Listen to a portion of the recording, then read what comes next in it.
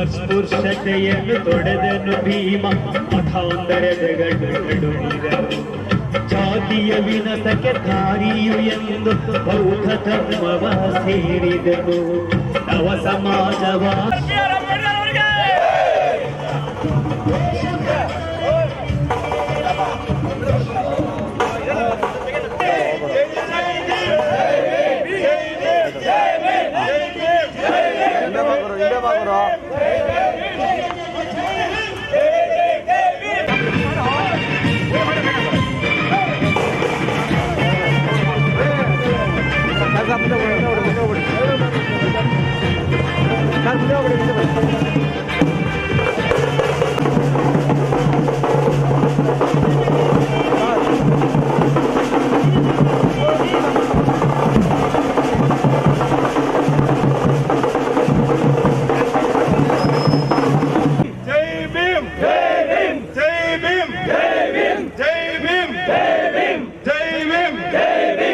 ನೂತನವಾಗಿ ಮೇಯರ್ ಆಗಿರೋದಾಗ ನಮ್ಮ ಅಕ್ಕ ಪದ್ಮಾವತಿ ಅವರಿಗೆ ಈ ಕಾರ್ಯಕ್ರಮಕ್ಕೆ ಬಂದಿದ್ದಾರೆ ಬಯಸ್ತಾ ಇದ್ದೀವಿ ಅವರಿಗೆ ಜೈ ಭೀಮ್ ಮೂಲಕ ಚಪ್ಪಾಳೆ ತರಬೇಕು.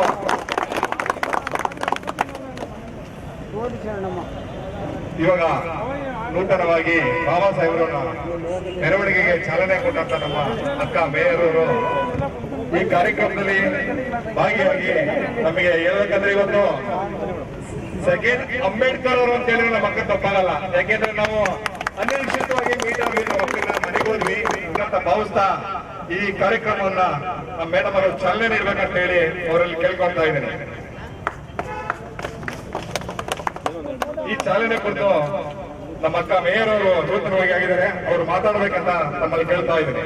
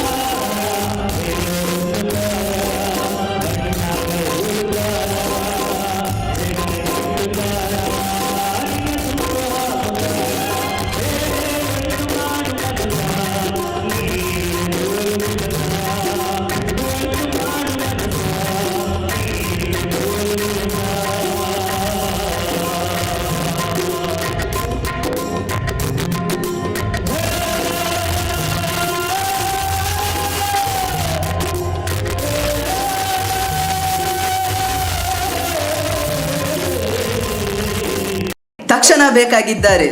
ತುಮಕೂರಿನ ಹೆಸರಾಂತ ಕಂಪನಿಯಲ್ಲಿ ಗುತ್ತಿಗೆ ಕಾರ್ಮಿಕರಾಗಿ ಕೆಲಸ ಮಾಡಲು ಯುವಕರು ಮತ್ತು ಯುವತಿಯರು ಬೇಕಾಗಿದ್ದಾರೆ. ಲೋಡಿಂಗ್ ಮತ್ತು ಅನ್ಲೋಡಿಂಗ್ ಕೆಲಸ ಮಾಡುವವರು ಬೇಕಾಗಿದ್ದಾರೆ. ವಿದ್ಯಾರ್ಥಿ SSLC, PUC, BSc pass file. ನೇರ ಸಂದರ್ಶನ ಇರುತ್ತದೆ. ESI ಮತ್ತು PF ಸೌಲಭ್ಯ ಇರುತ್ತದೆ. ಆಸಕ್ತರು ಕೂಡಲೇ ಸಂಪರ್ಕಿಸಿ. Naveen GL, phone number 9743103968. ನಮಸ್ಕಾರ ಸ್ನೇಹಿತರೆ, ನಾನು ನಿಮ್ಮ doctor Nagesh Maurya, doctor BR Ambedkar ಅವರ ಬುದ್ಧ ಮತ್ತು ಆತನ ಧಮ್ಮ.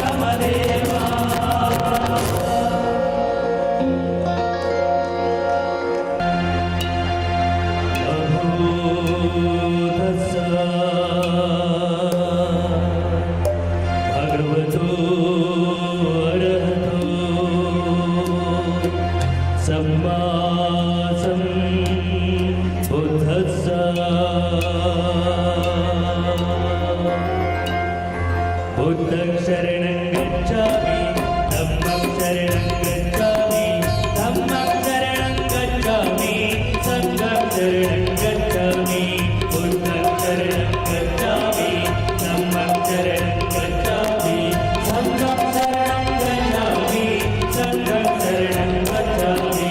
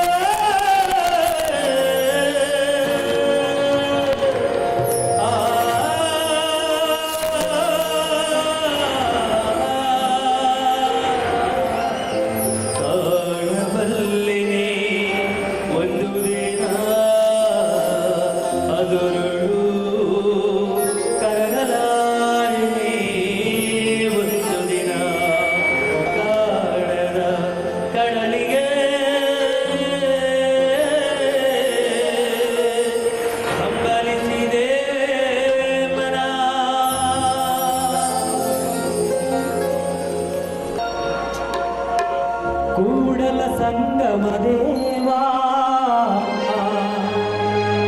ಕೂಡಲ ಸಂಗಮ ದೇವಾ ಉಳಿಸಲಾದೋ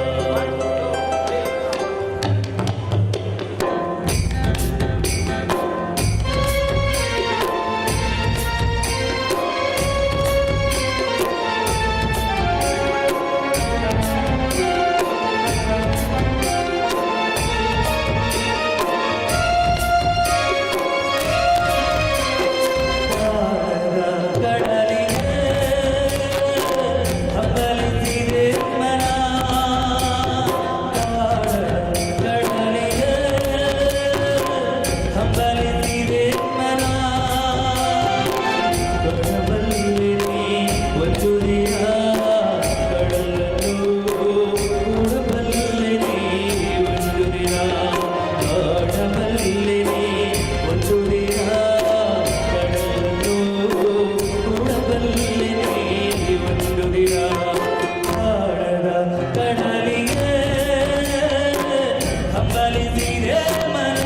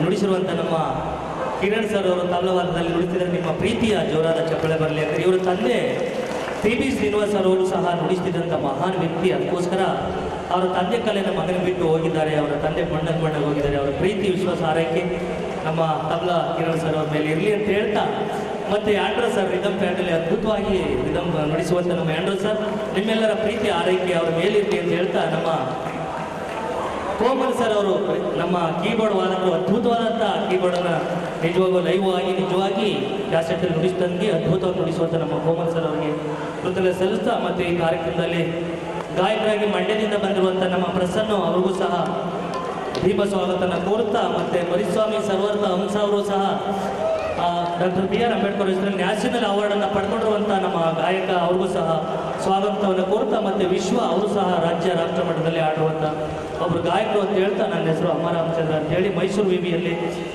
ಪ್ರಸ್ತುತ PhD ಮಾಡ್ತೀನಿ ಅಂತ ಹೇಳ್ತಾ ಇವಾಗ ಕಾರ್ಯಕ್ರಮ ಮುಂದುವರಿದೆ.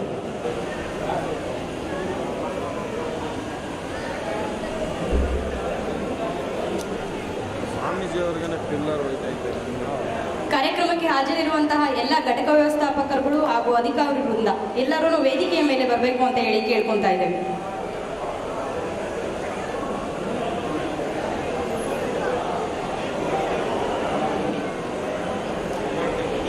ಕಾರ್ಯಕ್ರಮ ಕೆಲವೇ ಕ್ಷಣಗಳಲ್ಲಿ ಪ್ರಾರಂಭವಾಗ್ತಾ ಇದೆ. ಈಗ ನಮ್ಮ ಕರ್ನಾಟಕ ರಾಜ್ಯ ರಸ್ತೆ ಸಾರಿಗೆ ನಿಗಮದಲ್ಲಿ ಲೆಕ್ಕಪತ್ರ ಮೇಲ್ವಿಚಾರಕರಾಗಿ ಕೆಲಸ ಮಾಡ್ತಾ ಇರುವಂತಹ ರೇಖಾ ಅವರ ಮಕ್ಕಳಾದ ಜ್ಞಾನಿ ಹಾಗೂ ತ್ರಿಷಾ ಇವರು ಅಂಬೇಡ್ಕರ್ ಅವರ ಕುರಿತಾಗಿ ಒಂದೆರಡು ಮಾತುಗಳನ್ನು ಆಡಬೇಕು ಅಂತ ಹೇಳಿ ಕೇಳ್ಕೊತಾ ಇದ್ದೀನಿ.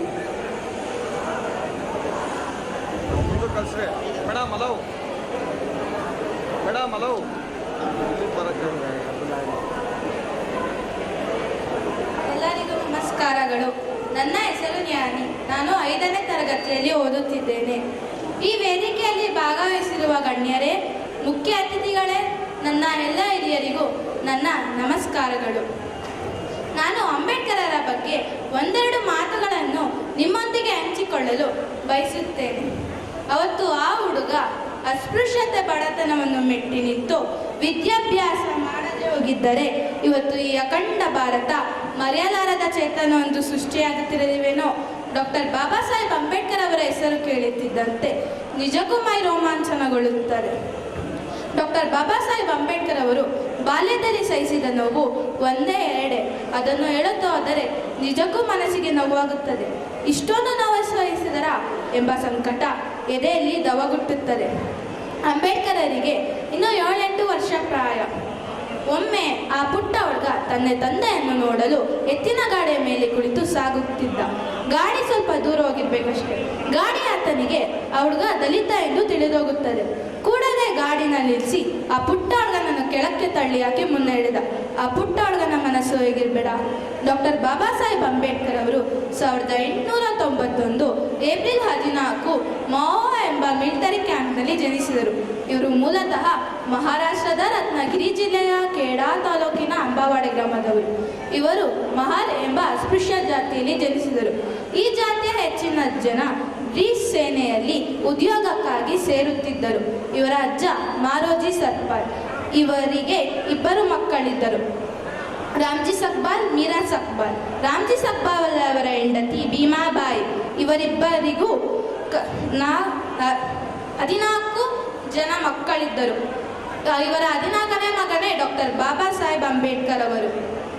ಅಂಬೇಡ್ಕರ್ ಅವರು ನನ್ನ ತಂದೆ ತಾಯಿಗೆ 14ನೇ ರತ್ನನಾಗಿದ್ದೇನೆ ಎಂದು ಹೆಮ್ಮೆಯಿಂದ ಹೇಳಿಕೊಳ್ಳುತ್ತಿದ್ದರು. ಡಾಕ್ಟರ್ ಬಾಬಾ ಸಾಹೇಬ್ ಅಂಬೇಡ್ಕರ್ ಅವರ ಮೊದಲ ಹೆಸರು ಭೀಮ್ರಾವ್ ಆಗಿತ್ತು. ಭೀಮ್ರಾವ್ ಅವರ ಅಪ್ಪನಿಗೆ ಅಂದರೆ ರಾಮ್ಜಿಗೆ 14 ಮಕ್ಕಳಲ್ಲಿ ಬದುಕಿದ್ದು 5 ಜನ ಮಕ್ಕಳು ಮಾತ್ರ. ಅಂಬೇಡ್ಕರ್ ಅವರಿಗೆ ತಾನು ದಲಿತನೆಂಬ ಭಾವನೆ ಬಂದಿದ್ದು ಶಾಲೆಗೆ ಹೋಗಬೇಕಾದರೆ. ಶಾಲೆಯಲ್ಲಿ ಇವರೊಂದಿಗೆ ಯಾರೂ ಸೇರುತ್ತಿರಲಿಲ್ಲ. ಇವರಲ್ಲಿದ್ದ ಪ್ರತಿಭೆ ಯಾರು ಗುರುತಿಸಲಿಲ್ಲ. ಫೆಂಡೇಸಿ ಅಂಬೇಡ್ಕರ್ ಎಂಬ ಗುರುಗಳು ಇವರಲ್ಲಿದ್ದ ಪ್ರತಿಭೆ ಗುರುತಿಸಿ ಇವರಿಗೆ ಪ್ರೋತ್ಸಾಹಿಸುತ್ತಿದ್ದರು. ಇವರ ಅಡ್ಡ ಹೆಸರಾದ ಅಂಬೇಡ್ಕರನ್ನು ಭೀಮ್ರಾವ್ ಅವರಿಗೆ ಕೊಟ್ಟು ಮರುನಾಮಕರಣ ಮಾಡಿದರು. ಭೀಮ್ರಾವ್ ರಾಮ್ಜಿ ಅಂಬೇಡ್ಕರ್ ಅಂತ. ಜಾತಿಯಲ್ಲಿ ಬ್ರಾಹ್ಮಣರೇ ಆಗಿದ್ದರೂ ಊಟಕ್ಕೆ ತಂದಿದ್ದ ಬುತ್ತಿಯಲ್ಲಿ ಅವರಿಗೂ ಕೊಟ್ಟು ಪ್ರೀತಿಯಿಂದ ಊಟ ಮಾಡಿಸುತ್ತಿದ್ದರು. 1907ರಲ್ಲಿ ಮೆಟ್ರಿಕ್ಯುಲೇಷನ್ ಪರೀಕ್ಷೆಯಾದ ಅಂಬೇಡ್ಕರ್ ಅವರು ಆ ವರ್ಷವೇ ರಮಾಬಾಯಿಯರೊಂದಿಗೆ ವಿವಾಹವಾಗುತ್ತಾರೆ. ನಂತರ ವಡೋದರ ಮಹಾರಾಜರ ವಿದ್ಯಾರ್ಥಿ ವೇತನದಲ್ಲಿ ಓದುತ್ತಾರೆ.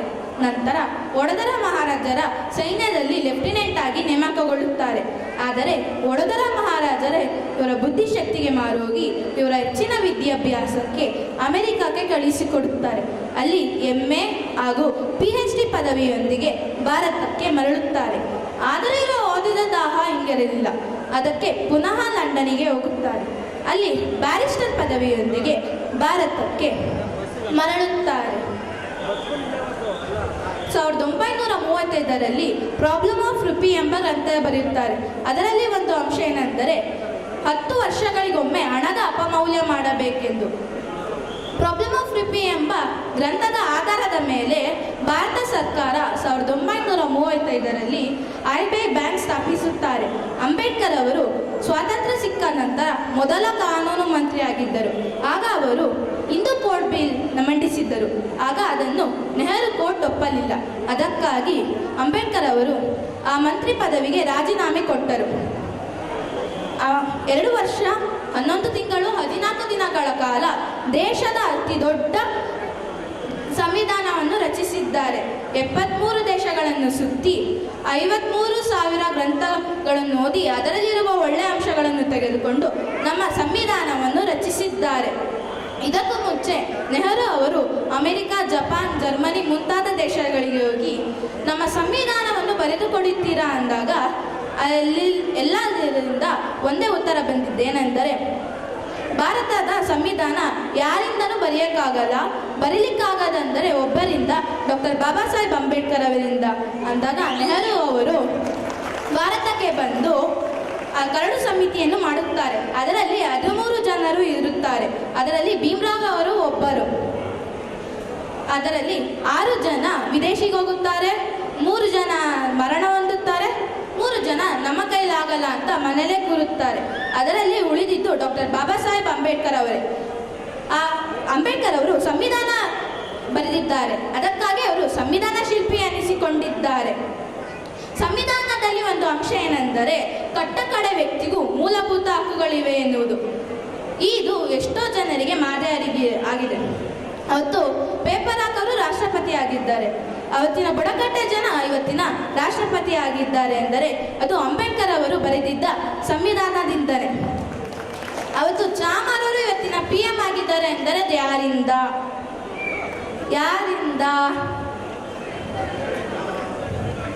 ಎಸ್ ರೈಟ್, ಅದು ಅಂಬೇಡ್ಕರ್ ಅವರು ಬರೆದಿದ್ದ ಸಂವಿಧಾನದಿಂದಲೇ. ಅಂಬೇಡ್ಕರ್ ಅವರು ಸಂವಿಧಾನದಲ್ಲಿ ಹೆಣ್ಣು ಮಕ್ಕಳಿಗೆ ಪುರುಷರಷ್ಟೇ ಸಮಾನ ಹಕ್ಕು, ಮತದಾನದ ಹಕ್ಕು ಹಾಗೂ ಕೆಳವರ್ಗದವರಿಗೆ ಮೇಲ್ವರ್ಗದವರಷ್ಟೇ ಸಮಾನ ಹಕ್ಕನ್ನು ನೀಡಿದ್ದಾರೆ. ಅಂಬೇಡ್ಕರ್ ಅವರು ದಕ್ಷಿಣ ಭಾರತ ಮತ್ತು ಉತ್ತರ ಭಾರತದ ನದಿಗಳನ್ನು ಜೋಡಿಸಬೇಕೆಂದು ಹೇಳಿದರು. ಅದು ಯಾವ್ಯಾವೆಂದರೆ ಗಂಗಾ, ಯಮುನಾ, ಕೃಷ್ಣೆ, ಗೋದಾವರಿ ಮುಂತಾದವು. ಅಂಬೇಡ್ಕರ್ ಅವರಿಗೆ ಇಂಡಿಯಾ ಮತ್ತು ಪಾಕಿಸ್ತಾನ್ ಬೇರೆ ಆಗಲಿಕ್ಕೆ ಇಷ್ಟ ಇರಲಿಲ್ಲ. ಅಕಸ್ಮಾತ್ ಆಗಬೇಕಾದರೆ ಅವರು ಒಂದು ಗ್ರಂಥವನ್ನು ಬರೆದಿದ್ದರು. ಇದರಲ್ಲಿರುವ ಅಂಶವನ್ನು ಯಾರು ಗಮನಕ್ಕೆ ತರಲಿಲ್ಲ. ಹಾಗಾಗಿ ಇಲ್ಲಿ ಇಂಡಿಯಾ ಮತ್ತು ಪಾಕಿಸ್ತಾನ್ ಯುದ್ಧಗಳು ಈಗಲೂ ನಡೆಯುತ್ತಾ ಇದೆ. ಕರಡು ಸಮಿತಿಯ ಅಧ್ಯಕ್ಷರಾದ ಡಾಕ್ಟರ್ ಬಾಬಾ ಸಾಹೇಬ್ ಅಂಬೇಡ್ಕರ್ ಅವರು ಇಡೀ ಜೀವನ ದೀನ ದಲಿತ ಹಿತರಕ್ಷಣೆಗಾಗಿ ದುಡಿದರು. 1956 ಅಕ್ಟೋಬರ್ 14ರಂದು ಅವರ ಅಪಾರ ಅಭಿಮಾನಿಗಳೊಡನೆ ಅವರ ಹೆಂಡತಿ ಶಾರದಾ ದೇವಿಯೊಡನೆ ಬೌದ್ಧ ಧರ್ಮಕ್ಕೆ ಸೇರುತ್ತಾರೆ. 1956 ಡಿಸೆಂಬರ್ 6ರಂದು ಬೆಳಿಗ್ಗೆ ಕೊನೆಯುಸಿರೆಳೆಯುತ್ತಾರೆ. ಅಂಬೇಡ್ಕರ್ ಅವರಿಗೆ ಮರಣ ಹೊಂದಿದ 35 ವರ್ಷಗಳ ನಂತರ ಭಾರತ ರತ್ನ ಪ್ರಶಸ್ತಿ ನೀಡಲಾಯಿತು. ಇದು ನಮಗೆ ದುಃಖ ತರುವ ವಿಷಯವೆಂದರೆ ಇದಕ್ಕೂ ಮುಂಚೆ ಅಮೆರಿಕದಲ್ಲಿ ಇವರಿಗೆ ವಿಶ್ವರತ್ನವೆಂಬ ಪ್ರಶಸ್ತಿ ನೀಡಿದರು. ಅಂಬೇಡ್ಕರ್ ಅವರಿಗೆ ತಮ್ಮ ದೇಶದ ಬಗ್ಗೆ ಎಷ್ಟು ಅಭಿಮಾನವಿದೆ ಎನ್ನುವುದು ಈ ಘಟನೆ ಸಾಕ್ಷಿಯಾಗಿದೆ. ಒಮ್ಮೆ ಸ್ವಾತಂತ್ರ್ಯ ಸೇನಾನಿಗಳು ಬ್ರಿಟಿಷರ ಕೋರ್ಟಲ್ಲಿ ಮರಣದಂಡನೆಗೆ ತುತ್ತಾಗಿರುತ್ತಾರೆ. ಆಗ ಅವರ ಪರ ಅಂಬೇಡ್ಕರ್ ಅವರು ವಾದಿಸುತ್ತಿರುತ್ತಾರೆ.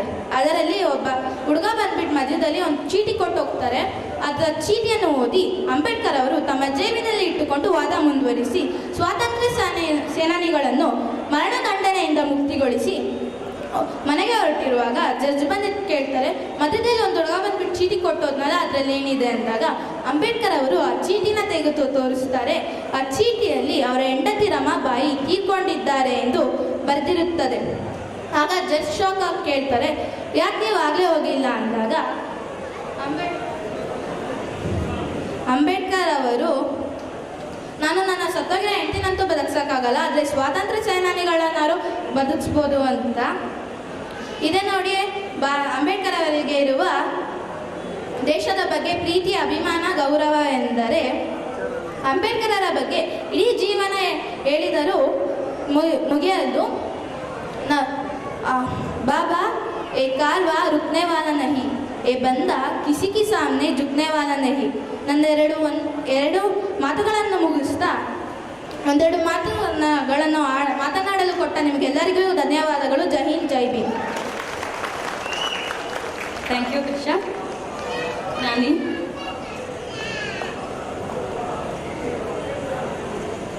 ಎಲ್ಲರಿಗೂ ನಮಸ್ಕಾರ.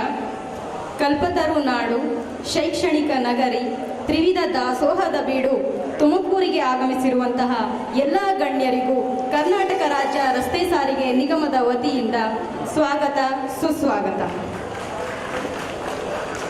ಇಂದು ನಾವು ಬಾಬಾ ಸಾಹೇಬ್ ಅಂಬೇಡ್ಕರ 131ನೇ ಜಯಂತಿಯ ಅಂಗವಾಗಿ ಭೀಮೋತ್ಸವ ಕಾರ್ಯಕ್ರಮವನ್ನು, ಈ ಭೀಮೋತ್ಸವ ಕಾರ್ಯಕ್ರಮದಲ್ಲಿ ಸಂವಿಧಾನ ಜಾಗೃತಿ ಹಾಗೂ ವೈಚಾರಿಕ ಮಹಾಸಮಾವೇಶವನ್ನು ಹಮ್ಮಿಕೊಂಡು ಅಂಬೇಡ್ಕರ್ ಅವರ ವಿಚಾರಗಳನ್ನು ನಮ್ಮ ಎಲ್ಲ ಸಿಬ್ಬಂದಿ ವರ್ಗದವರು ಹಾಗೂ ನಮ್ಮ ಸಾರ್ವಜನಿಕರಿಗೆ ತಿಳಿಯಪಡಿಸುವಂತಹ ಒಂದು ಅದ್ಭುತ ಕಾರ್ಯಕ್ರಮವನ್ನು ನಮ್ಮ ಕರ್ನಾಟಕ ರಾಜ್ಯ ರಸ್ತೆ ಸಾರಿಗೆ ನಿಗಮ ಪರಿಶಿಷ್ಟ ಜಾತಿ ಹಾಗೂ ಪರಿಶಿಷ್ಟ ಪಂಗಡಗಳ ಅಧಿಕಾರಿಗಳು ಹಾಗೂ ನೌಕರರುಗಳ ಕ್ಷೇಮಾಭಿವೃದ್ಧಿ ಸಂಘ ತುಮಕೂರು ವಿಭಾಗ ಇವರು ಆಯೋಜಿಸಿದ್ದಾರೆ.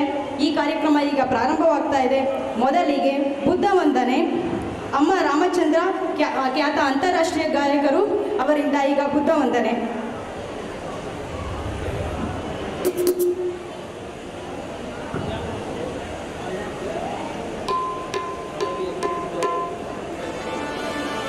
ಬುದ್ಧ ವಂದನೆಯ ಸಮಯದಲ್ಲಿ ಎಲ್ಲರೂ ಎದ್ದು ನಿಂತು ಗೌರವ ಸಲ್ಲಿಸಬೇಕು ಅಂತ ಹೇಳಿ ಕೇಳ್ಕೊಳ್ತಾ ಇದ್ದೀವಿ.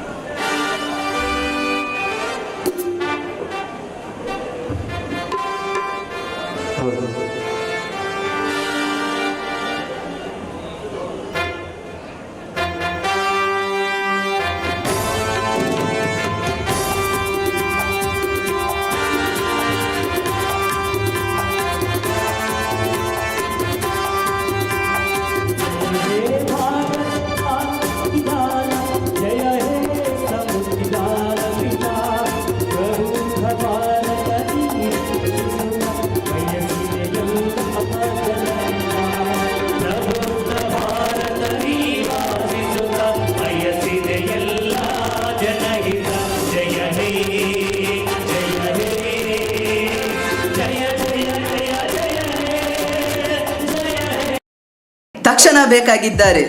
ತುಮಕೂರಿನ ಹೆಸರಾಂತ ಕಂಪನಿಯಲ್ಲಿ ಗುತ್ತಿಗೆ ಕಾರ್ಮಿಕರಾಗಿ ಕೆಲಸ ಮಾಡಲು ಯುವಕರು ಮತ್ತು ಯುವತಿಯರು ಬೇಕಾಗಿದ್ದಾರೆ. ಲೋಡಿಂಗ್ ಮತ್ತು ಅನ್ಲೋಡಿಂಗ್ ಕೆಲಸ ಮಾಡುವವರು ಬೇಕಾಗಿದ್ದಾರೆ. ವಿದ್ಯಾರ್ಥಿ SSLC, PUC, BSc pass by ನೇರ ಸಂದರ್ಶನ ಇರುತ್ತದೆ. ESI ಮತ್ತು PF ಸೌಲಭ್ಯ ಇರುತ್ತದೆ. ಆಸಕ್ತರು ಕೂಡಲೇ ಸಂಪರ್ಕಿಸಿ. Naveen GL, phone number 9743103968. ನಮಸ್ಕಾರ ಸ್ನೇಹಿತರೆ, ನಾನು ನಿಮ್ಮ doctor Nagesh Maurya, doctor BR Ambedkar ಅವರ ಬುದ್ಧ ಮತ್ತು ಆತನ ಧಮ್ಮ.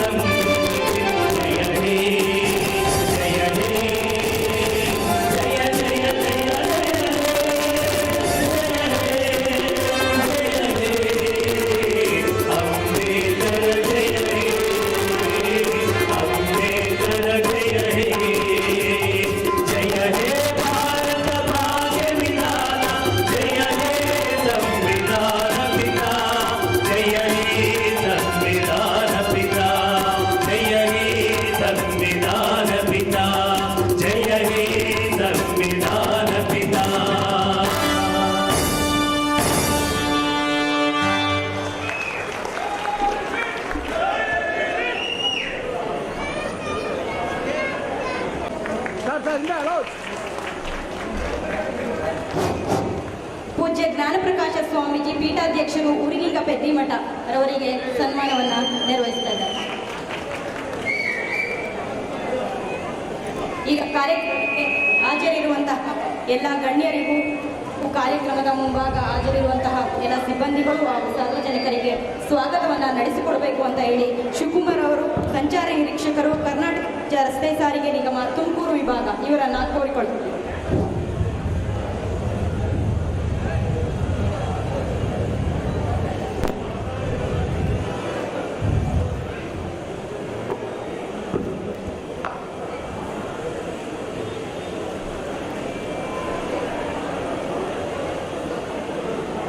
ಮೊದಲಿಗೆ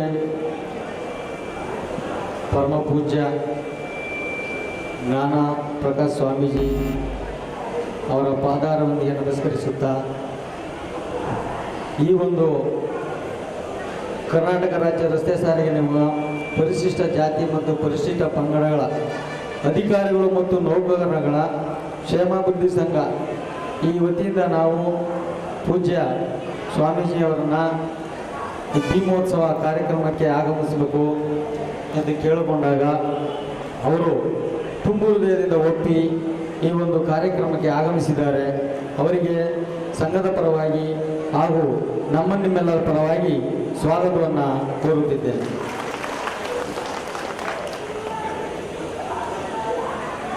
ಹಾಗೆಯೇ ನಮ್ಮ ವಿಭಾಗದ ಹಿರಿಯ ವಿಭಾಗ ನಿಯಂತ್ರಣಾಧಿಕಾರಿಗಳಾದ ಗಜೇಂದ್ರ ಕುಮಾರ್ ಸಾಹೇಬರು ಸಹ ಈ ಒಂದು ಕಾರ್ಯಕ್ರಮವನ್ನು ನಡೆಸಬೇಕು ಅಂತ ನಮ್ಮ ಸಂಘದಿಂದ ಕೇಳಿಕೊಂಡಾಗ ಎಲ್ಲೇ ಮಾಡಿ ನೀವು ಯಶಸ್ವಿಯಾಗಿ ಮಾಡಿ ಎಂದು ತುಂಬು ಹೃದಯದಿಂದ ಒಪ್ಪಿ ಈ ಒಂದು ಕಾರ್ಯಕ್ರಮಕ್ಕೆ ಪ್ರೋತ್ಸಾಹವನ್ನು ನೀಡಿದ್ದಾರೆ. ಅವರಿಗೆ ಸಂಘದ ಪರವಾಗಿ ಹಾಗೂ ನಿಮ್ಮೆಲ್ಲರ ಪರವಾಗಿ ಸ್ವಾಗತವನ್ನು ಕೋರ್ತಾ ಇದ್ದೇನೆ. ಶ್ರೀ ಪ್ರಸನ್ನ ಕುಮಾರ್ ಕೆ ಬಾಳನಾಯಕ್ ಮುಖ್ಯ ಕಾನೂನು ಅಧಿಕಾರಿ ಅವರು ಸಹ ಕೇಂದ್ರ ಕಚೇರಿಯಿಂದ ಬಂದಿದ್ದಾರೆ. ಅವರಿಗೆ ನಮ್ಮ ಸಂಘದ ಪರವಾಗಿ ಹಾಗೂ ನಿಮ್ಮೆಲ್ಲರ ಪರವಾಗಿ ಸ್ವಾಗತವನ್ನು ಕೋರ್ತಾ ಇದ್ದೇನೆ. ಆರ್ ಮಹೇಶ್ ಬೌದ್ಧ ಪ್ರಧಾನ ಸಂಚಾಲಕರು ಕರ್ನಾಟಕ ಬೌದ್ಧ ಸಮಾಜ ಕರ್ನಾಟಕ ಇವರು ಬಂದಿದ್ದಾರೆ, ಆಗಮಿಸಿದ್ದಾರೆ. ಅವ್ರಿಗೂ ಸಹ ನಿಮ್ಮೆಲ್ಲರ ಪರವಾಗಿ ಸ್ವಾಗತವನ್ನು ಕೋರ್ತಾ ಇದ್ದೇನೆ. ರಾಜಸಿಂಹ ಜಿಲ್ಲಾಧ್ಯಕ್ಷರು BSP ಅವರು ಸಹ ಈ ಒಂದು ಸಮಾರಂಭಕ್ಕೆ ಆಗಮಿಸಿದ್ದಾರೆ. ಅವರಿಗೆ ನಿಮ್ಮೆಲ್ಲರ ಪರವಾಗಿ ಸ್ವಾಗತವನ್ನು ಕೋರ್ತಾ ಇದ್ದಾರೆ. SJ ಖಾನ್ ರಾಜ್ಯಾಧ್ಯಕ್ಷರು ದಲಿತ ಮೈನಾರಿಟಿ ಸೇನೆ ಕರ್ನಾಟಕ ಇವರು ಸಹ ಈ ಒಂದು ಕಾರ್ಯಕ್ರಮಕ್ಕೆ ಆಗಮಿಸಿದ್ದಾರೆ. ಅವರಿಗೂ ಕೂಡ ಸಂಘದ ಪರವಾಗಿ ಹಾಗೂ ನಿಮ್ಮೆಲ್ಲರ ಪರವಾಗಿ ಸ್ವಾಗತವನ್ನು ಕೋರ್ತಾ ಇದ್ದೇನೆ. BR ಭಾಸ್ಕರ್ ಪ್ರಸಾದ್ ಮುಖ್ಯಸ್ಥರು ನ್ಯೂಸ್ 14 ಅವರು ಸಹ ಈ ಒಂದು ಸಮಾರಂಭಕ್ಕೆ ಆಗಮಿಸಿದ್ದಾರೆ. ಅವರಿಗೆ ಸಂಘದ ಪರವಾಗಿ ಹಾಗೂ ನಿಮ್ಮೆಲ್ಲರ ಪರವಾಗಿ ಸ್ವಾಗತವನ್ನು ಕೋರ್ತಾ ಇದೆ. ಅಮ್ಮ ರಾಮಚಂದ್ರ ಜಿ ಸಂಶೋಧಕರು, ರಾಷ್ಟ್ರ ಪ್ರಶಸ್ತಿ ಚಿನ್ನದ ಪದಕ ವಿಜೇತರು, ಅಂತಾರಾಷ್ಟ್ರೀಯ ಗಾಯಕರು ಇವರು ಸಹ ಇಲ್ಲಿನವರೆಗೆ ಎಲ್ಲ ಪ್ರೇಕ್ಷಕರನ್ನು ಮನರಂಜಿಸಿದ್ದಾರೆ. ಅವರಿಗೂ ಕೂಡ ನಮ್ಮ ಸಂಘದ ಪರವಾಗಿ ಹಾಗೂ ನಿಮ್ಮೆಲ್ಲರ ಪರವಾಗಿ ಸ್ವಾಗತವನ್ನು ಕೋರ್ತಾ ಇದೆ. ಸುರೇಶ್ ಮಹಿಷಿ ಬೌದ್ಧ ಪ್ರಧಾನ ಸಂಚಾಲಕರು ಕರ್ನಾಟಕ ಬೌದ್ಧ ಸಮಾಜ ಚಿಕ್ಕನಾಯಕನಹಳ್ಳಿ ಇವರು ಸಹ ಈ ಒಂದು ಸಮಾರಂಭಕ್ಕೆ ಆಗಮಿಸಿದ್ದಾರೆ. ಅವರಿಗೂ ಕೂಡ ಸಂಘದ ಪರವಾಗಿ ಹಾಗೂ ನಿಮ್ಮೆಲ್ಲರ ಪರವಾಗಿ ಸ್ವಾಗತವನ್ನು ಕೋರ್ತಾ ಇದೆ. ಶ್ರೀ ಟಿ ನಾಗೇಶ್ ಅವರು ವಕೀಲರು, ಸಂಘದ ಸಲಹೆಗಾರರು, ಅವರು ಕೂಡ ಈ ಒಂದು ಸಮಾರಂಭಕ್ಕೆ ಆಗಮಿಸಿದ್ದಾರೆ. ಅವರಿಗೆ ನಿಮ್ಮೆಲ್ಲರ ಪರವಾಗಿ ಸ್ವಾಗತವನ್ನು ಕೋರ್ತಾ ಇದೆ.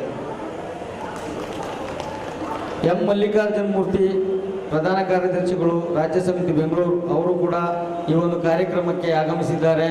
ಅವರಿಗೆ ನಿಮ್ಮೆಲ್ಲರ ಪರವಾಗಿ ಸ್ವಾಗತವನ್ನು ಕೋರ್ತಾ ಇದೆ. ಸಿದ್ದರಾಜರವರು ಕಾರ್ಯಾಧ್ಯಕ್ಷರು ರಾಜ್ಯ ಸಮಿತಿ ಬೆಂಗಳೂರು ಅವರು ಸಹ ಈ ಒಂದು ಕಾರ್ಯಕ್ರಮಕ್ಕೆ ಆಗಮಿಸಿದ್ದಾರೆ. ಅವರಿಗೆ ಸಂಘದ ಪರವಾಗಿ ಹಾಗೂ ನಿಮ್ಮೆಲ್ಲರ ಪರವಾಗಿ ಸ್ವಾಗತವನ್ನು ಕೋರ್ತಾ ಇದೆ. ಕುಮಾರಿ AS ರೇಣುಕಾರವರು ಜಂಟಿ ಕಾರ್ಯದರ್ಶಿಗಳು ರಾಜ್ಯ ಸಮಿತಿ ಬೆಂಗಳೂರು ಅವರು ಕೂಡ ಈ ಒಂದು ಸಮಾರಂಭಕ್ಕೆ ಆಗಮಿಸಿದ್ದಾರೆ. ಈ ಸಂಘದ ಪರವಾಗಿ ಹಾಗೂ ನಿಮ್ಮೆಲ್ಲರ ಪರವಾಗಿ ಸ್ವಾಗತವನ್ನು ಕೋರ್ತಾ ಇದ್ದೇನೆ. ಶ್ರೀ ಮಲ್ಲಿಕಾರ್ಜುನ್ ಬರ್ಗೂರ್ ಅವರು ಖಜಾಂಚಿ ರಾಜ್ಯ ಸಮಿತಿ ಬೆಂಗಳೂರು ಅವರು ಕೂಡ ಈ ಒಂದು ಕಾರ್ಯಕ್ರಮಕ್ಕೆ ಆಗಮಿಸಿದ್ದಾರೆ. ಸಂಘದ ಪರವಾಗಿ ಹಾಗೂ ನಿಮ್ಮೆಲ್ಲರ ಪರವಾಗಿ ಸ್ವಾಗತವನ್ನು ಕೋರ್ತಾ ಇದ್ದೇನೆ. ಶ್ರೀ ಆರ್ ಬಾಬುರಾವ್ ಕಾರ್ಮಿಕ ಮುಖಂಡರು ಚಿತ್ರದುರ್ಗ ಅವರು ಸಹ ಈ ಒಂದು ಕಾರ್ಯಕ್ರಮಕ್ಕೆ ಆಗಮಿಸಿದ್ದಾರೆ. ಅವರಿಗೆ ನಿಮ್ಮೆಲ್ಲರ ಪರವಾಗಿ ಸ್ವಾಗತವನ್ನು ಕೋರ್ತಾ ಇದ್ದೇನೆ. ಆಶಿಫುಲ್ಲಾ ಶರೀಫ್ ಸಾಹೇಬರು ವಿಭಾಗೀಯ ತಾಂತ್ರಿಕ ಶಿಲ್ಪಿಗಳು ಅವರು ಈ ಸಮಾರಂಭಕ್ಕೆ ಆಗಮಿಸಿದ್ದಾರೆ. ಅವರಿಗೂ ನಿಮ್ಮೆಲ್ಲರ ಪರವಾಗಿ ಹಾಗೂ ಸಂಘದ ಪರವಾಗಿ ಸ್ವಾಗತವನ್ನು ಕೋರ್ತಾ ಇದ್ದೇನೆ. ಕುಮಾರಿ ಹಂಸವೇಣ ಕಾರ್ಮಿಕ ಕಲ್ಯಾಣಾಧಿಕಾರಿಗಳು ಅವರು ಸಹ ಈ ಒಂದು ಸಮಾರಂಭಕ್ಕೆ ಆಗಮಿಸಿದ್ದಾರೆ. ಸಂಘದ ಪರವಾಗಿ ಹಾಗೂ ನಿಮ್ಮೆಲ್ಲರ ಪರವಾಗಿ ಸ್ವಾಗತವನ್ನು ಕೋರ್ತಾ ಇದ್ದೇನೆ.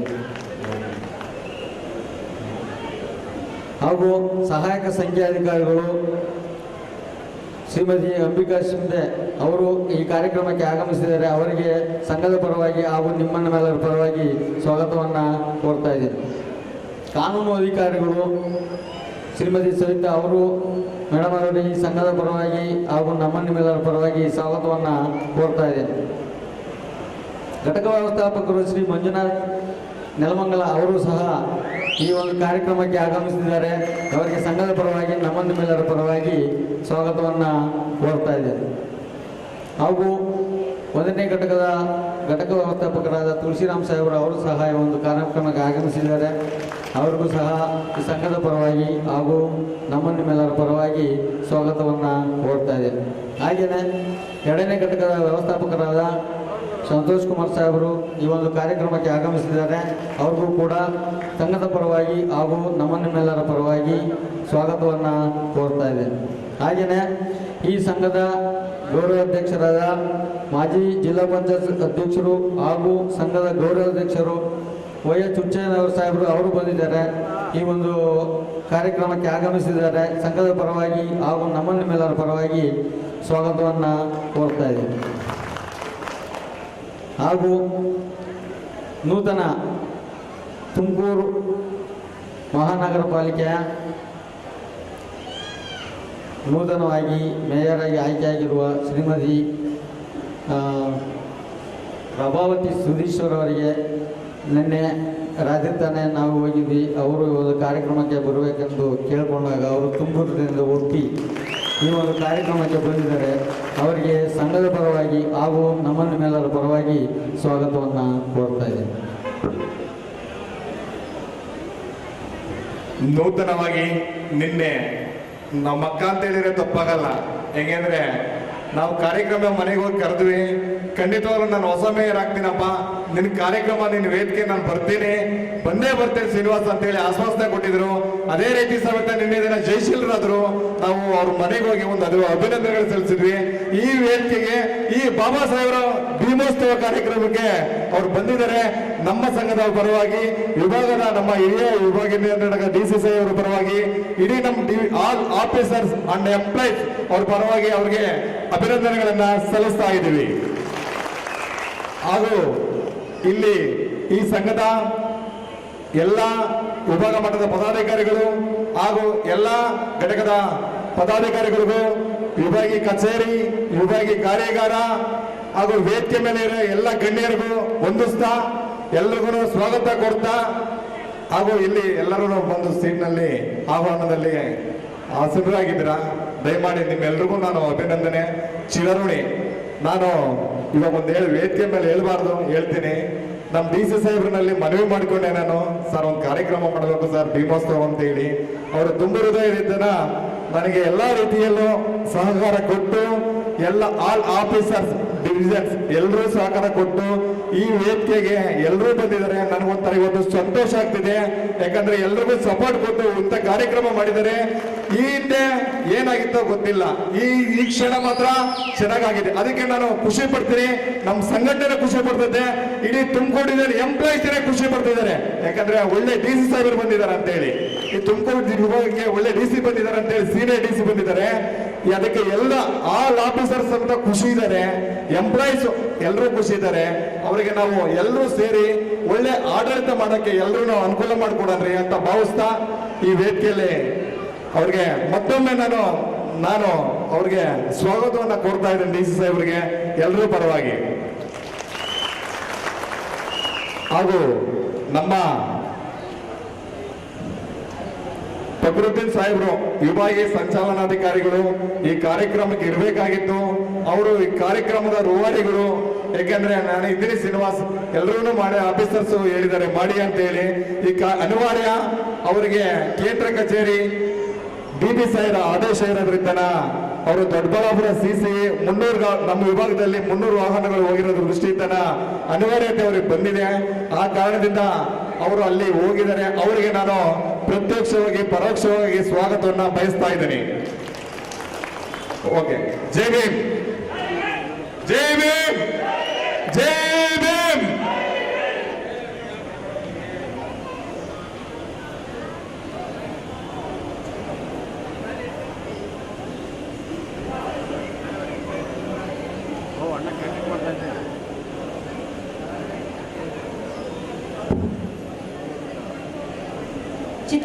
ಚಿತ್ರದುರ್ಗ ವಿಭಾಗ, ಕೋಲಾರ ವಿಭಾಗ ಹಾಗೂ ಮೈಸೂರು ವಿಭಾಗ, ಹುಬ್ಬಳ್ಳಿ ಹಾಗೂ ಕೆಂಗೇರಿ ಇಲ್ಲಿಂದ ಆಗಮಿಸಿರುವಂತಹ ಎಲ್ಲ ಅತಿಥಿಗಳಿಗೆ ಸ್ವಾಗತವನ್ನ ಬಯಸ್ತೇನೆ. ತ್ರಿವೇಣಿ ಮೇಡಮ್ ಅವರು ಸಹಾಯಕ ಕಾರ್ಯನಿರ್ವಾಹಕ ಅಭಿಯಂತರರು ಕಾರ್ಯಕ್ರಮಕ್ಕೆ ಆಗಮಿಸಿದ್ದಾರೆ. ಅವರಿಗೆ ಎಲ್ಲರ ಪರವಾಗಿ ಸ್ವಾಗತವನ್ನ ಬಯಸ್ತೇನೆ. ಸ್ವಾಗತ ಕಾರ್ಯಕ್ರಮವನ್ನು ನಡೆಸಿಕೊಟ್ಟಂತಹ ಶಿವಕುಮಾರ್ ಅವರು, ಸಂಚಾರಿ ನಿರೀಕ್ಷಕರು, ಕರ್ನಾಟಕ ರಾಜ್ಯ ರಸ್ತೆ ಸಾರಿಗೆ ನಿಗಮ ತುಮಕೂರು, ಇವರಿಗೆ ಎಲ್ಲರ ಪರವಾಗಿ ಧನ್ಯವಾದಗಳನ್ನು ಅರ್ಪಿಸ್ತೇನೆ. ಭೀಮೋತ್ಸವ, ಜೈ ಭೀಮ, ಇದು ಕ್ರಾಂತಿಯ ಮುನ್ನುಡಿ, ಸಮಾನತೆಯ ಬೆನ್ನುಡಿ. ಈ ಭೀಮ ಕಲ್ಪಿತನಲ್ಲ, ನಮ್ಮೊಳಗಿನ ಕ್ರಾಂತಿಯ ಜ್ವಾಲೆ. ನೀಲಿ ಬಾನಿನ ಕೆಳಗೆ ನಾವೆಲ್ಲರೂ ಸಮಾನರು ಎಂದು ಸಾರುವ ಗಟ್ಟಿ ಧ್ವನಿ. ಈ ಕಾರ್ಯಕ್ರಮದ ಕುರಿತಾಗಿ ಪ್ರಾಸ್ತಾವಿಕ ನುಡಿಯನ್ನು ಆಡಬೇಕು ಅಂತ ಹೇಳಿ ನಮ್ಮ ಸುರೇಶ್ ಮಹಿಷಿ ಬೌದ್ಧ, ಪ್ರಧಾನ ಸಂಚಾಲಕರು, ಕರ್ನಾಟಕ ಬೌದ್ಧ ಸಮಾಜ ಚಿಕ್ಕನಾಯಕನಹಳ್ಳಿ ಹಾಗೂ ಜಿಲ್ಲಾ ಪ್ರಧಾನ ಕಾರ್ಯದರ್ಶಿ, ಕರ್ನಾಟಕ ರಾಜ್ಯ ಪ್ರೌಢಶಾಲಾ ಸಹಶಿಕ್ಷಕರ ಸಂಘ ತುಮಕೂರು, ಇವರನ್ನು ಕೋರಿಕೊಳ್ತೇನೆ. ಎಲ್ರಿಗೂ ಜೈ. ನಮೋ ತಸ್ಸ ಭಗವತೋ ಅರಹತೋ ಸಮ್ಮಾ ಸಂಬುದ್ಧಸ್ಸ. ವಿಶ್ವಜ್ಞಾನಿ ಮಹಾಮಾನವತಾವಾದಿ ನಮ್ಮೆಲ್ಲರ ಬೆಳಕು ಡಾಕ್ಟರ್ ಬಾಬಾ ಸಾಹೇಬ್ ಅಂಬೇಡ್ಕರ್ ಅವರ 131ನೇ ಜನ್ಮದಿನದ ಅಂಗವಾಗಿ ಸಂವಿಧಾನ ಜಾಗೃತಿ ಮತ್ತು ಮಹಾ ಸಮಾವೇಶವನ್ನು ಅದರ ನೆನಪಿನಲ್ಲಿ ಭೀಮೋತ್ಸವ ಹೆಸರಿನಲ್ಲಿ ನಾವು ಇವತ್ತು ಈ ಕಾರ್ಯಕ್ರಮವನ್ನು ನಮ್ಮ ಕರ್ನಾಟಕ ರಾಜ್ಯ ರಸ್ತೆ ಸಾರಿಗೆ ನಿಗಮದ ಭಾಗದ ಎಲ್ಲ ನನ್ನ SC ST ನೌಕರ ಬಂಧುಗಳು ಇವತ್ತು ಈ ಕಾರ್ಯಕ್ರಮವನ್ನು ಆಯೋಜನೆ ಮಾಡಿದ್ದಾರೆ. ಈ ಕಾರ್ಯಕ್ರಮ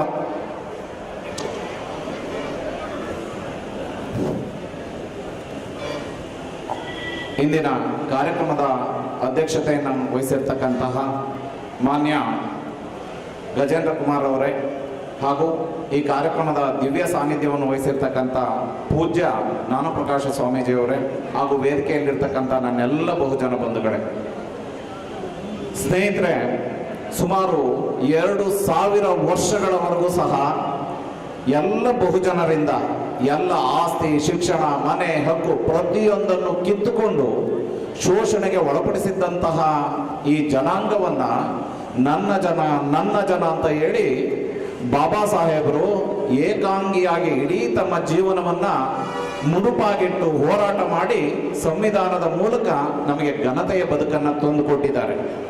ಅಂತಹ ಬಾಬಾ ಸಾಹೇಬರನ್ನ ಪ್ರತಿ ಕ್ಷಣ ನಾವು ಸ್ಮರಿಸಬೇಕಾಗಿರ್ತಕ್ಕಂಥದ್ದು ನಮ್ಮೆಲ್ಲರ ಕರ್ತವ್ಯ. ಬಾಬಾ ಸಾಹೇಬರು ಹೇಳೋ ರೀತಿಯಲ್ಲಿ ಇತಿಹಾಸವನ್ನು ತಿಳಿಯದವನು ಇತಿಹಾಸವನ್ನು ರಚಿಸಲಾರ ಅಂತ. ದುರಂತ ಏನು ಅಂದರೆ, ಭಾರತಕ್ಕೆ ಭವ್ಯವಾದಂಥ ಇತಿಹಾಸ ಇದೆ, ಬಹುಜನರಿಗೆ ಭವ್ಯವಾದಂಥ ಇತಿಹಾಸ ಇದೆ, ಆದರೆ ನಮಗದು ಗೊತ್ತಿಲ್ಲ. ಸೊ ಹಾಗಾಗಿ ನಾವು ಬಾಬಾ ಸಾಹೇಬರು ಹೇಳ್ತಾರೆ, ಭಾರತದ ಇತಿಹಾಸ ಮಕ್ಕಳು ಮತ್ತು ಹೆಂಗಸರನ್ನು ರಂಜಿಸ್ಲಿಕ್ಕೆ ಇರ್ತಕ್ಕಂಥ ಇತಿಹಾಸ ಅಂತ. ಅದನ್ನೇ ನಾವು ಓದ್ಕೊಂಡು ಇವತ್ತಿಗೂ ಅದನ್ನೇ ಸತ್ಯ ಅಂತ ತಿಳ್ಕೊಂಡು ಜೀವನವನ್ನು ನಿರ್ವಹಿಸ್ತಾ ಇದ್ದೀವಿ. ಆದರೆ ಬಂಧುಗಳೇ, ನಾವು ಭವ್ಯ ಭಾರತದ ಇತಿಹಾಸವನ್ನು ತಿಳ್ಕೊಳ್ಬೇಕು ಅಂದರೆ ಬಾಬಾ ಸಾಹೇಬರನ್ನ ಅರ್ಥ ಮಾಡ್ಕೊಳ್ಬೇಕು. ಎಲ್ಲಿವರೆಗೂ ಬಾಬಾ ಸಾಹೇಬರ ಅರ್ಥ ಆಗೋದಿಲ್ವೋ ನಾವ್ಯಾರು ಅನ್ನೋದು ನಮಗೆ ಗೊತ್ತಾಗೋದಿಲ್ಲ.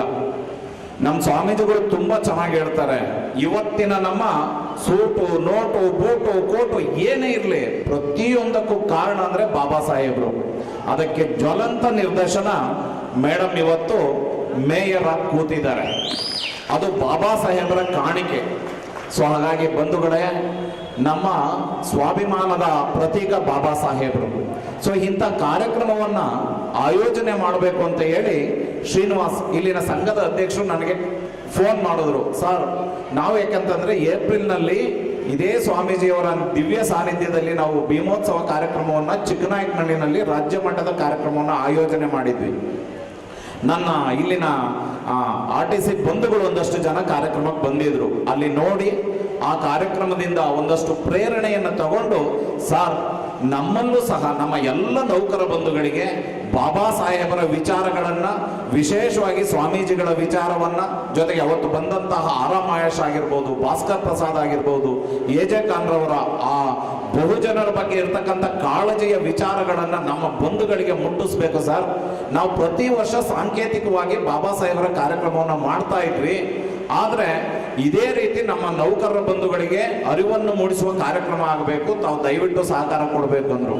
ನನಗದೆಷ್ಟು ಖುಷಿ ಆಯ್ತು ಅಂದ್ರೆ, ಇಂತಹ ಮನಸ್ಸುಗಳು ಇದೆಯಲ್ಲ ಅಂತ ಹೇಳಿ ಆ ಕ್ಷಣಕ್ಕೆ ನಾವೊಂದು ಪ್ಲಾನ್ ಮಾಡಿಕೊಂಡು, ಇಲ್ಲ ಅದೇ ಟೀಮ್ ಕರ್ಸೋಣ, ನಾವೆಲ್ಲರನ್ನೂ ರಿಕ್ವೆಸ್ಟ್ ಮಾಡ್ಕೊಳ್ತೀವಿ ಅಂತ ಹೇಳಿ ಸ್ವಾಮೀಜಿಗಳೊಂದಿಗೆ, ಆರಾಮಾಯ್ ಸರ್ ಒಂದಿಗೆ, ಭಾಸ್ಕರ್ ಪ್ರಸಾದ್ ಒಂದಿಗೆ ಮಾತನಾಡಿದಾಗ, ಖಂಡಿತ ಸರ್ ಇದು ನಮ್ಮ ಕರ್ತವ್ಯ, ನಮ್ಮ ಜವಾಬ್ದಾರಿನೂ ಕೂಡ, ನಾವು ಖಂಡಿತ ಬಂದೇ ಬರ್ತೀವಿ.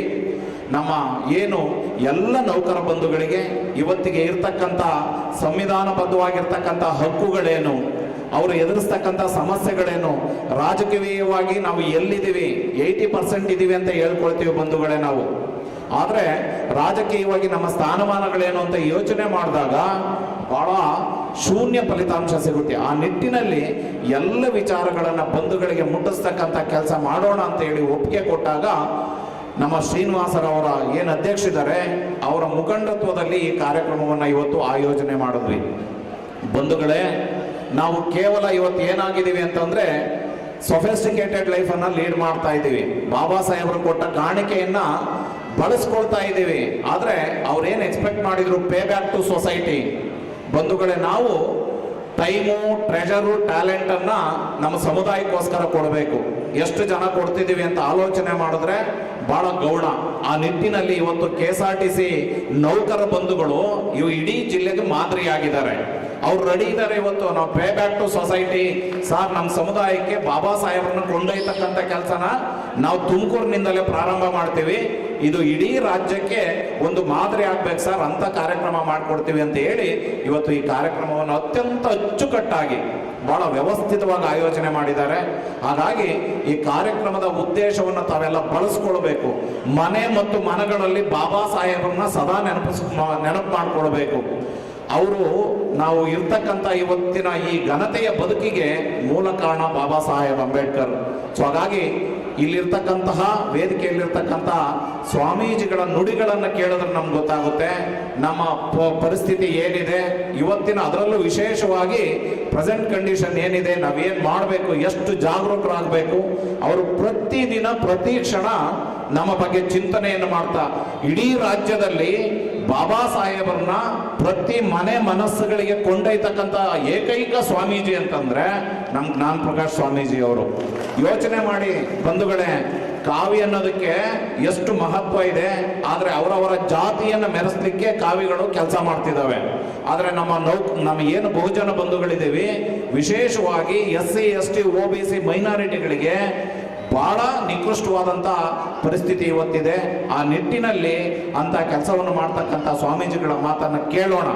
ಇನ್ನ ಆರಾಮಾಯ್ ಸರ್ ಬರೋರಿದ್ದಾರೆ, ಅವರ ಮಾತುಗಳನ್ನು ನಾವೆಲ್ಲ ಕೇಳಬೇಕು.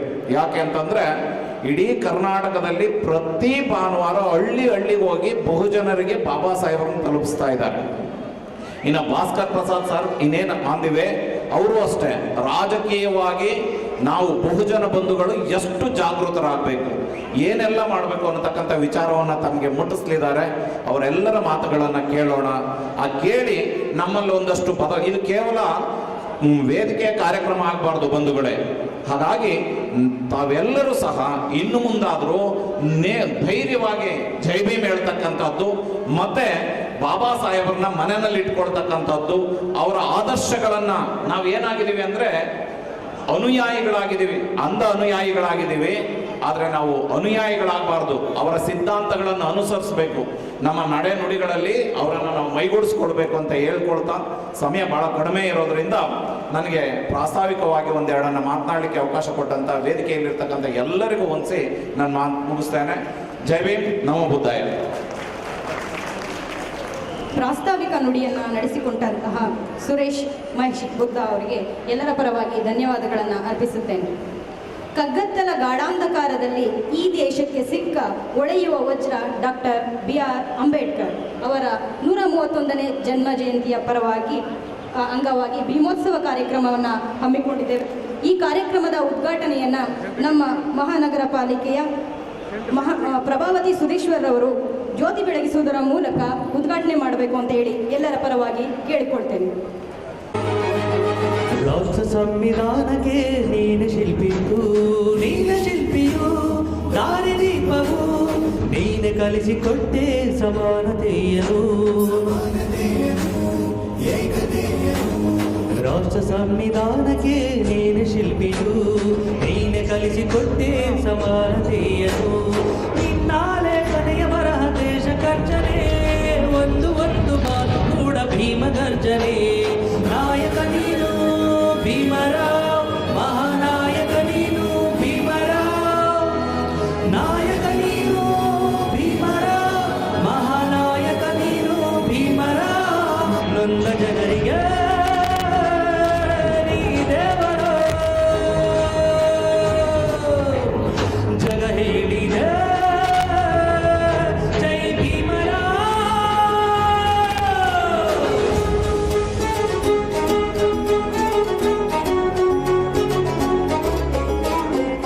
ಜೈ ಭೀಮ್, ಜೈ ಭೀಮ್, ಜೈ ಭೀಮ್. ಸಂಕಟದಲ್ಲಿ ಬಂದೇ ಆಗಿ ಆಧಾರ, ನಿನ್ನಿಂದ ಅಸಮಾನತೆ ಈಗ ದೂರ, ಮರೆಯಾಯ್ತು ಭಾರ, ಮರೆಯಾಯ್ತು ದೂರ. ಸಂಕಟದಲ್ಲಿ ಬಂದೇ ಆಗಿ ಆಧಾರ, ನಿನ್ನಿಂದ ಅಸಮಾನತೆ ಈಗ ದೂರ. ನೀ ತೋರಿದ ದಾರಿಲಿ ದೇಶ ಸಾಗಿದೆ, ಸೂರು ನೀರು ಭೇದವೀಗ ದೂರವಾಗಿದೆ.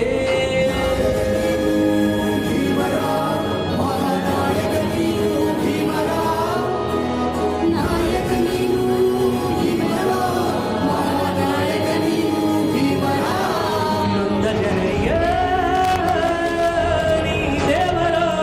ಲಾ ಲಾ ಲಾ ಲಾ ಲಾ ಲಾ ಲಾ ಲಾ ಲಾ ಲಾ ಲಾ.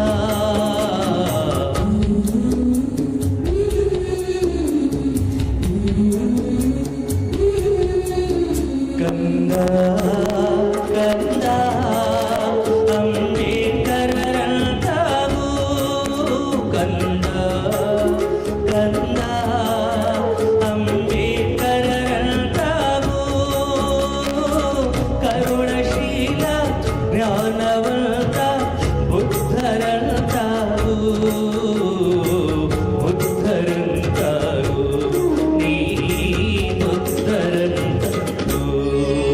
ಕಂದ ಕಂದ ಅಂಬೇಡ್ಕರರಂತಾಗು, ಕಂದ ಕಂದ ಬಸವಣ್ಣರಂತಾಗು.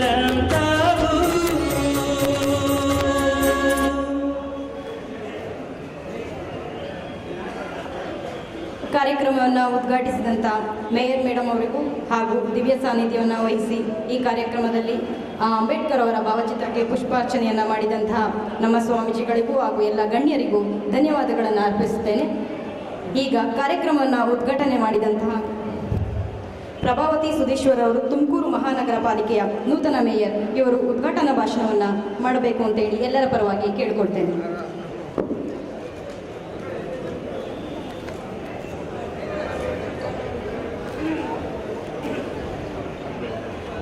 ಎಲ್ಲರಿಗೂ ನಮಸ್ಕಾರ. ಇವತ್ತು KSRTC ನೌಕರರ ಕೂಟದಿಂದ ಭೀಮೋತ್ಸವ ನಡೀತಾ ಇದೆ. ನನ್ನ ತುಂಬು ಹೃದಯದ ಶುಭಾಶಯಗಳು ಕೊಡ್ತಾ ಇದ್ದೇನೆ. ಹಾಗೂ ಇವತ್ತಿನ ದಿನ ನಾನೊಬ್ಬ ದಲಿತ ಮಹಿಳೆ, ಅದೆಲ್ಲ ಸಾಮಾನ್ಯರಲ್ಲಿ ಸಾಮಾನ್ಯ ಮಹಿಳೆ ಅಂಥವಳು ಇವತ್ತಿನ ದಿನ ತುಮಕೂರಂಥ ದೊಡ್ಡ ನಗರದಲ್ಲಿ ಒಬ್ಬ ಪ್ರಥಮ ಪ್ರಜೆಯನ್ನಾಗಿ ನನ್ನನ್ನು ಆಯ್ಕೆ ಆಗಿದ್ದೀನಿ. ಇದು ನನ್ನ ಸಂವಿಧಾನ ತಂದುಕೊಟ್ಟ ಒಂದು ಆಯ್ಕೆ. ಅದಕ್ಕಾಗಿ ನಾನು ಇವತ್ತಿನ ದಿನ ಸಂವಿಧಾನ ಶಿಲ್ಪಿ ಡಾಕ್ಟರ್ ಅಂಬೇಡ್ಕರ್ ಅವರನ್ನು ತುಂಬ ಸ್ಮರಿಸ್ಕೋತಾ ಇದ್ದೀನಿ. ಪ್ರತಿಯೊಬ್ಬರೂ ಅಂಬೇಡ್ಕರ್ ತತ್ವಾದರ್ಶಗಳನ್ನು ಪಾಲಿಸ್ಕೊಂಡು ಅವರ ಆದರ್ಶಕ್ಕೆ ಧಕ್ಕೆ ಬರ್ತಂತೆ ನಡ್ಕೋಬೇಕು ಅಂತ ನಾನು ಇವತ್ತಿನ ನಿಮ್ಮೆಲ್ಲರಲ್ಲೂ ಕೇಳ್ಕೊತಾ ಇದ್ದೀನಿ. ಎಲ್ಲರಿಗೂ ನನ್ನ ಶುಭಾಶಯಗಳನ್ನು ಕೋರ್ಬೇಕು ಅಂತ ಎಲ್ಲ ಗಣ್ಯರಿಗೂ ನನ್ನ ವಂದನೆಗಳನ್ನ ಸಲ್ಲಿಸ್ತಾ ಇದ್ದೀನಿ.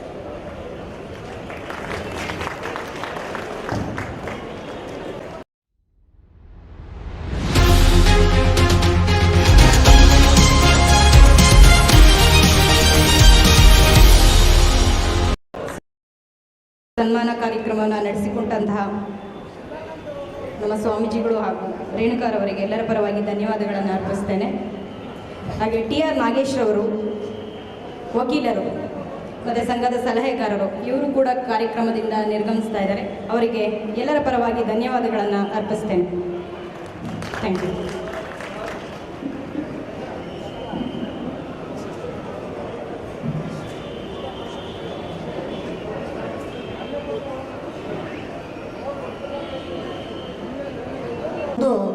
ಸನ್ಮಾನ್ಯ DS ವೀರೇನವರು ಆಗಿದ್ದಾರೆ. ಈ ಒಂದು ಸಂಘವು ಆಡಳಿತ ಮಂಡಳಿಯ ಜೊತೆಗೆ ಮತ್ತು ಸರ್ಕಾರದ ಜೊತೆಗೆ ಸೌಜನ್ಯದಿಂದ ನಡೆದುಕೊಂಡು ಬರುವಂಥ ಸಂಘವಾಗಿರುತ್ತದೆ. ಸಂಸ್ಥೆಯನ್ನು ಭಾಳ ಪ್ರೀತಿಯಿಂದ ಮತ್ತು ಗೌರವಿಸುವಂಥ ಸಂಘವಾಗಿರುತ್ತದೆ. ನಾವು ಆಡಳಿತ ಮಂಡಳಿಯ ಅಧಿಕಾರಿಗಳಿಗಾಗಲಿ ಸರ್ಕಾರಕ್ಕಾಗಲಿ ಧಿಕ್ಕಾರವನ್ನು ಕೂಗುವಂಥ ಸಂಘ ಇದು ಆಗಿರುವುದಿಲ್ಲ. ಮೊನ್ನೆ ನಡೆದಂಥ ಒಂದು ಸ್ಟ್ರೈಕ್ನಲ್ಲಿ ನಾವು ಆ ಒಂದು ಮುಷ್ಕರ ಸರಿಯಾದ ಒಂದು ವ್ಯವಸ್ಥಿತವಾಗಿ ಆಗ್ತಾಯಿಲ್ಲ ಅನ್ನುವಂಥದ್ದನ್ನು ಪರಿಗಣಿಸಿ ತಾವು ಆ ಒಂದು ಮುಷ್ಕರದಲ್ಲಿ ನಮ್ಮ ಸಂಘವನ್ನು ಭಾಗಿಯನ್ನಾಗಿ ಮಾಡಲಿಲ್ಲ. ಸಂಸ್ಥೆ ಮತ್ತು ಸರ್ಕಾರದ ಜೊತೆಗಿದ್ದು ಸಂಸ್ಥೆಯ ಶ್ರೇಯೋಭಿವೃದ್ಧಿಯಾಗಿ ನಾವು ಶ್ರಮಿಸಿದಂಥ ಸಂಘ ಆಗಿರುತ್ತದೆ. ಮತ್ತು ಕೇವಲ ಮ್ಯಾನೇಜ್ಮೆಂಟು ಮತ್ತು ಸರ್ಕಾರಕ್ಕೆ ಪ್ರೋತ್ಸಾಹ ಕೊಡ್ತೀವಿ ಅನ್ನುವಂಥದ್ದು ಒಂದೇ ಆಗಿರುವುದಿಲ್ಲ. ನಮ್ಮ ಸಮಾಜದ ಕಾರ್ಮಿಕರಿಗೆ ಸಂವಿಧಾನಬದ್ಧವಾಗಿ ಸಿಗುವಂಥ ಯಾವುದೇ ಸವಲತ್ತುಗಳಿಂದ ವಂಚಿತರನ್ನು ಮಾಡಿದರೆ ಅಥವಾ ನಮ್ಮ ಸಮಾಜದ ಕಾರ್ಮಿಕರ ಮೇಲೆ ದಬ್ಬಾಳಿಕೆಯನ್ನು ಮಾಡಿದರೆ ಅದನ್ನು ಪ್ರತಿಭಟಿಸುವಂಥ ಶಕ್ತಿಯೂ ಕೂಡ ನಮ್ಮಲ್ಲಿ ಐತೆ ಅನ್ನೋದನ್ನು ತೋರಿಸಿಕೊಡುವಂಥ ಸಂಘ ಇರೋದರಿಂದ ಮತ್ತು ಇದು ಈ ವಿಶೇಷ ಇವತ್ತಿನ ದಿವಸ ಹೇಳೋಕ್ಕೆ ಇಷ್ಟಪಡ್ತೀನಿ. ಇಲ್ಲೇ ತುಮಕೂರು ಡಿವಿಷನ್ದಾಗ ಸ್ವಲ್ಪ ವ್ಯತ್ಯಾಸಗಳಾಗಿದ್ವು. ನಾವು ಒಂದು ವಾಗ್ವಾದನೂ ಮಾಡಿದ್ವಿ ಮತ್ತು ಕೆಲವೊಂದು ಅಧಿಕಾರಿಗಳಿಗೆ ತಿಳಿಸಿ ಹೇಳಿದ್ವಿ, ಅವ್ರು ತಿಳ್ಕೊಳ್ಳಿಲ್ಲ. ಅದರ ಪ್ರತಿಫಲವನ್ನು ಇಲ್ಲಿ ಅವರು ಉಂಡಾರ ಅನ್ನುವಂಥದ್ದನ್ನು ಕೂಡ ತಮ್ಮೆಲ್ಲರಿಗೂ ಗೊತ್ತಿರುವಂಥ ವಿಚಾರ. ಅದಕ್ಕಾಗಿ ನಮ್ಮ ಸಂಘ ಸಂಸ್ಥೆಯ ಜೊತೆಗೆ ಇರುವಂಥ ಸಂಘ. ನಮ್ಮ ಸಂಘ ಕಾರ್ಮಿಕರ ಹಿತಚಿಂತನೆಯನ್ನು ಮಾಡುವಂಥ ಸಂಘ ಆಗಿರೋದರಿಂದ ನಾವು ಸೌದಾರ್ಯಯುತವಾಗಿ ನಡೆದುಕೊಂಡು ಹೋಗ್ತೀವಿ ಅನ್ನುವಂಥದ್ದನ್ನು ಹೇಳುತ್ತಾ, ಸಂವಿಧಾನಬದ್ಧವಾಗಿ ನಮ್ಗೆ ಕೊಡಬೇಕಾದಂಥ ಸವಲತ್ತುಗಳನ್ನು ಕೊಡೋದಕ್ಕೆ ಅಧಿಕಾರಿ ಇದ್ದಂಥ ಅಧಿಕಾರಿಗಳು ಯಾವತ್ತೂ ಹಿಂದೇಟು ಹಾಕಬಾರ್ದು ಅನ್ನುವಂಥದ್ದನ್ನು ಈ ಸಂದರ್ಭದಲ್ಲಿ ಹೇಳುತ್ತಾ, ಮತ್ತೊಮ್ಮೆ ಡಾಕ್ಟರ್ BR ಅಂಬೇಡ್ಕರ್ ಅವರ 131ನೆಯ ಈ ಒಂದು ಕಾರ್ಯಕ್ರಮಕ್ಕೆ ಬಂದಂಥ ಎಲ್ಲರಿಗೂ ಶುಭ ಹಾರೈಸಿ ನನ್ನ 2 ಮಾತುಗಳನ್ನು ಮುಗಿಸ್ತೇನೆ. ಜೈ ಹಿಂದ್, ಜೈ ಕರ್ನಾಟಕ. ಧನ್ಯವಾದಗಳು ಸರ್. ಈಗ ಈ ಭೀಮೋತ್ಸವ ಕಾರ್ಯಕ್ರಮದ ಕುರಿತಾಗಿ YH ಉಚ್ಚಯ್ಯನವರು ಮಾಜಿ ಜಿಲ್ಲಾ ಪಂಚಾಯತ್ ಅಧ್ಯಕ್ಷರು ಹಾಗೂ ಸಂಘದ ಗೌರವಾಧ್ಯಕ್ಷರು ಮಾತನಾಡಬೇಕು ಅಂತ ಹೇಳಿ ಕೇಳ್ಕೊತೇನೆ. ಕರ್ನಾಟಕ ರಾಜ್ಯ ರಸ್ತೆ ಸಾರಿಗೆ ಸಂಸ್ಥೆ ತುಮಕೂರು ವಿಭಾಗದ ಪರಿಶಿಷ್ಟ ಜಾತಿ ವರ್ಗಗಳ ಅಧಿಕಾರಿಗಳು ಮತ್ತು ನೌಕರರ ಕ್ಷೇಮಾಭಿವೃದ್ಧಿ ಸಂಘದ ವತಿಯಿಂದ ಈ ದಿನ ಭೀಮೋತ್ಸವ ಕಾರ್ಯಕ್ರಮವನ್ನು ಆಚರಿಸುವಂಥ ವೇದಿಕೆಯಲ್ಲಿ ಸಾನ್ನಿಧ್ಯವನ್ನು ವಹಿಸಿರುವಂಥ ನಮ್ಮೆಲ್ಲರ ಆರಾಧ್ಯ ದೈವ ಮೈಸೂರಿನ ಉರುಲಿಂಗೇಶ್ವರ ಪೆದ್ದೆ ಪೀಠಾಧ್ಯಕ್ಷರಾದಂಥ ಪೂಜ್ಯ ಶ್ರೀಗಳವರ ಪಾದಗಳಿಗೆ ಗೌರವಪೂರ್ವಕ ವಂದನೆಗಳನ್ನು ಸಲ್ಲಿಸುತ್ತಾ ಈ ಕಾರ್ಯಕ್ರಮದಲ್ಲಿ ಅಧ್ಯಕ್ಷತೆಯನ್ನು ವಹಿಸಿರುವಂಥ ನಮ್ಮೆಲ್ಲರ ಪ್ರೀತಿಯ ವಿಭಾಗ ನಿಯಂತ್ರಣಾಧಿಕಾರಿಗಳಾದಂಥ ಗಜೇಂದ್ರ ಕುಮಾರ್ ಅವರೇ ಮತ್ತು ಇದೀಗ ತಾನೇ ಉದ್ಘಾಟನೆ ಮಾಡಿ ಉದ್ಘಾಟನಾ ನುಡಿಗಳನ್ನ ನುಡಿದು ನಿರ್ಗಮಿಸಿದಂಥ ಮಹಾನಗರ ಪಾಲಿಕೆಯ ಪೂಜ್ಯ ಮಹಾಪೌರರಾದಂಥ ಮೇಡಮ್ ಪ್ರಭಾವತಿದವರೇ ಮತ್ತು ರಾಜ್ಯ ಸಮಿತಿಯಿಂದ ಈ ಒಂದು ಕಾರ್ಯಕ್ರಮಕ್ಕೆ ಆಗಮಿಸಿರುವಂಥ ಗೌರವಾನ್ವಿತ ಎಲ್ಲ ಪದಾಧಿಕಾರಿ ಬಂಧುಗಳೇ ಮತ್ತು ಬೇರೆ ಬೇರೆ ವಿಭಾಗಗಳಿಂದ ನೌಕರ ಸಂಘದಿಂದ ಬಂದಿರುವಂಥ ಎಲ್ಲ ಗೌರವಾನ್ವಿತ ಬಂಧುಗಳೇ ಮತ್ತು ಸನ್ಮಾನ್ಯ ಸ್ನೇಹಿತರಾದಂಥ ಸಹೋದರರಾದಂಥ ರಾಜಶ್ರೀಮಾರ್ ಅವರೇ, ಇಲ್ಲಿ ಅಧ್ಯಕ್ಷಿಣಿಯಾಗಿ ಕೆಲಸ ಮಾಡಿ ನೌಕರ ಸಂಘದಲ್ಲಿ ವರ್ಗಾವಣೆಗೊಂಡು ರಾಜ್ಯ ಸಮಿತಿಯ ಸಂಘಟನಾ ಕಾರ್ಯದರ್ಶಿಗಳಾಗಿ ಕೆಲಸ ಮಾಡ್ತಾ ಇರುವಂಥ ಶ್ರೀಮತಿ ಕುಮಾರಿ ರೇಣುಕಾರ್ ಅವರೇ, ಈ ಒಂದು ವಿಭಾಗದಲ್ಲಿ ಹಿರಿಯ ಅಧಿಕಾರಿಗಳಾಗಿ ಕೆಲಸ ಮಾಡ್ತಾ ಇರುವಂಥ ಆಸಿಫುಲ್ಲಾ ಶರೀಫ್ರವರೇ ಮತ್ತು ಹಂಸವೀಣಾರವರೇ, ಅಂಬಿಕಾ ಶೃಂಗೇರವರೇ, ಶ್ರೀಮತಿ ಸವಿತಾರವರೇ, ಮಂಜುನಾಥ್ ಅವರೇ ಮತ್ತು ಘಟಕ ವ್ಯವಸ್ಥಾಪಕರಾದಂಥ ತುಳಸಿರಾಮ್ ಅವರೇ, ಸಂತೋಷ್ ಕುಮಾರ್ ಅವರೇ, ಇತರೆ ಎಲ್ಲ ಸಹ ಅಧಿಕಾರಿ ಬಂಧುಗಳೇ ಮತ್ತು ಸಂಘದ ಅಧ್ಯಕ್ಷರಾದಂಥ ಶ್ರೀನಿವಾಸ್ ಅವರೇ, ಕಾರ್ಯಾಧ್ಯಕ್ಷರಾದಂಥ ನಾಗೇಶ್ ಅವರೇ, ಪ್ರಧಾನ ಕಾರ್ಯದರ್ಶಿಗಳಾದಂಥ ವನರಂಗಪ್ಪನವರೇ, ಉಪಾಧ್ಯಕ್ಷರಾದಂಥ ರಾಜಣ್ಣವರೇ ಮತ್ತು ಇತರೆ ಎಲ್ಲ ಪದಾಧಿಕಾರಿ ಬಂಧುಗಳೇ, ಇಲ್ಲಿ ಈ ವಿಭಾಗದ ಎಲ್ಲ ನೌಕರ ಬಂಧುಗಳೇ, ಈ ಕಾರ್ಯಕ್ರಮದಲ್ಲಿ ಭಾಗಿಗಳಾಗಿರುವಂಥ ಎಲ್ಲ ನಾಗರಿಕ ಬಂಧುಗಳೇ ಮತ್ತು ಪತ್ರಿಕಾ ಮಾಧ್ಯಮದವರೇ, ಭೀಮೋತ್ಸವ ಕಾರ್ಯಕ್ರಮ ಬಹಳ ವಿಜೃಂಭಣೆಯಿಂದ ಬಹಳ ಸಂತೋಷದಿಂದ ಸುಮಾರು 4-5 ದಿವಸಗಳಿಂದ ವ್ಯವಸ್ಥಾಪನೆ ಮಾಡಿ ಈ ಕಾರ್ಯಕ್ರಮ ನಡೀತಾ ಇದೆ. ನಮ್ಮಲ್ಲಿ ಭೀಮೋತ್ಸವ ಕಾರ್ಯಕ್ರಮ ಸಂತೋಷದ ಜೊತೆಗೆ ನಮ್ಮ ಜವಾಬ್ದಾರಿಯೂ ಕೂಡ ಬಹಳ ಮುಖ್ಯವಾಗಿರ್ತದೆ. ಕೇವಲ ಹಿರಿಯರ ನೆನಪುಗಳನ್ನು ನೆನೆಸ್ಕೊಂಡು ಮಾಡೋದ್ರ ಜೊತೆಗೆ ಹಿರಿಯರ ಆದರ್ಶಗಳನ್ನು ಕೂಡ ನಾವು ಪಾಲನೆ ಮಾಡಬೇಕಾಗ್ತದೆ. ಅದನ್ನು ನಾವು ನಮ್ಮ ಜವಾಬ್ದಾರಿಯಾಗಿ ನಮ್ಮ ನೌಕರ ಬಂಧುಗಳು ಎಲ್ಲರೂ ಕೂಡ ಪಾಲನೆ ಮಾಡಬೇಕು. ಕಾರಣ ಏನಪ್ಪ ಅಂದರೆ, ನಾವು ಒಂದು ಹಂತದಲ್ಲಿ ಸರ್ಕಾರಿ ಸೇವೆಯಲ್ಲಿ ಅಷ್ಟೋ ಇಷ್ಟೋ ಸಂಬಳವನ್ನು ಪಡೆದು ನಮ್ಮ ಜೀವನವನ್ನು ನಿರ್ವಹಣೆ ಮಾಡ್ತಾ ಇದ್ದೇವೆ. ನಮ್ಮ ಬಂಧುಗಳು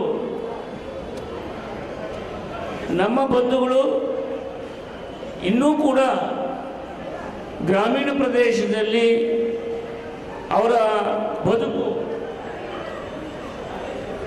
ಬದುಕು ಇನ್ನೂ ಕೂಡ ದುಸ್ತರವಾಗಿದೆ. ಆದ್ದರಿಂದ ನಾವು ನಮ್ಮ ಅಂಬೇಡ್ಕರ್ ಅವರು ಕೊಟ್ಟಂಥ ಸಂವಿಧಾನದ ಹಕ್ಕುಗಳಿಂದ ನಮ್ಮ ನೌಕರಿಯನ್ನು ಪಡೆದು ಆ ಮೀಸಲಾತಿಯ ನೌಕರಿಯ ಲಾಭದಿಂದ ನಾವು ಬದುಕ್ತಾ ಇದ್ದೇವೆ. ಅಂತಹ ಸ್ಥಿತಿನಲ್ಲಿರುವಾಗ ನಮ್ಮ ಕುಟುಂಬವನ್ನು ಕೂಡ ಕುಟುಂಬವನ್ನು ಕೂಡ ನಿರ್ವಹಣೆ ಮಾಡೋದ್ರ ಜೊತೆಗೆ ನಮ್ಮ ಬಂಧುಗಳ ಬಗ್ಗೆ ನಾವು ಯೋಚನೆ ಮಾಡಬೇಕಾಗ್ತದೆ. ಸನ್ಮಾನ್ಯ ಬಂಧುಗಳೇ, ನಾನು ಆಗಲೇ ಹೇಳಿದೆ, ನಾವು ಅಂಬೇಡ್ಕರ್ ಅವರ ಹಬ್ಬವನ್ನು ಆಚರಣೆ ಮಾಡೋದ್ರ ಜೊತೆಗೆ ಅವರ ಆದರ್ಶವನ್ನು ಕೂಡ ನಾವು ಯೋಚನೆ ಮಾಡಬೇಕಾಗ್ತದೆ. ಇದು ಬಹಳ ಚಿಂತನಾ ಸಭೆ ಆಗಿದೆ, ಕೇವಲ ವಿಜೃಂಭಣೆ ಸಭೆ ಆಗಿದೆ ಅಷ್ಟೇ. ನಾನು ಪ್ರಾರಂಭದಿಂದ ನೋಡ್ತಾ ಇದ್ದೇನೆ, ಅಂಬೇಡ್ಕರ್ ಅವರ ಈ ಒಂದು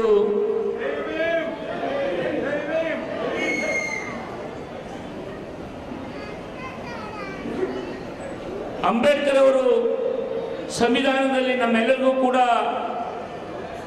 ಕೊಟ್ಟಿರುವಂಥದ್ದು ಸ್ವಾತಂತ್ರ್ಯ, ಸಮಾನತೆ, ಸಹೋದರತ್ವ. ಈ ಸ್ವಾತಂತ್ರ್ಯ, ಸಮಾನತೆ, ಸಹೋದರತ್ವದ ಒಂದು ವ್ಯವಸ್ಥೆನಲ್ಲಿದ್ದೇವೆ. ಪ್ರಜ್ಞಾವ್ಯವಸ್ಥೆನಲ್ಲಿಲ್ಲ, ಅರೆ ಪ್ರಜ್ಞಾವ್ಯವಸ್ಥೆನಲ್ಲಿದ್ದೇವೆ.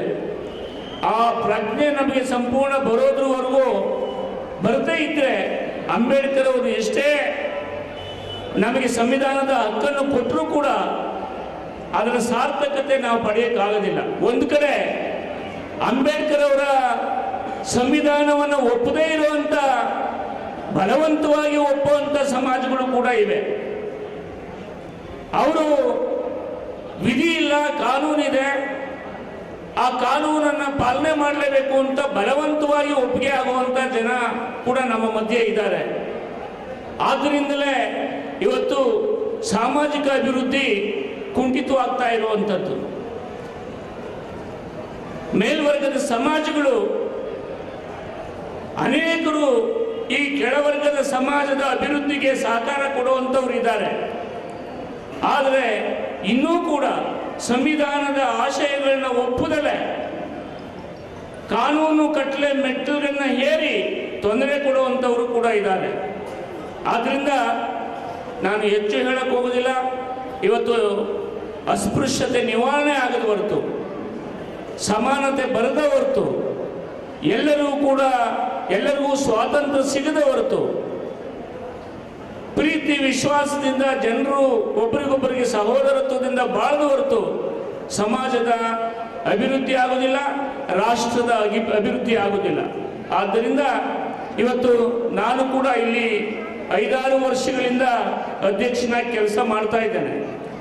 ನಮ್ಮ ನೌಕರರಿಗೆ ಅನೇಕ ಅಧಿಕಾರಿಗಳು, ನಾನು ಗಜೇಂದ್ರ ಕುಮಾರ್ ಅವ್ರನ್ನ ಕುರಿತು ಮಾತನಾಡೋದಿಲ್ಲ, ಅವರು ಇತ್ತೀಚೆಗೆ ಬಂದಿರುವಂಥವರು.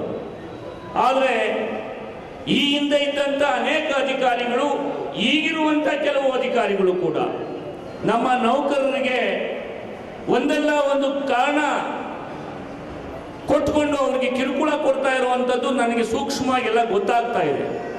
ಅವ್ರೇನಾದರೂ ಇನ್ನೊಂದು ತಿಂಗಳಲ್ಲಿ ಪ್ರಮೋಷನ್ ಬರ್ತದೆ, ಆ ಸೀನಿಯಾರಿಟಿ ಲಿಸ್ಟ್ನಲ್ಲಿ ಇದ್ದಾನೆ ಆತ ಅಂತ ಅಂದರೆ ಅವನಿಗೆ ಆ ತಿಂಗಳಲ್ಲೇ ಏನಾದರೂ ಒಂದು ಕಿರುಕುಳ ಕೊಟ್ಟು ಒಂದು ರಿಮಾರ್ಕ್ಸ್ ಮಾಡಿ ಆ ಪ್ರಮೋಷನ್ ತಡೆಯುವಂಥ ಕೆಲಸಕಾರಿಗಳನ್ನು ಕೂಡ ಮಾಡುವಂಥ ಜಾತಿವಾದಿ ಮನಸ್ಸಿನ ಅಧಿಕಾರಿಗಳಿದ್ದಾರೆ. ಆದ್ದರಿಂದ ಇವತ್ತು ಅನೇಕರು ಪರಿಶಿಷ್ಟ ಜಾತಿಯ ಜನರೆಲ್ಲರೂ ಕೂಡ ದಡ್ರಲ್ಲ, ಪ್ರಜ್ಞಾವಂತರು ಇದ್ದಾರೆ, ಪ್ರಬುದ್ಧರು ಇದ್ದಾರೆ. ಅವರು ಇಲ್ಲಿ ಇವರು ಮಾಡ್ತಾ ಇರುವಂಥ ನಡವಳಿಕೆಗಳನ್ನೆಲ್ಲ ನಡ್ಕೊಂಡು ನೋಡ್ತಾ ಇದ್ದಾರೆ. ಆದ್ದರಿಂದ ನಾನು ಆ ಅಧಿಕಾರಿಗಳಿಗೆ ಬಗ್ಗೆ ಗೌರವ ಇದೆ. ಆದರೆ ವಿನಾಕಾರಣ ಪರಿಶಿಷ್ಟ ಜಾತಿಯ ವರ್ಗದ ನೌಕರರೇ ತಪ್ಪನ್ನು ಮಾಡೋದು, ಇನ್ನು ಬೇರೆಯವರೆಲ್ಲ ಸಜ್ಜನರು ಅಂತ ನೀವು ಕೆಲಸ ಮಾಡೋದಾದರೆ ನೀವೂ ಕೂಡ ಒಂದಲ್ಲ ಒಂದು ಸಾರಿ ನಮ್ಮ ಕೈಗೆ ಸಿಗ್ತೀರಿ. ಅದನ್ನು ನಾವು ಯೋಚನೆ ಮಾಡಬೇಕಾಗ್ತದೆ. ಆದ್ದರಿಂದ ನನಗೆ ಅನೇಕ ನನಗೆ ಯಾವುದೇ ಜಾತಿಯ ಭ್ರಮೆ ಆಗಲಿ, ಪಕ್ಷದ ಭ್ರಮೆ ಆಗಲಿ, ವ್ಯಕ್ತಿಯ ಭ್ರಮೆ ಆಗಲಿಲ್ಲ. ನನಗೆ ಸಾಮಾಜಿಕ ನ್ಯಾಯ ಇರಬೇಕು, ಎಲ್ಲರಿಗೂ ಕೂಡ ನ್ಯಾಯವನ್ನು ಒದಗಿಸಬೇಕು. ಅವನು ಪರಿಶಿಷ್ಟ ಜಾತಿಯವನು ಅಂದರೆ ಏನೋ ಒಂದು ಮನಸ್ಸಿನಲ್ಲಿ, ಇವ್ರ ತಲೆನಲ್ಲಿ ಇವ್ರ ತಂದೆ ಗಂಟನ್ನು ಕಳ್ಕೊಳ್ಳುವಂಥ ರೀತಿಯಲ್ಲಿ ನಡ್ಕೊಳ್ಳುವಂಥ ಮನಸ್ಥಿತಿಗಳಿದೆ. ಆದ್ದರಿಂದ ಅಂಥದ್ದನ್ನು ಬಿಡಬೇಕು. ನೌಕರರ ಹಿತರಕ್ಷಣೆ ಆಗಬೇಕು. ನೌಕರರು ಕೂಡ ಪ್ರಾಮಾಣಿಕವಾಗಿ ಕೆಲಸ ಮಾಡಬೇಕು. ಏಕೆಂದರೆ ಈ ಇಲಾಖೆ ಬಹಳಷ್ಟು ಜನರಿಗೆ ಒಂದು ಸೇವೆ ಮಾಡುವಂಥ ಇಲಾಖೆ. ಆ ಇಲಾಖೆಯಲ್ಲಿ ಪ್ರಾಮಾಣಿಕವಾಗಿ ಕೆಲಸ ಮಾಡಿದಾಗ ಅಧಿಕಾರಿಗಳಿಗೆ ಒಳ್ಳೆಯ ಹೆಸರು ಬರ್ತದೆ. ನಾವು ಪರಿಶಿಷ್ಟ ಜಾತಿಯವರು ಅಂತ ಅನ್ನೋ ಒಂದು ಕೀಳರಿಮೆಗೆ ಆ ಗುಲಾಮ ಮನಸ್ಸಿಗೆ ಹೋಗದಲೆ ನಾವು ಯಾರಿಗೇನು ಕಡಿಮೆ ಅಂತ ಅನ್ನೋ ರೀತಿಯಲ್ಲಿ ಕಡ್ಡಾಯವಾಗಿ ಕೆಲಸ ಮಾಡುವಂಥ ಸ್ಥಿತಿಗೆ ಹೋಗ್ಬೇಕಾಗ್ತದೆ. ಆವಾಗ ಮಾತ್ರ ಈ ಎರಡೂ ಕಡೆಯಿಂದ ಕೆಲಸ ಆಗ್ತದೆ. ಆದರೆ ಕೆಲವು ಅಧಿಕಾರಿಗಳಂತೂ ಆ ಪರಿಶಿಷ್ಟ ಜಾತಿಯವರು ಬುದ್ಧಿವಂತರಾದರೆ ಕಷ್ಟ, ತಡ್ಕೊಳ್ಳಂಗಿಲ್ಲ. ಅವನು ಪ್ರಾಮಾಣಿಕವಾಗಿ ಕೆಲಸ ಮಾಡ್ತಾ ಇದ್ರು ಅವ್ನಿಗೆ ಯಾವುದಾದ್ರೂ ಒಂದು ಸ್ಥಿತಿನಲ್ಲಿ ಕಿರುಕುಳ ಕೊಡುವಂಥದ್ದು. ಆದ್ದರಿಂದ ಅದೆಲ್ಲ ಆಗ್ಬಾರ್ದು. ಆಮೇಲೆ ಟ್ರಾನ್ಸ್ಫರ್ ಕೂಡ ಇವ್ರಿಗಿನೇ ಜಾಸ್ತಿ. ಯಾರಿಗೂ ಟ್ರಾನ್ಸ್ಫರ್ಗಳು ಒಬ್ಬ ಇನ್ನು ಇತರೆ ಜನಾಂಗದವ್ರಿಗೆ ಟ್ರಾನ್ಸ್ಫರ್, ಒಬ್ಬ MP ಇರ್ತಾನೆ, ಒಬ್ಬ MLA ಇರ್ತಾನೆ, ಮಂತ್ರಿ ಇರ್ತಾನೆ, ಇನ್ಯಾರೋ ಒಬ್ಬ ಇರ್ತಾನೆ ಸಪೋರ್ಟ್ಗೆ ಅನ್ನೋ ಕಾರಣಕ್ಕೆ ನಿನ್ಗೆ ಪಕ್ಕದಲ್ಲೇ ಇದ್ದು ಬಿಡಪ್ಪ ಅಂತ ಹೇಳ್ತಾರೆ. ಪಾಪ ಪರಿಶಿಷ್ಟ ಜಾತಿಯ ಈ ಜನರಿಗೆ ಯಾರು ಕೂಡ ಇಲ್ಲಿ ಅವ್ರ ಬೆಂಬಲಕ್ಕಿಲ್ಲ ಅನ್ನೋದು ಅವ್ರ ಮನಸ್ಸಿನಲ್ಲಿ ಬಂದ್ಬಿಟ್ಟಿರ್ತದೆ. ಆದ್ದರಿಂದ ಆ ರೀತಿ ಯೋಚನೆ ಮಾಡೋದು ತಪ್ಪಾಗಿದೆ. ಇವತ್ತು ನಾನು ಈ ಜಿಲ್ಲೆನಲ್ಲಿ ಇದೊಂದೇ ಇಲಾಖೆ ಅಂತಲ್ಲ, ಇರುವಂಥ 30-32 ಇಲಾಖೆನಲ್ಲಿ ಯಾವುದೇ ಪರಿಶಿಷ್ಟ ಜಾತಿಯ ವರ್ಗದ ಮತ್ತು ಇತರೆ ಅಸಹಾಯಕ ಜನರ ಅಧಿಕಾರಿಗಳಿಗೆ ತೊಂದರೆ ಆದರೆ ಉಚ್ಚಯ ಬಿಡೋದಿಲ್ಲ, ಅಷ್ಟೊಂದು ಗ್ಯಾರಂಟಿ ಹೇಳ್ತೇನೆ. ಆದ್ದರಿಂದ ದಯಮಾಡಿ ಕೆಲಸವನ್ನೂ ತಗೊಳ್ಳಿ, ಕೆಲಸಕ್ಕೆ ಕೆಲಸ ಮಾಡೋರು ತಕ್ಕನಾಗಿ ಬೆಂಬಲವನ್ನು ಕೂಡ ಕೊಡಬೇಕು ಅಂತ ನಾನು ಸಂಘದ ಪರವಾಗಿ ಅವ್ರನ್ನ ಪ್ರಾರ್ಥನೆ ಮಾಡಿಕೊಂಡು ನಾನು ಮಾತನ್ನು ಮುಗಿಸ್ತೀನಿ. ಧನ್ಯವಾದ.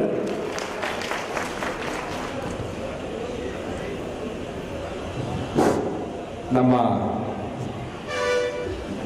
ಮಾಜಿ ಜಿಲ್ಲಾ ಪಂಚಾಯತ್ ಅಧ್ಯಕ್ಷರು ಹಾಗೂ ನಮ್ಮ ಸಂಘದ ಗೌರವಾಧ್ಯಕ್ಷರು ನೌಕರರು ಮತ್ತು ಅಧಿಕಾರಿಗಳ ಬಾಂಧವ್ಯ ಕುರಿತು ಬಹಳ ಚೆನ್ನಾಗಿ ಮಾತಾಡಿದ್ದಾರೆ.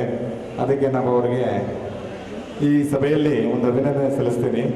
ಈಗ ತಾನೇ ಅನಿವಾರ್ಯ ಕಾರಣದಿಂದ ನಿಮ್ಮ ಎಲ್ಲರ ನೆಚ್ಚಿನ ಚಲನಚಿತ್ರ ನಟರು ಖ್ಯಾತ ಶ್ರೀ ಚೇತನ್ ಅಹಿಂಸ್ ಅವರವರು ಬಂದಿದ್ದಾರೆ ವೇದಿಕೆಗೆ. ಅವರಿಗೆ ಸ್ವಾಗತನ ಬಯಸ್ತಾ ಇದ್ದೇನೆ. ಜೈ ಭೀಮ್, ಜೈ ಭೀಮ್, ಜೈ ಭೀಮ್. ಹಾಗೂ ನಿಮ್ಮ ನೆಚ್ಚಿನ ಎಲ್ಲರೂ ಮನಸೆಳೆಯುವಂತ ಹಾಗೂ BR ಭಾಸ್ಕರ್ ಪ್ರಸಾದ್ ಮುಖ್ಯಸ್ಥರು 14 ಚಾನೆಲ್ಸ್ ಅವರು ಈ ಕಾರ್ಯಕ್ರಮಕ್ಕೆ ಬಂದಿದ್ದಾರೆ. ಮಹಾಸಭಾ ಭೀಮಾಸ್ತಗ ಅವರಿಗೆ ಸ್ವಾಗತವನ್ನ ಕೋರ್ತಾ ಇದ್ದೀನಿ. ಜೈ ಭೀಮ್, ಜೈ ಭೀಮ್, ಜೈ ಭೀಮ್. ಹಾಗೂ ನಿಮ್ಮ ಎಲ್ಲರ ಬಾಂಧವ್ಯ ಬೆಸೆಯುವಂತ, ಮನಸ್ಸುಗಳು ಒಂದು ಮಾಡುವಂತಹ ಹಾಗೂ ನಿಮ್ಮರ ಎಲ್ಲರನ್ನು ಒಂದು ಅಂದ್ರೆ ಉನ್ನತ ಸ್ಥಾನಕ್ಕೆ ಮನಸ್ಸುಗಳು ವಿಭಿನ್ನ ಆಗಬಾರದು, ನಾವೆಲ್ಲರೂ ಒಂದೇ ಅನ್ನ ಭಾವನೆ ಇಟ್ಕೊಂಡು ನಾವು ಅವರ ಜೊತೆಲಿ ಒಡನಾಟ. ನಮ್ಮ ಶ್ರೀ AJ ಖಾನ್ ಸಾಹೇಬರು ಬಂದಿದ್ದಾರೆ. ಅವರು ರಾಜ್ಯಾಧ್ಯಕ್ಷರು ದಲಿತ ಮೈನಾರಿಟಿ ಬೆಂಗಳೂರು, ಅವರಿಗೆ ಸ್ವಾಗತವನ್ನ ಕೊಡ್ತಾ ಇದ್ದಾರೆ. ಜೈ ಭೀಮ್, ಜೈ ಭೀಮ್, ಜೈ ಭೀಮ್. ಆತ್ಮೀಯರೇ, ಇವತ್ತಿನ ಮತ್ತೊಬ್ಬ ಅತಿಥಿ ಪ್ರಧಾನ ಕಾರ್ಯದರ್ಶಿ BSPR ರಂಗದಾಮಯ್ಯನವರು ದಯಮಾಡಿ ವೇದಿಕೆಗೆ ಬರಬೇಕು ಅಂತ ಹೇಳಿ ಅತ್ಯಂತ ಪ್ರೀತಿಯಿಂದ ಕೇಳ್ಕೊಳ್ತೀವಿ. ಸ್ನೇಹಿತರೆ, ಈ ಕಾಲಘಟ್ಟ ಕಾರ್ಯಕ್ರಮ ಒಂದು ಅರ್ಧಕ್ಕೆ ಬಂದು ತಲುಪಿದೆ. ಈಗ ನಮ್ಮನ್ನು ಬುದ್ಧ ಗೀತೆಯೊಂದಿಗೆ ಮತ್ತೊಮ್ಮೆ ಅವರು ಬುದ್ಧನ ಮತ್ತು ಅಂಬೇಡ್ಕರ್ ನೆನಪಿಸ್ತಾರೆ ಅಮ್ಮ ರಾಮಚಂದ್ರ ಅವರು.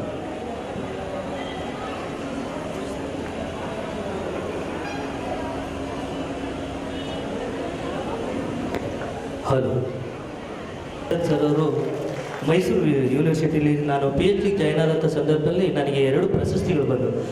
ಆ ಪ್ರಶಸ್ತಿಗಳನ್ನು ನಮ್ಮ ಚೇತನ್ ಸರ್ ಕೈಯಲ್ಲಿ ಕೊಡಿಸ್ಬೇಕು ಅಂತೇಳಿ ನಮ್ಮ VC ಮತ್ತು ರಿಜಿಸ್ಟರ್ ಸರು ನಮ್ಮ ಚೇತನ್ ಸರ್ ಕೈಯಲ್ಲಿ ಕೊಟ್ಟಿದ್ದರು. ಆವಾಗ ಚಿರಋಣಿ ಅಂತ ಹೇಳ್ತಾ ನನ್ನ ಮಾತನ್ನು ವಹಿಸಿರುವಂತಹ ಪೂಜ್ಯ ಜ್ಞಾನಪ್ರಕಾಶ ಸ್ವಾಮೀಜಿ ಪೀಠಾಧ್ಯಕ್ಷರು ಊರಿಲಿಂಗ ಪೆದ್ದಿಮಠ ಮೈಸೂರು, ಇವರು ಮಾತನಾಡಬೇಕು ಅಂತ ಹೇಳಿ ಕೇಳ್ಕೊತೀನಿ. ರಸ್ತೆ ಸಾರಿಗೆ ನಿಗಮ ಪರಿಶಿಷ್ಟ ಜಾತಿ ಮತ್ತು ಪರಿಶಿಷ್ಟ ಪಂಗಡದ ಅಧಿಕಾರಿ ಮತ್ತು ನೌಕರ ಕ್ಷೇಮಾಭಿವೃದ್ಧಿ ಸಂಘದ ತುಮಕೂರು ವತಿಯಿಂದ ಈ ದಿವಸ ಬೋಧಿಸತ್ವ ಪರಮಪೂಜ್ಯ ಡಾಕ್ಟರ್ ಬಾಬಾ ಸಾಹೇಬ್ ಅಂಬೇಡ್ಕರ್ ಅವರ 131ನೇ ಜಯಂತಿ ನಿಮಿತ್ತ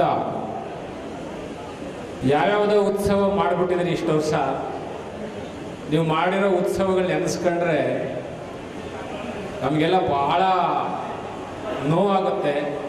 ಆದರೆ ಈಗ ಈ ಭೀಮೋತ್ಸವ ಅಂತ ಹಾಕಿದ್ರಲ್ಲ, ಒಡನೆ ಚಪ್ಪಾಳೆ, ನಿಜವಾದಂಥ ಉತ್ಸವ ಇದು. ನೀವು ಉತ್ಸವಗಳನ್ನ ಮಾಡಿ ಮಾಡಿ ಮಾಡಿ ಇದುವರೆಗೂ ಯಾವ ಉತ್ಸವಗಳು ನಿಮ್ಮನ್ನು ಮನುಷ್ಯರು ಅಂತ ಕರೆಯಲೇ ಇಲ್ಲ. ನಿಮ್ಮನ್ನು ಮನುಷ್ಯರು ಅಂತ ಕರೆದಂಥ ಉತ್ಸವ ಯಾವುದು ಅಂದರೆ ಅದು ಭೀಮೋತ್ಸವ, ಅದು ನಮ್ಮ ಭೀಮ. ಹಾಗಾಗಿ ಭೀಮನ ಉತ್ಸವವನ್ನು ಮಾಡ್ತಕ್ಕಂಥ ತುಮಕೂರು ವಿಭಾಗದ ಎಲ್ಲ SC/ST ನೌಕರರ ಸಂಘಕ್ಕೆ ನಾನೇ ಮೊಟ್ಟ ಮೊದಲ ಬಾರಿಗೆ ಜೈ ಭೀಮ್ ವಂದನೆಗಳನ್ನ ಸಲ್ಲಿಸ್ಬಿಡ್ತೇನೆ. ಒಳ್ಳೆಯ ಚಪ್ಪಾಳೆ ಜೋರಾಗಿ. ಹಾಗೆ ಭೀಮೋತ್ಸವ ಮಾತ್ರ ಮಾಡ್ತಾರೆ ಅಂದ್ಕೊಂಡಿದ್ವಿ, ಅದ್ರ ಜೊತೆಗೆ ಇಲ್ಲೊಂದಿದೆ, ಸಂವಿಧಾನ ಜಾಗೃತಿ ಹಾಗೂ ವೈಚಾರಿಕ ಮಹಾಸಮಾವೇಶ. ಇದು ಬಹಳ ಅತ್ಯಮೂಲ್ಯವಾದಂಥದ್ದು. ನಮ್ಮ ಮಹಿಷ ಸುರೇಶ್, ಮಹಿಷ ಇಲ್ಲೇ ಇದ್ದಾರೆ, ಮಹಿಷ ಅವರು ಒಳ್ಳೆ ಶೀರ್ಷಿಕೆ ಕೊಟ್ಟಿದ್ದಾರೆ. ಈ ಒಂದು ಕಾರ್ಯಕ್ರಮಕ್ಕೆ ಮಾತಾಡಲಿಕ್ಕೆ ಘಟಾನುಘಟಿಗಳು ಬಂದಿದ್ದಾರೆ. ಈಗ ನಟ ಚೇತವ್ನವರಿದ್ದಾರೆ, ಅದ್ಭುತವಾಗಿ ಮಾತಾಡ್ತಾರೆ. ಭಾಸ್ಕರ್ ಪ್ರಸಾದ್ ಬುಲೆಟ್ ಬಂದ್ಬಿಟ್ಟಿದೆ, ಅವರು ಬುಲೆಟ್ ಭಾಸ್ಕರ್ ಪ್ರಸಾದ್ ಮಾತಾಡ್ತಾರೆ. ಹಾಗೆ ವೆಫನ್ಸ್ ಎಜೆ ಖಾನ್ ಬಂದಿದ್ದಾರೆ, ಅವರು ಒಳ್ಳೆ ವೆಫನ್ಸ್ ಇದ್ದಾರೆ, 3 ಜನನು ಮಾತಾಡ್ತಾರೆ, ವೇದಿಕೆಯಲ್ಲಿದ್ದಾರೆ.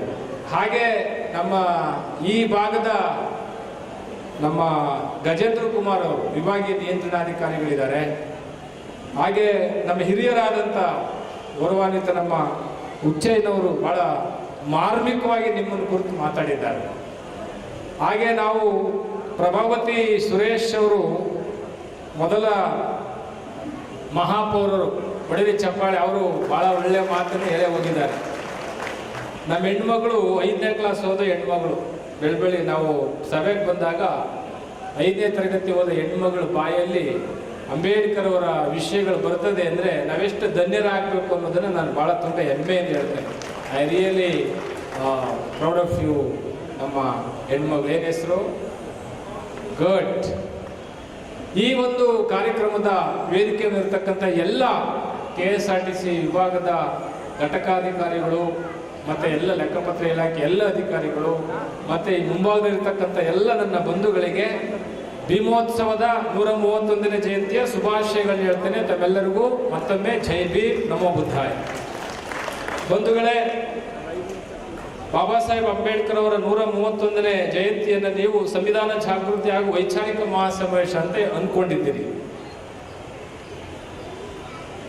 ಸಂವಿಧಾನ ಜಾಗೃತಿ ಒಂದು ಸಂವಿಧಾನ, ಕಂಡಕ್ಟರ್ ಮಗ ಕಂಡಕ್ಟರೇ ಆಗಬೇಕು, ಡ್ರೈವರ್ ಮಗ ಡ್ರೈವರೇ ಆಗಬೇಕು, ಮಡಿಕೆ ಮಾಡೋನು ಮಡಿಕೆನೇ ಮಾಡಬೇಕು, ಚಪ್ಪಲಿ ಹೊಲಿಯೋನು ಚಪ್ಪಲಿನೇ ಹೊಲಿಬೇಕು, ಕುಂಬಾರ ಕುಂಬಾರನೇ ಆಗಿರಬೇಕು, ಕಂಬಾರ ಕಂಬಾರನೇ ಆಗಿರಬೇಕು ಅಂತ ಒಂದು ಸಂವಿಧಾನ ಇತ್ತು ಹಿಂದೆ. ಆದರೆ ಮೊನ್ನೆ ಗಜೇಂದ್ರ ಕುಮಾರ್ ಅವರೇ ಬೀದರ್ಗೆ ಹೋಗಿದ್ದೆ, ಹುಮನಾಬಾದ್ಗೆ. ಹುಮನಾಬಾದಲ್ಲಿ ಒಬ್ಬ KSRTC ಡ್ರೈವರ್ ಮಗ ಬಿಕೆಮೆ IAS DC ಅನುರಾಗ್ ಅಂತ ಹೇಳಿ. ಒಬ್ಬ ಅನುರಾಗ್ ಅಂತಕ್ಕಂಥವನು KSRTC ಡ್ರೈವರ್ ಮಗ UGC ಮಾಡಿ IAS ಮಾಡಿದ್ದಾನೆ. ಅವನಿಗೆ ಅಭಿನಂದನೆ ಮಾಡಕ್ಕೆ ಹೋಗಿದ್ದೆ ಹುಮನಾಬಾದ್ಗೆ. ನೋಡಿ, ಕಂಡಕ್ಟರ್ ಮಗ ಕಂಡಕ್ಟರ್ ಆಗಬೇಕು ಅಂತ ಮನು ಸಂವಿಧಾನ ಹೇಳಿದ್ರೆ, ಅಂಬೇಡ್ಕರ್ ಸಂವಿಧಾನ ಡ್ರೈವರ್ ಮಗ DC ಆಗಬೇಕು, ಡ್ರೈವರ್ ಮಗ SP ಆಗಬೇಕು, ಚಾಲಕನ ಮಕ್ಕಳುಗಳೆಲ್ಲ IAS ಆಗಬೇಕು, IRS ಆಗಬೇಕು ಅಂತಕ್ಕಂಥ ಸಂವಿಧಾನ ಇದೆಯಲ್ಲ, ಅದು ಯಾವ ಸಂವಿಧಾನ? ಅದು ಬಾಬಾ ಸಾಹೇಬ್ ಅಂಬೇಡ್ಕರ್ ಕೊಟ್ಟಂತ ಸಂವಿಧಾನ. ನಿಮ್ಮ ಮನು ಸಂವಿಧಾನ ಒಂದಿತ್ತಲ್ಲ, ಮನು ಸಂವಿಧಾನ ಅಂದ್ರೆ ಏನು ಗೊತ್ತಾ? ಮನು ಸಂವಿಧಾನ ಅಂದ್ರೆ ಗೊತ್ತೇನ್ರಿ? ಮನು ಓಂ ಐಂ ಹ್ರೀಂ ಬ್ರಹ್ಮಾರ್ಪಣಂ ಬ್ರಹ್ಮಾವತಿ ಬ್ರಹ್ಮತೈವ ಗಂತವ್ಯ ಮಾದಾಯ ಬ್ರಹ್ಮ ಕರ್ಮ ಸಮಾಧಿನಃ. ಅರ್ಥ ಆಯ್ತು ಯಾರಿಗಾದ್ರು? ಬ್ರಹ್ಮಾರ್ಪಣಂ ಬ್ರಹ್ಮಾವತಿ ತಕ್ಷಣ ಬೇಕಾಗಿದ್ದಾರೆ. ತುಮಕೂರಿನ ಹೆಸರಾಂತ ಕಂಪನಿಯಲ್ಲಿ ಗುತ್ತಿಗೆ ಕಾರ್ಮಿಕರಾಗಿ ಕೆಲಸ ಮಾಡಲು ಯುವಕರು ಮತ್ತು ಯುವತಿಯರು ಬೇಕಾಗಿದ್ದಾರೆ. ಲೋಡಿಂಗ್ ಮತ್ತು ಅನ್ಲೋಡಿಂಗ್ ಕೆಲಸ ಮಾಡುವವರು ಬೇಕಾಗಿದ್ದಾರೆ. ವಿದ್ಯಾರ್ಥಿ SSLC PUC BSc pass by ನೇರ ಸಂದರ್ಶನ ಇರುತ್ತದೆ. ESI ಮತ್ತು PF ಸೌಲಭ್ಯ ಇರುತ್ತದೆ. ಆಸಕ್ತರು ಕೂಡಲೇ ಸಂಪರ್ಕಿಸಿ. Naveen GL, phone number 9743103968. ನಮಸ್ಕಾರ ಸ್ನೇಹಿತರೆ, ನಾನು ನಿಮ್ಮ doctor Nagesh Maurya, doctor BR Ambedkar ಅವರ ಬುದ್ಧ ಮತ್ತು ಆತನ ಧಮ್ಮ.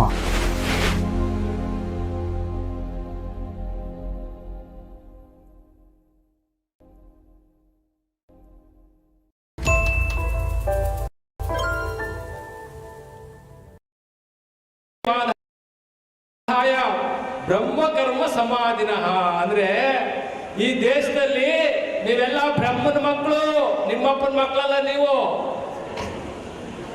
ಬ್ರಹ್ಮನ್ ಹುಟ್ಟಿದಿರಿ ಅಂತ. ಎಲ್ಲರ ಬ್ರಹ್ಮನ್ ಬಿಡೋಕಾದ್ದೇನ್ರಿ? ಮಂತ್ರಗಳ ಮುಖಾಂತರವಾಗಿ ನಿಮ್ಗೆ ಎಷ್ಟು ಮೋಸ ಮಾಡಿದ್ರು ಅಂದ್ರೆ, ತೀರ್ಥ ಕೊಡ್ತಕ್ಕಂಥ ಬಟ್ಲು ಹಿಡ್ಕೊಂಡು ಬಿಳಿ ಗರ್ಕೆ ಹಿಡ್ಕೊಂಡು ಹೇಳ್ತಾರೆ, ಏನಂತ ಹೇಳ್ತಾರೆ? ಇಮಂ ಗಂಗೆ ಚ ಗೋದಾವರಿ ಸಿಂಧು ಸರಸ್ವ ನರ್ಮದಿ ಜಲಸ್ಮ್ಯಾಂ ಪ್ರೋಕ್ಷಣೆಯಾಮಿ. ಎಷ್ಟು ಜನ ತೀರ್ಥ ತಗೊಂಡಿದ್ರೆ ಕೈ ಎತ್ತಿ? ಬೈತಾರೆ ಅಂತ ಒಬ್ರು ಕೈ ಎತ್ತಲ್ಲ. ತೀರ್ಥ ತಗೊಂಡ್ರೆ ಎತ್ತಬೇಕು ಕೈನ. ಹೇಳ್ತೀನಿ ನಾನು, ಅದರ ಅರ್ಥ ಏನಂದ್ರೆ, ಇಮಂ ಗಂಗೆ ಚ ಗೋದಾವರಿ ಸಿಂಧು ಸರಸ್ವ ನರ್ಮದಿ ಜಲಸ್ಮ್ಯಾಂ ಪ್ರೋಕ್ಷಣೆಯಾಮಿ. ಚೇತನ್ ಸರ್, ಇಮಂ ಗಂಗೇಚು ಗೋದಾವರಿ ಸಿಂಧು ಸರಸ್ವತಿ ಬ್ರಹ್ಮಪುತ್ರಿ ನದಿ ನೀರನ್ನು ಕೊಡ್ತಾ ಇದೀನಿ ಅಂತ. ಕೊಡ್ತಾ ಇರೋದು ಮುನ್ಸಿಪಾಲಿಟಿ ನೀರು, ತೀರ್ಥದಲ್ಲಿರೋದು ಬಾವಿ ನೀರು, ನಲ್ಲಿ ನೀರು. ಇವ್ರು ಹೇಳೋ ಮಂತ್ರ ನೋಡಿದ್ರೆ ಇಮಂ ಗಂಗೇಚು ಗೋದಾವರಿ. ಇವ್ರ ಅಪ್ಪ ಹೋಗಿದ್ದ ತರ ಕಲ್ಲಿಂದ. ಅಂದ್ರೆ ಮಂತ್ರದ ಮುಖಾಂತರ ನಿಮ್ಮನ್ನು ಎಷ್ಟು ಮೋಸ ಮಾಡಿದ್ರು. ಇದು ಮನು ಸಂವಿಧಾನ. ಅದು ಅಂಬೇಡ್ಕರ್ ಸಂವಿಧಾನ ಏನಪ್ಪಾ ಅಂದ್ರೆ, ಮಹಾಭಾರತದಲ್ಲಿ ದ್ರೌಪದಿಗೆ ಏನ್ ಮಾಡಿದ್ರು? ಮಹಾಭಾರತದಲ್ಲಿ ದ್ರೌಪದಿಗೆ ಏನ್ ಮಾಡಿದ್ರಿ? ಸೀರೆ ಸೆಳೆದಿದ್ರು ಅಲ್ವಾ? ನಿಜನಾ? ಮಹಾಭಾರತದಲ್ಲಿ ದ್ರೌಪದಿಗೆ ಸೀರೆ ಸೆಳೆದಿದ್ರು. ಆದ್ರೆ ಅಂಬೇಡ್ಕರ್ ಸಂವಿಧಾನದಲ್ಲಿ ನಮ್ ದ್ರೌಪದಿ ಏನಾಗಿದ್ದಾರೆ ಈಗ? ಮುರ್ಮ ದ್ರೌಪದಿ ಮುರ್ಮ ಏನಾಗಿದ್ದಾರೆ?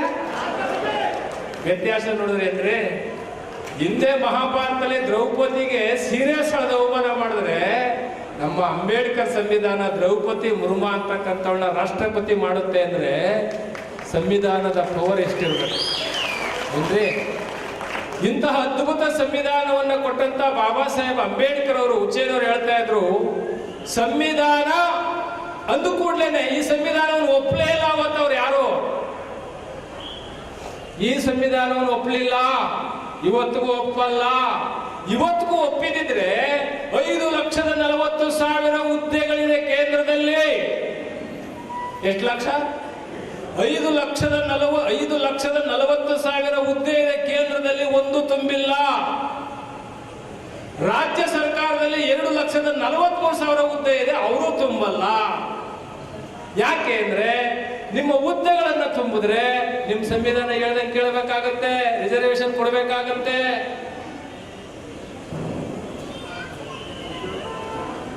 ಅದಕ್ಕೆ ಇವತ್ತು KSRTC ಕಾರ್ಯಕ್ರಮ ಹೆಂಗಿದೆ ಅಂದ್ರೆ, ಗಜೇಂದ್ರ ಕುಮಾರ್ ಅವರು ನಾವು ಅವಾಗ ಹೇಳ್ತಾ ಇರ್ತೀವಿ. 3ನೇ ವರ್ಷದಲ್ಲ ಬಂದಿದ್ದೆ ಇಲ್ಲಿ, ಅವರೇ DC ಹಾಕಿದ್ರು ಗಜೇಂದ್ರ ಕುಮಾರ್ ಅವರು.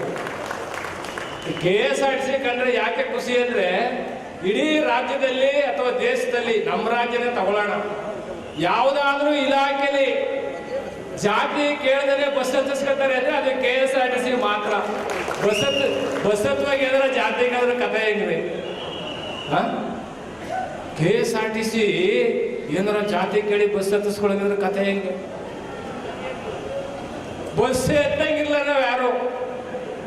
ಅಂದ್ರೆ KSRTC ನಿಗಮ ಇದೆಯಲ್ಲ, BWSS ಇದೆಯಲ್ಲ, ವಾಣಿ ವಿಲಾಸ, ಬೆಂಗಳೂರು ವಾಟರ್ ಸಪ್ಲೈ, ಅವರೇನಾದ್ರು ಜಾತಿ ಕೇಳ್ಬಿಟ್ಟು ನೀರು ಬಿಡಂಗಿದ್ರೆ, ಕರ್ನಾಟಕ ವಿದ್ಯುತ್ ಕಾರ್ಪೊರೇಷನ್ ಅವರೇನಾದ್ರು ಜಾತಿ ಕರೆಂಟ್ ಕೊಡಂಗಿದ್ರೆ ಪರಿಸ್ಥಿತಿ ಏನ್ರಿ? ಅದಕ್ಕೆ ಜಾತಿ ಇಲ್ಲದೆ ಇರತಕ್ಕಂಥ ಸಂಸ್ಥೆ ಯಾವುದು ಅಂದ್ರೆ KSRTC ಅಂತ ನನಗೆ ಅನ್ನಿಸ್ತದೆ. ಒಳ್ಳೆಯ ಚಪ್ಪಾಳೆ. ಒಳಗಡೆ ಏನಿದೆ ಗೊತ್ತಿಲ್ಲ ನನಗೆ. ನಮಗೆ ಬಹಳ ಸಂತೋಷ ಇದೆ. ಯಾಕೆಂದ್ರೆ ಕರ್ನಾಟಕ ರಾಜ್ಯ ರಸ್ತೆ ಸಾರಿಗೆ ನಿಗಮ ಇದೆಯಲ್ಲ, ಇಲ್ಲಿ ಯಾರು ಜಾತಿ ಕೇಳಿ ಬಸ್ ಹತ್ಸಂಗಿಲ್ಲ, ಬಸ್ ಇಳಿಯಂಗಿಲ್ಲ. ಹಂಗೂ ಅಕ್ಕಪಕ್ಕ ಸೀಟಲ್ಲಿ ಕೇಳ್ತಾರೆ ಕೂತ್ಕೊಂಡಾಗ. ಸೀಟಲ್ಲಿ ಕೂತ್ಕೊಂಡಾಗ ಅಲ್ಲೇ ಒಂದು ಸ್ವಲ್ಪ ಬೆಂಟರು, ನೀವು ವೆಜ್ಜಾ ನಾನ್ ವೆಜ್ಜಾ ಅನ್ನೋದು. ಜಾತಿ ಎಷ್ಟರ ಮಟ್ಟಿಗೆ ಸೂಕ್ಷ್ಮತೆ ಪಡ್ಕೊಂಡಿದೆ ಅಂತ ಹೇಳೋದು. ಹಾಗಾಗಿ ಈ ಭೀಮೋತ್ಸವ ಸಮಾರಂಭವನ್ನು ನೀವು ಹಾಕೊಂಡು ಸಂವಿಧಾನ ಜಾಗೃತಿ ಮಾಡಬೇಕು ಅಂತಿದ್ದೀರಲ್ಲ, ಈ ಸಂವಿಧಾನ ಇವತ್ತೇನಾಗಿದೆ, ಗ್ಯಾರೇಜ್ನಲ್ಲಿದೆ, ಗ್ಯಾರೇಜ್. ಸಂವಿಧಾನ ಎಲ್ಲಿದೆ? ಎಲ್ಲಿದೆ ಸಂವಿಧಾನ? ಗ್ಯಾರೇಜ್ ಅಲ್ಲಿದೆ. ಗ್ಯಾರೇಜ್ ಅಲ್ಲಿ ಕಾರ್ ನಿಲ್ಸಿದ್ರೆ ಎಲ್ಲನೂ ಕೆಳಗಡೆ ಎಲ್ಲನೂ ಬಿಚ್ಚಾಕ್ಬಿಟ್ಟು ಎಲ್ಲಾ ಪಾರ್ಟ್ಗಳನ್ನು ಬಿಚ್ಚಿಬಿಟ್ಟು ಮೇಲ್ಗಡೆ ಮಾತ್ರ ಬಿಟ್ಟಿರ್ತಾರಲ್ಲ ಬಾಡಿನ, ಹಂಗೆ ನಮ್ಮ ಸಂವಿಧಾನದ ಎಲ್ಲಾ ಪಾರ್ಟ್ಗಳನ್ನು ಬಿಚ್ಚಾಕಿದ್ದಾರೆ. 16/4, 15/4, 25, 26 ಎಲ್ಲವನ್ನು ಕಿತ್ತಾಕಿ. ಇವತ್ತು ಸಂವಿಧಾನ ಉಳಿಬೇಕು, ಸಂವಿಧಾನ ಜಾಗೃತಿ ಆಗ್ಬೇಕಂದ್ರೆ ನಾವು ಜಾಗೃತಿ ಆಗ್ಬೇಕು. ನಾವು ಜಾಗೃತಿ ಆಗ್ಬೇಕಂದ್ರೆ ಯಾರು ಜಾಗೃತಿ ಆಗ್ಬೇಕು? ಬಾಬಾ ಸಾಹೇಬ್ರು ಹೇಳ್ತಾರೆ, ನಾನು ಬದುಕಿರುವಾಗಲೇ ನೀವು ಯಾರು ನನಗೆ ಗೌರವ ಕೊಟ್ಟಿಲ್ಲ. ಅಂಬೇಡ್ಕರ್ ಬದುಕಿರುವಾಗಲೇ ಅಂಬೇಡ್ಕರ್ ಯಾರು ಗೌರವ ಕೊಟ್ಟಿಲ್ಲ. ಅಂಬೇಡ್ಕರ್ ಅವರ ಕಣ್ಣಲ್ಲಿ ಗಳಗಳ ಅಂತ ನೀರು ಹಾಕ್ಸಿದ್ ಯಾರಪ್ಪ ಅಂದ್ರೆ ಹೊಲ ಉಳೋರಲ್ಲ, ನಾಟಿ ಹಾಕರಲ್ಲ, ನೀವೇ. ಅಂಬೇಡ್ಕರ್ ಅವರ ಕಣ್ಣಲ್ಲಿ ಗಳಗಳ ಅಂತ ನೀರು ಹಾಕ್ಸಿದ್ದು ನಾಟಿ ಹಾಕರು, ಸೌದೆ ತರಲ್ಲ, ನೀವು ನೌಕರರು. ಅನ್ಎಜುಕೇಟೆಡ್ ಈಡಿಯಟ್ಸ್, ಅನ್ಎಜುಕೇಟೆಡ್ ಡ್ಯಾಮಿಟ್ಸ್ ಅಂತಾರೆ ಬಾಬಾ ಸಾಹೇಬ್. ಯಾಕೆಂದ್ರೆ ವಿದ್ಯಾವಂತ ಯುವಕರು, ವಿದ್ಯಾವಂತರು, ನೌಕರರು ತಾವು ಹುಟ್ಟಿ ಬಂದಂತ ಸಮಾಜವನ್ನ ಮತ್ತೆ ತಿರುಗಿ ನೋಡ್ತಾರೆ, ಹಳ್ಳಿಗಳಿಗೆ ಹೋಗ್ತಾರೆ, ಅಲ್ಲಿ ಕಷ್ಟ ಸುಖ ಕೇಳ್ತಾರೆ, ಅವನ್ನ ಉದ್ಧಾರ ಮಾಡ್ತಾರೆ ಅಂದ್ಕೊಂಡಿದ್ದೆ. ಇವರು ಹುಟ್ಟು ಸ್ವಾರ್ಥಿಗಳಾಗಿ ಅವರಾಯ್ತು, ಅವ್ರ ಹೆಂಡತಿರಾಯ್ತು, ಅವ್ರ ಕಾಸು ಸರ ಆಯ್ತು, ಅವ್ರ ಬಳೆ ಆಯ್ತು, ಅವ್ರ ನೆಕ್ಲೆಸ್ ಆಯ್ತು, ಮುಗಿದೋಯ್ತು. ಏಪ್ರಿಲ್ 14 ಬಂದ್ರೆ ಜೈ ಭೀಮನ್ನು ಉಣಾರ ಹಾಕು, ಡಿಸೆಂಬರ್ 6 ಬಂದ್ರೆ ಕ್ಯಾಂಡಲ್ ಹಚ್ಚು, ಇದ್ದಾಗ ಒಂದು ತಿಥಿ, ಇಲ್ಲದಾಗ ಇನ್ನೊಂದು ತಿಥಿ. ಇದು ಸರ್ಕಾರಿ ನೌಕರರನ್ನ ಕುರಿತು ಆಗ್ರಾದಲ್ಲಿ ಬಹಳ ನೊಂದುಕೊಂಡು ಭಾಷಣ ಮಾಡಿದ್ರೆ ಅಂಬೇಡ್ಕರ್. ಕಣ್ಣಲ್ಲಿ ನೀರು ಹಾಕಿದ್ದಾರೆ. ಯಾಕೆ ಅಂದ್ರೆ ನಿಮ್ಮ ಮೇಲೆ ನಂಬಿಕೆ ಇತ್ತು ಅವ್ರಿಗೆ. ಅಂಬೇಡ್ಕರ್ ವಾದಿಗಳಾಗ್ಬೇಕಾದ್ ನೀವು ಅವಕಾಶವಾದಿಗಳಾದ್ರಿ, ಸಾಧಕರಾಗ್ಬೇಕಾದ್ ನೀವು ಸಮಯ ಸಾಧಕರಾದ್ರಿ. ಪ್ರಜಾಪ್ರಭುತ್ವದ ಮೌಲ್ಯ ಗೊತ್ತಿಲ್ಲ, ಸಂವಿಧಾನದ ಆಶಯ ಗೊತ್ತಿಲ್ಲ. ಹೀಗಾಗಿ ನೀವು ವೈಚಾರಿಕ ಮಹಾಸಮಾವೇಶ ಮತ್ತು ಸಂವಿಧಾನ ಜಾಗೃತಿ ಅಂತ ಇಟ್ಟಿದ್ದೀರಲ್ಲ, ಒಳ್ಳೆ ಚಪ್ಪಾಳೆ. ಇದು ನಿಜವಾಗ್ಲೂ ಜಾಗೃತಿ ಆಗಬೇಕು. ಹೆಂಗ್ ಜಾಗೃತಿ ಆಗಬೇಕು? ಸಂವಿಧಾನ ಜಾಗೃತಿ ಯಾವ ರೀತಿ ಆಗಬೇಕು? ಸಂವಿಧಾನ ಜಾಗೃತಿ ರಸ್ತೆ ಮೇಲೆ ಆಗೋದಿಲ್ಲ. ಸಂವಿಧಾನ ಜಾಗೃತಿ DC ಆಫೀಸ್ ಮುಂದೆ ಆಗೋದಿಲ್ಲ. ಸಂವಿಧಾನ ಜಾಗೃತಿ ತಾಲೂಕು ಆಫೀಸ್ ಮುಂದೆ ಅರ್ಜಿ ಕೊಟ್ಟಂಗಲ್ಲ. ಸಂವಿಧಾನ ಜಾಗೃತಿ ತಮಟೆ ಹೊಡ್ಕೊಂಡು ಬೀದಿಲಿ ನಿಂತಿರೋದಲ್ಲ. ಸಂವಿಧಾನ ಜಾಗೃತಿ ನಾಟ್ ಇನ್ ದಿ ಅಲಿಗೇಷನ್. ಸಂವಿಧಾನ ಜಾಗೃತಿ ಅಂದ್ರೆ ಅಲಿಗೇಷನ್ ಇನ್ ದಿ ಸ್ಟ್ರೀಟ್ ಅಲ್ಲ. ಸಂವಿಧಾನ ಜಾಗೃತಿ ಅಂದ್ರೆ delegation in the legislative. Coat boot shoot ಹಾಕೊಂಡು ಲೆಜಿಸ್ಲೇಟಿವ್ ಹೋಗಿ ನೀವು ಸಂವಿಧಾನ ರಕ್ಷಣೆ ಮಾಡಬೇಕೆ ಹೊರತು ಬೀದಿಯಲ್ಲ. ಅದಕ್ಕೆ ಅಂಬೇಡ್ಕರ್ ಹೇಳ್ತಾರೆ, ನಾನು ಬದುಕಿರುವಾಗ ನೀವು ನನಗೆ ಗೌರವ ಕೊಟ್ಟಿಲ್ಲ, ಆದ್ರೆ ಒಂದು ತಿಳ್ಕೊಳ್ಳಿ, ನಾನು ನಿಮ್ಮ ಬದುಕಿಗೋಸ್ಕರವಾಗಿ ಸಂವಿಧಾನ ಕೊಟ್ಟಿದ್ದೇನೆ, ನಿಮಗೆ ರಕ್ಷಾ ಕವಚವಾಗಿ ಸಂವಿಧಾನ ಕೊಟ್ಟಿದ್ದೇನೆ. ನನ್ನನ್ನು ತಿರಸ್ಕರಿಸಿದ ರೀತಿಯಲ್ಲಿ ಏನಾದರೂ ನೀವು ಸಂವಿಧಾನವನ್ನು ತಿರಸ್ಕಾರ ಮಾಡಿದ್ರೆ ಮತ್ತೆ 100 ವರ್ಷಗಳ ಕಾಲ ನೀವು ಜೀತಗಾರಿಕೆ ಖಾಯಂ ಅಂತಕ್ಕಂಥ ಮಾತನ್ನ ಬಾಬಾ ಸಾಹೇಬ್ ಎಚ್ಚರಿಕೆ ಮಾತಾಡಿದ್ದಾರೆ. ಅಂಬೇಡ್ಕರ್ ಇದ್ದ ಗೌರವ ಕೊಟ್ಟಿಲ್ಲ.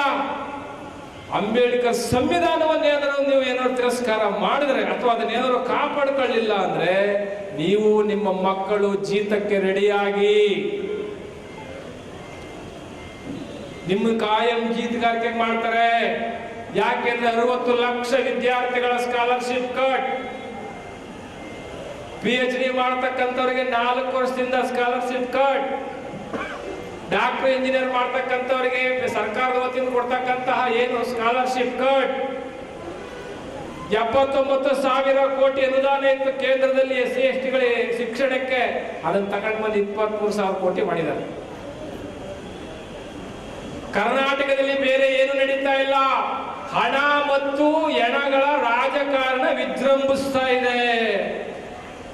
ಕರ್ನಾಟಕದಲ್ಲಿ ಬೇರೆ ಏನು ಇಲ್ಲ. ಹೆಣ ಬೀಳ್ತಾ ಯಾವ ಪಕ್ಷದ್ದು? ಹಣ ಮತ್ತು ಹೆಣಗಳ ರಾಜಕಾರಣ ಬಿಟ್ಟರೆ ರಾಜ್ಯದಲ್ಲಿ ಏನೂ ಇಲ್ಲ. ಇದನ್ನ ಬಹಳ ಮಾರ್ಮಿಕವಾಗಿ ಹೇಳ್ತಾ ಇದ್ದೇನೆ ನಾನು. ಮತ್ತೆ ಮನು ಸಂವಿಧಾನವನ್ನ ತಂದು ನಿಮ್ಮ ತಲೆಗೆ ಮನು ಚಿಪ್ಪನ್ನ ಜೋಡಿಸ್ತಕ್ಕಂಥ ಸಮಯ ಬೇರೆ ಏನಿಲ್ಲ, ಹತ್ರ ಬಂದ್ಬಿಟ್ಟಿದೆ. ಹೇಳ್ತಾರಲ್ಲ ಮಂತ್ರ, ಅಗ್ನಿಯೇ ಸ್ವಾಹ, ಇಂದ್ರಾಯ ಸ್ವಾಹ, ಕುಬೇರಾಯ ಸ್ವಾಹ, ವರುಣಾಯ ಸ್ವಾಹ, ಅಗ್ನಿಯೇ ಸ್ವಾಹ. ಹೋಮ ಮಾಡ್ಬೇಕಾದ್ರೆ ತುಪ್ಪ ಹಾಕದ್ದೇ ಹಾಕಿದ್ದು, ಎಲ್ಲ ಕಾಳುಗಳು ಹಾಕದ್ದೇ ಬೇಯಿಸಿದ್ದೇ ಬೇಯಿಸಿದ್ದು. ಅಗ್ನಿಯೇ ಸ್ವಾಹ ಅಂತ ಪೂಜೆ ಮಾಡೋ ನೀವು ನಿಮ್ಮ ಮನೆಗೆ ಬೆಂಕಿ ಬಿದ್ದಾಗ ಆಗ್ಲೂ ಅಗ್ನಿಯೇ ಸ್ವಾಹ ಅಂತ ಕೈ ಮುಗಿರಿ. ಇದು ಬೆಂಕಿ ದೇವರು, ಆ ಬೆಂಕಿ ದೇವರಲ್ವಾ? ಹೋಮ ಮಾಡುವಾಗ ಬೆಂಕಿ ದೇವರಂತೆ. ಎಷ್ಟು ಜನ ಹೋಮ ಮಾಡಿಸಿದ್ರೆ ಕೈ ಎತ್ತಿ? ಮಸ್ತಾಗಿ ಮಾಡಿಸಿ ನೋಡಿ, ಎಲ್ಲ ಕೈ ಎತ್ತವ್ರು. ಹೋಮ ಮಾಡುವಾಗ ನಾವು ಬೆಂಕಿಯನ್ನ ದೇವ್ರು ಅಂತ ಪೂಜೆ ಮಾಡೋರು, ನಮ್ಮ ಮನೆಗೆ ಬೆಂಕಿ ಬಿದ್ದಾಗ ಆಗ್ಲೂ ದೇವ್ರು ಅಂತ ಪೂಜೆ ಮಾಡಿ. ನಾನು ಹೇಳ್ತಲ್ಲ ಇದನ್ನ, ಜಗಜ್ಯೋತಿ ಬಸವಣ್ಣವ್ರು ಹೇಳ್ತಾರೆ, ಕಿಚ್ಚನ್ನು ದೈವವೆಂದು ಪೂಜಿಸುವ ಉಚ್ಚಪ್ಪಗಳಿರ, ಬೆಂಕಿನ ದೇವರು ಅಂತಿರಲ್ಲ, ನಿಮ್ಮನೆಗೆ ಬೆಂಕಿ ಬಿದ್ರೆ ಕೈ ಮುಗಿರೋ. ಬಸವಣ್ಣವರು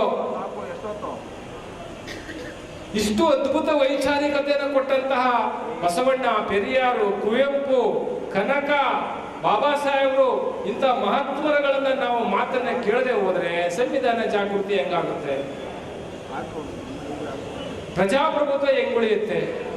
ಇವತ್ತೇನಾದ್ರೂ ನೀವೆಲ್ಲ ಇಲ್ಲಿ ಪೆನ್ಗಳು ಹಾಕೊಂಡು, ಈಗ ಸೂಟ್ಗಳು ಹಾಕೊಂಡು, ಬೂಟ್ಗಳು ಹಾಕೊಂಡು ಎಲ್ಲ ಕೂತಿದ್ರಲ್ಲ ಇಲ್ಲಿ KSRTC ನೌಕರರು ಮತ್ತೆ ಇತರ ಎಲ್ಲರೂ, ನೀವು ಪೆನ್ಗಳನ್ನ ಇಟ್ಕೊಂಡು, ಬೂಟ್ಗಳು ಹಾಕೊಂಡು, ಸೂಟ್ಗಳು ಹಾಕೊಂಡು, ಕೋಟ್ಗಳು ಹಾಕೊಂಡಿದ್ದೀರಲ್ಲ, ಇದು 5 ಸಮಾಧಿಗಳ ಮೇಲೆ.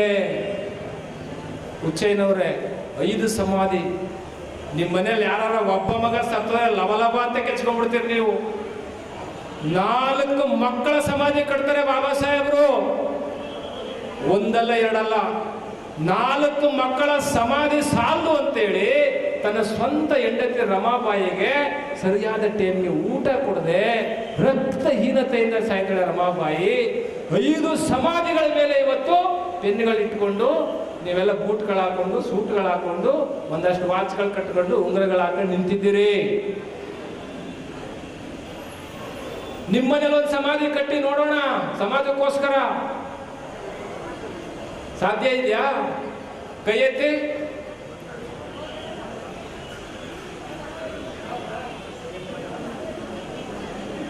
ನಿಮಗೋಸ್ಕರ 4 ಮಕ್ಕಳ ಸಮಾಧಿ ಮಾಡಿದ್ರಲ್ರಿ,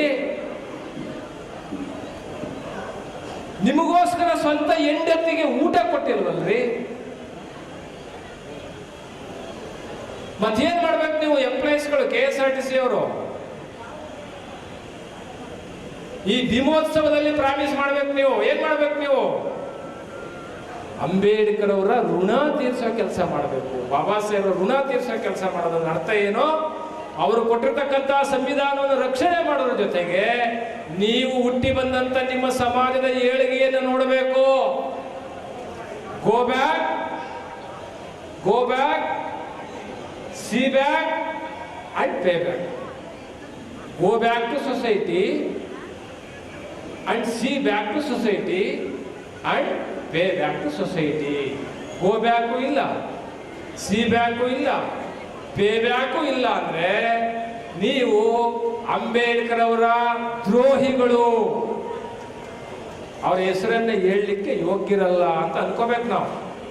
ಅದಕ್ಕೆ ಮಾತ್ರ ಚಪ್ಪಾಳೆ ಹೊಡೆಯೋದು. ಯಾಕೆ ಅಂದ್ರೆ ಗೋ ಬ್ಯಾಕು ಇಲ್ಲ, ಸಿ ಬ್ಯಾಕು ಇಲ್ಲ, ಪೇ ಬ್ಯಾಕು ಇಲ್ಲ.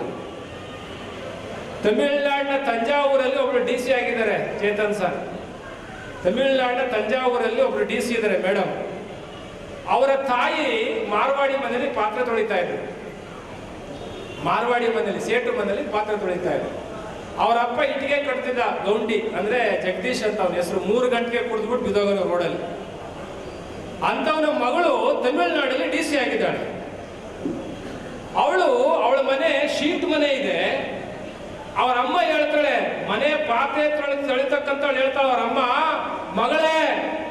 ಮಗಳೇ ನೀನು ಯಾವುದೇ ಕಾರಣಕ್ಕೂ ನಮಗೋಸ್ಕರ ಮನೆ ಕಟ್ಟಬೇಡ, ನಾವು ಈ ತಗಡು ಮನೆಯಲ್ಲೇ ಇರ್ತೇವೆ. ಆದ್ರೆ ನೀನು ಮಾಡ್ಬೇಕಾಗಿರೋದು ನಿನ್ನಂತೆ 5 ಜನ DC-ಗಳನ್ನ ತಯಾರು ಮಾಡು ಮಗಳೇ, ಅಲ್ಲಿ ಗಂಟೆ ನೀನು ಮನೆ ಕಟ್ಟಬೇಡ ಅಂತ ಹೇಳೋರು. ಕಣ್ಣಲ್ಲಿ ನೀರು ಬರ್ತದೆ ನನಗೆ ನೆನೆಸ್ಕೊಂಡ್ರೆ. ಆ ಹೆಣ್ಣು ಮಗಳನ್ನ ಒಂದು ವಾಚ್ ಕಟ್ಟಿಲ್ಲ ಆ ಹುಡುಗಿ, became a DC. ಮನೆ ಕಟ್ಟಬೇಡ ಮಗಳೇ, ನಾವೀ ಸೀಟ್ ಮನೇಲೆ ಇರೋಣ, ಆದರೆ ನನ್ನ ಸಮಾಜದ 5 ಜನ DC ಮಾಡೋ ಮಗಳಿಗೆ ನೀನು ಸಾಕು ಅಂತಾಳೆ ಅಂದ್ರೆ ಪಾತ್ರೆ ತೊಳೆಯೋಳು, ನೀವು KSRTC ಸಂಬಳ ತಗೊಳ್ಳೋರು,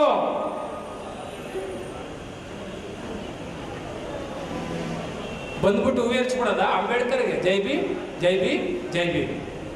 it is a finish, it is ಅಂಬೇಡ್ಕರಿಸಮ್.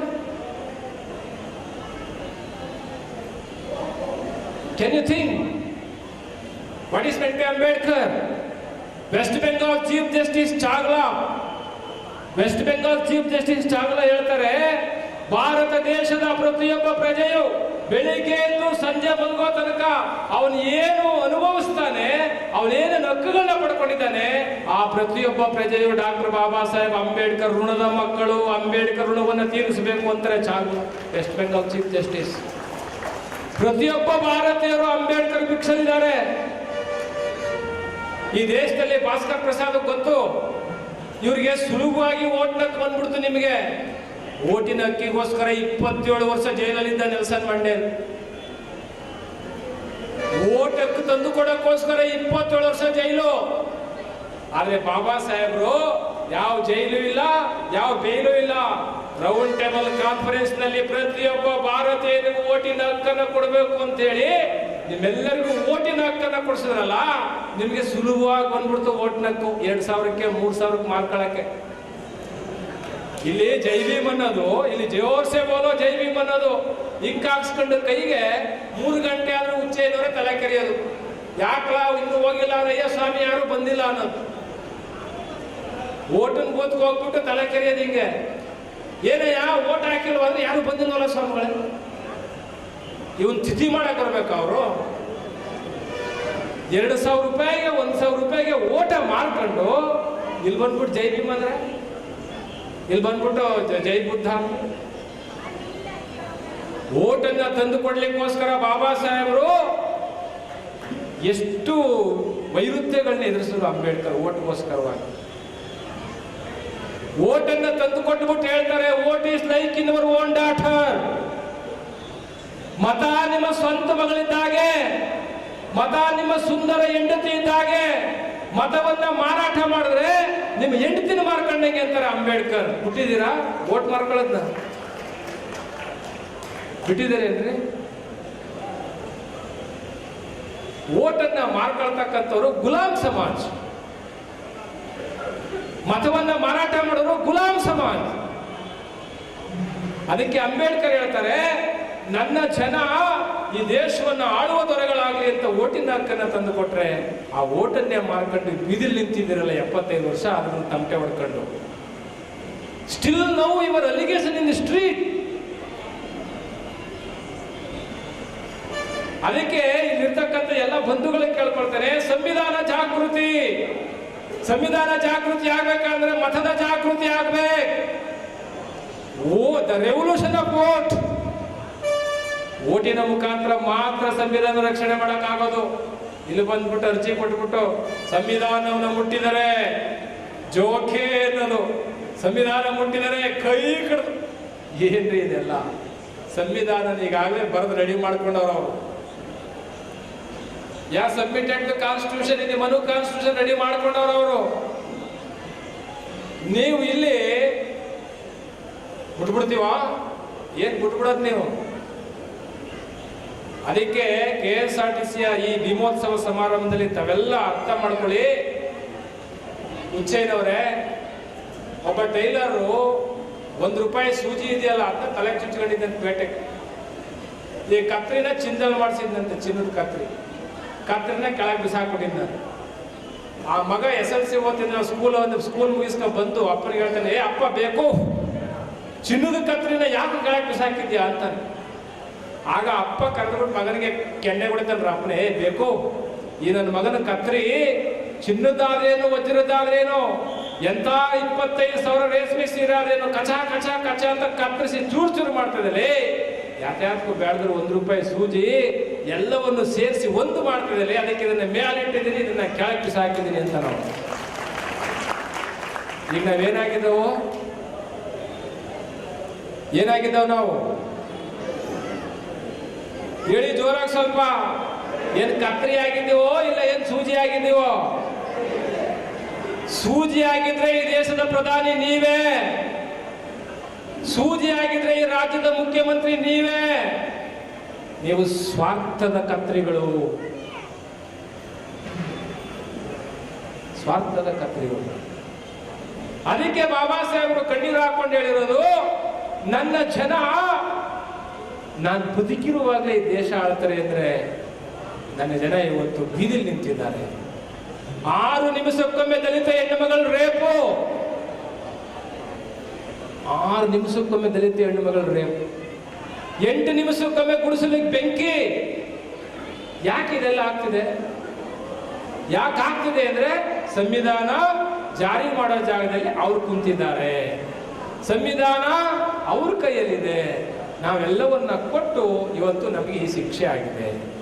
ಅದಕ್ಕೆ ದಯಮಾಡಿ ಈ ಸಂವಿಧಾನ ಜಾಗೃತಿ ಅಭಿಯಾನ ಏನಿದೆ ಇದು ಹಳ್ಳಿ ಹಳ್ಳಿಗೆ ತಲುಪಬೇಕು.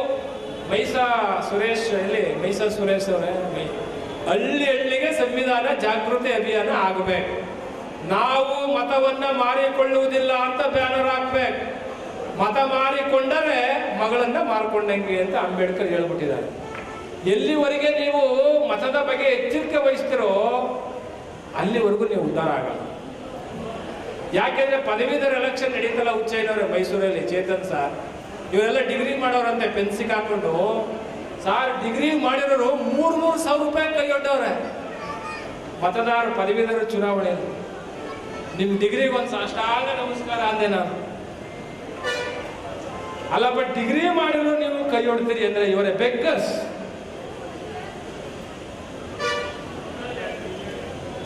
ಅದಕ್ಕೆ ಮನುಸ್ಮೃತಿ ನಿಮ್ಮನ್ನ ಹೆಂಗಿಟ್ಟಿತ್ತಪ್ಪ ಮನುಧರ್ಮ ಅಂದ್ರೆ, ಹೆಣ್ಣು ಮಕ್ಕಳನ್ನ ಹೆರಿಗೆ ಫ್ಯಾಕ್ಟ್ರಿ ಮಾಡಿತ್ತು ಮನುಧರ್ಮ.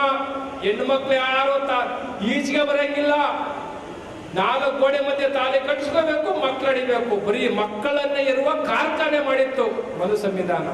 ಆದ್ರೆ ಅಂಬೇಡ್ಕರ್ ಸಂವಿಧಾನ ಹೆಣ್ಮಕ್ಳು DC ಆಗ್ಬೇಕು, SP ಗಳಾಗ್ಬೇಕು, ತಹಸೀಲ್ದಾರ್ ಆಗ್ಬೇಕು, ರಾಷ್ಟ್ರಪತಿ ಆಗ್ಬೇಕು, ಪ್ರಧಾನ ಮಂತ್ರಿ ಆಗ್ಬೇಕು ಅಂತದ್ದು ಭೀಮನ ಸಂವಿಧಾನವೇ ಹೊರತು ಅಂಬೇಡ್ಕರ್ ಸಂವಿಧಾನವೇ ಹೊರತು ಮನು ಸಂವಿಧಾನ ಅಲ್ಲ. ಅದಕ್ಕೆ ಸಂವಿಧಾನ ಜಾಗೃತಿ ಅಭಿಯಾನವನ್ನ KSRTC ಅವರು ಬಹಳ ಅಚ್ಚುಕಟ್ಟಾಗಿ ನಿಭಾಯಿಸ್ತಾ ಇದ್ದಾರೆ. ಚೇತನ್ ಸರ್ ಅವರು ಬಂದಿದ್ದಾರೆ. ಸಮತಾವಾದಿಗಳು ಸಮಾನತೆ ಬಗ್ಗೆ ಅವರು ಯಾವಾಗಲೂ ಮಾತಾಡ್ತಾರೆ. ಸಮಾನತೆ, ಬಸವಣ್ಣನ ಸಮಾನತೆ, ಬಸವಣ್ಣನ ಸಮಾನತೆ. ಎಂತ ಸಮಾನತೆ? ಬಸವಣ್ಣ 8 ವರ್ಷದ ಬಸವಣ್ಣ ಅವರ ತಾಯಿ ಮಾದಲಾಂಬಿಕೆ ಕೈಯಲ್ಲಿ ಏನ್ ಮಾಡ್ತಿರ್ತಾಳೆ? ಸೌದೆ ತಂದು ಕೊಟ್ರೆ ಸೌದೆಗೆ ನೀರು ಹಾಕ್ಬಿಟ್ಟು ತಗೋತಾ ಇರ್ತಾಳೆ, ಹಣ್ಣು ತಂದು ಕೊಟ್ರೆ ಹಣ್ಣಿಗೆ ನೀರು ಹಾಕ್ತಿರ್ತಾಳೆ, ಚಪ್ಪಲಿ ಹೊಲಕಂದು ಬಂದು ಕೊಟ್ರೆ ಚಪ್ಪಲಿ ನೀರು ಹಾಕ್ತಿರ್ತಾಳೆ ಮಾದಲಾಂಬಿಕೆ. ಬಸವಣ್ಣ ಕೇಳ್ತಾನೆ, ಏನಮ್ಮ ಅನ್ಯಾಯ? ಅವ್ರು ಕಟ್ಟಿಗೆ ತಂದು ಕೊಟ್ರು ನೀರು ಹಾಕ್ತೀಯ, ಹೂ ತಂದು ಕೊಟ್ರು ನೀರು ಹಾಕ್ತಿಲ್ಲ, ಯಾಕಮ್ಮ ಅಂತಾನೆ. ಏ ಬಸವ, ನಿನಗೇನು ಗೊತ್ತು? ಅವ್ರು ಶೂದ್ರರು, ಅವ್ರು ಮುಟ್ಟದ ನಂಗೆ ತಗೊಳಕ್ ಆಗುತ್ತೇನೋ? ತೀರ್ಥ ಹಾಕಿ ಶುದ್ಧಿ ಮಾಡಿ ತಗತೀನಿ ಅಂತಾಳೆ ಮಾದಲಾಂಬಿಕೆ. ತಕ್ಷಣ ಹೇಳ್ತಾನೆ ಬಸವಣ್ಣ, ಏನಮ್ಮ ನೀ ತೀರ್ಥ ಹಾಕಿ ಕಟ್ಟಿಗೆ ಸೌದೆ ಸುದ್ದಿ ಆಯ್ತು ಅನ್ನೋದಾದ್ರೆ, ನೀ ತೀರ್ಥ ಹಾಕಿ ಹಣ್ಣು ಸುದ್ದಿ ಆಯ್ತು ಅನ್ನೋದಾದ್ರೆ ತಂದಿರನಿಗೂ ಹಾಕ್ಬಿಟ್ಟು ಯಾಕಮ್ಮ ಒಳಗೆ ಹಾಕೋಬಾರ್ದು ಅಂತ ಬಸವಣ್ಣ. ನೋಡಿ ಎಂಥ ದೊಡ್ಡ ಕ್ರಾಂತಿ. ಅಲ್ಲಪ್ಪ, ನೀ ನೀರು ಹಾಕದ ತಕ್ಷಣ ಕಟ್ಟಿಗೆ ಸುದ್ದಿ ಆಯ್ತು ಅಂದ್ಮೇಲೆ ತಂದಿರನಿಗೂ ಹಾಕು, ಕರ್ಕೊ ಒಳಕ್ಕೆ. ಬಸವಣ್ಣ ಸುಮ್ಮನೆ ಅಣ್ಣ ಆಗಿಲ್ಲ.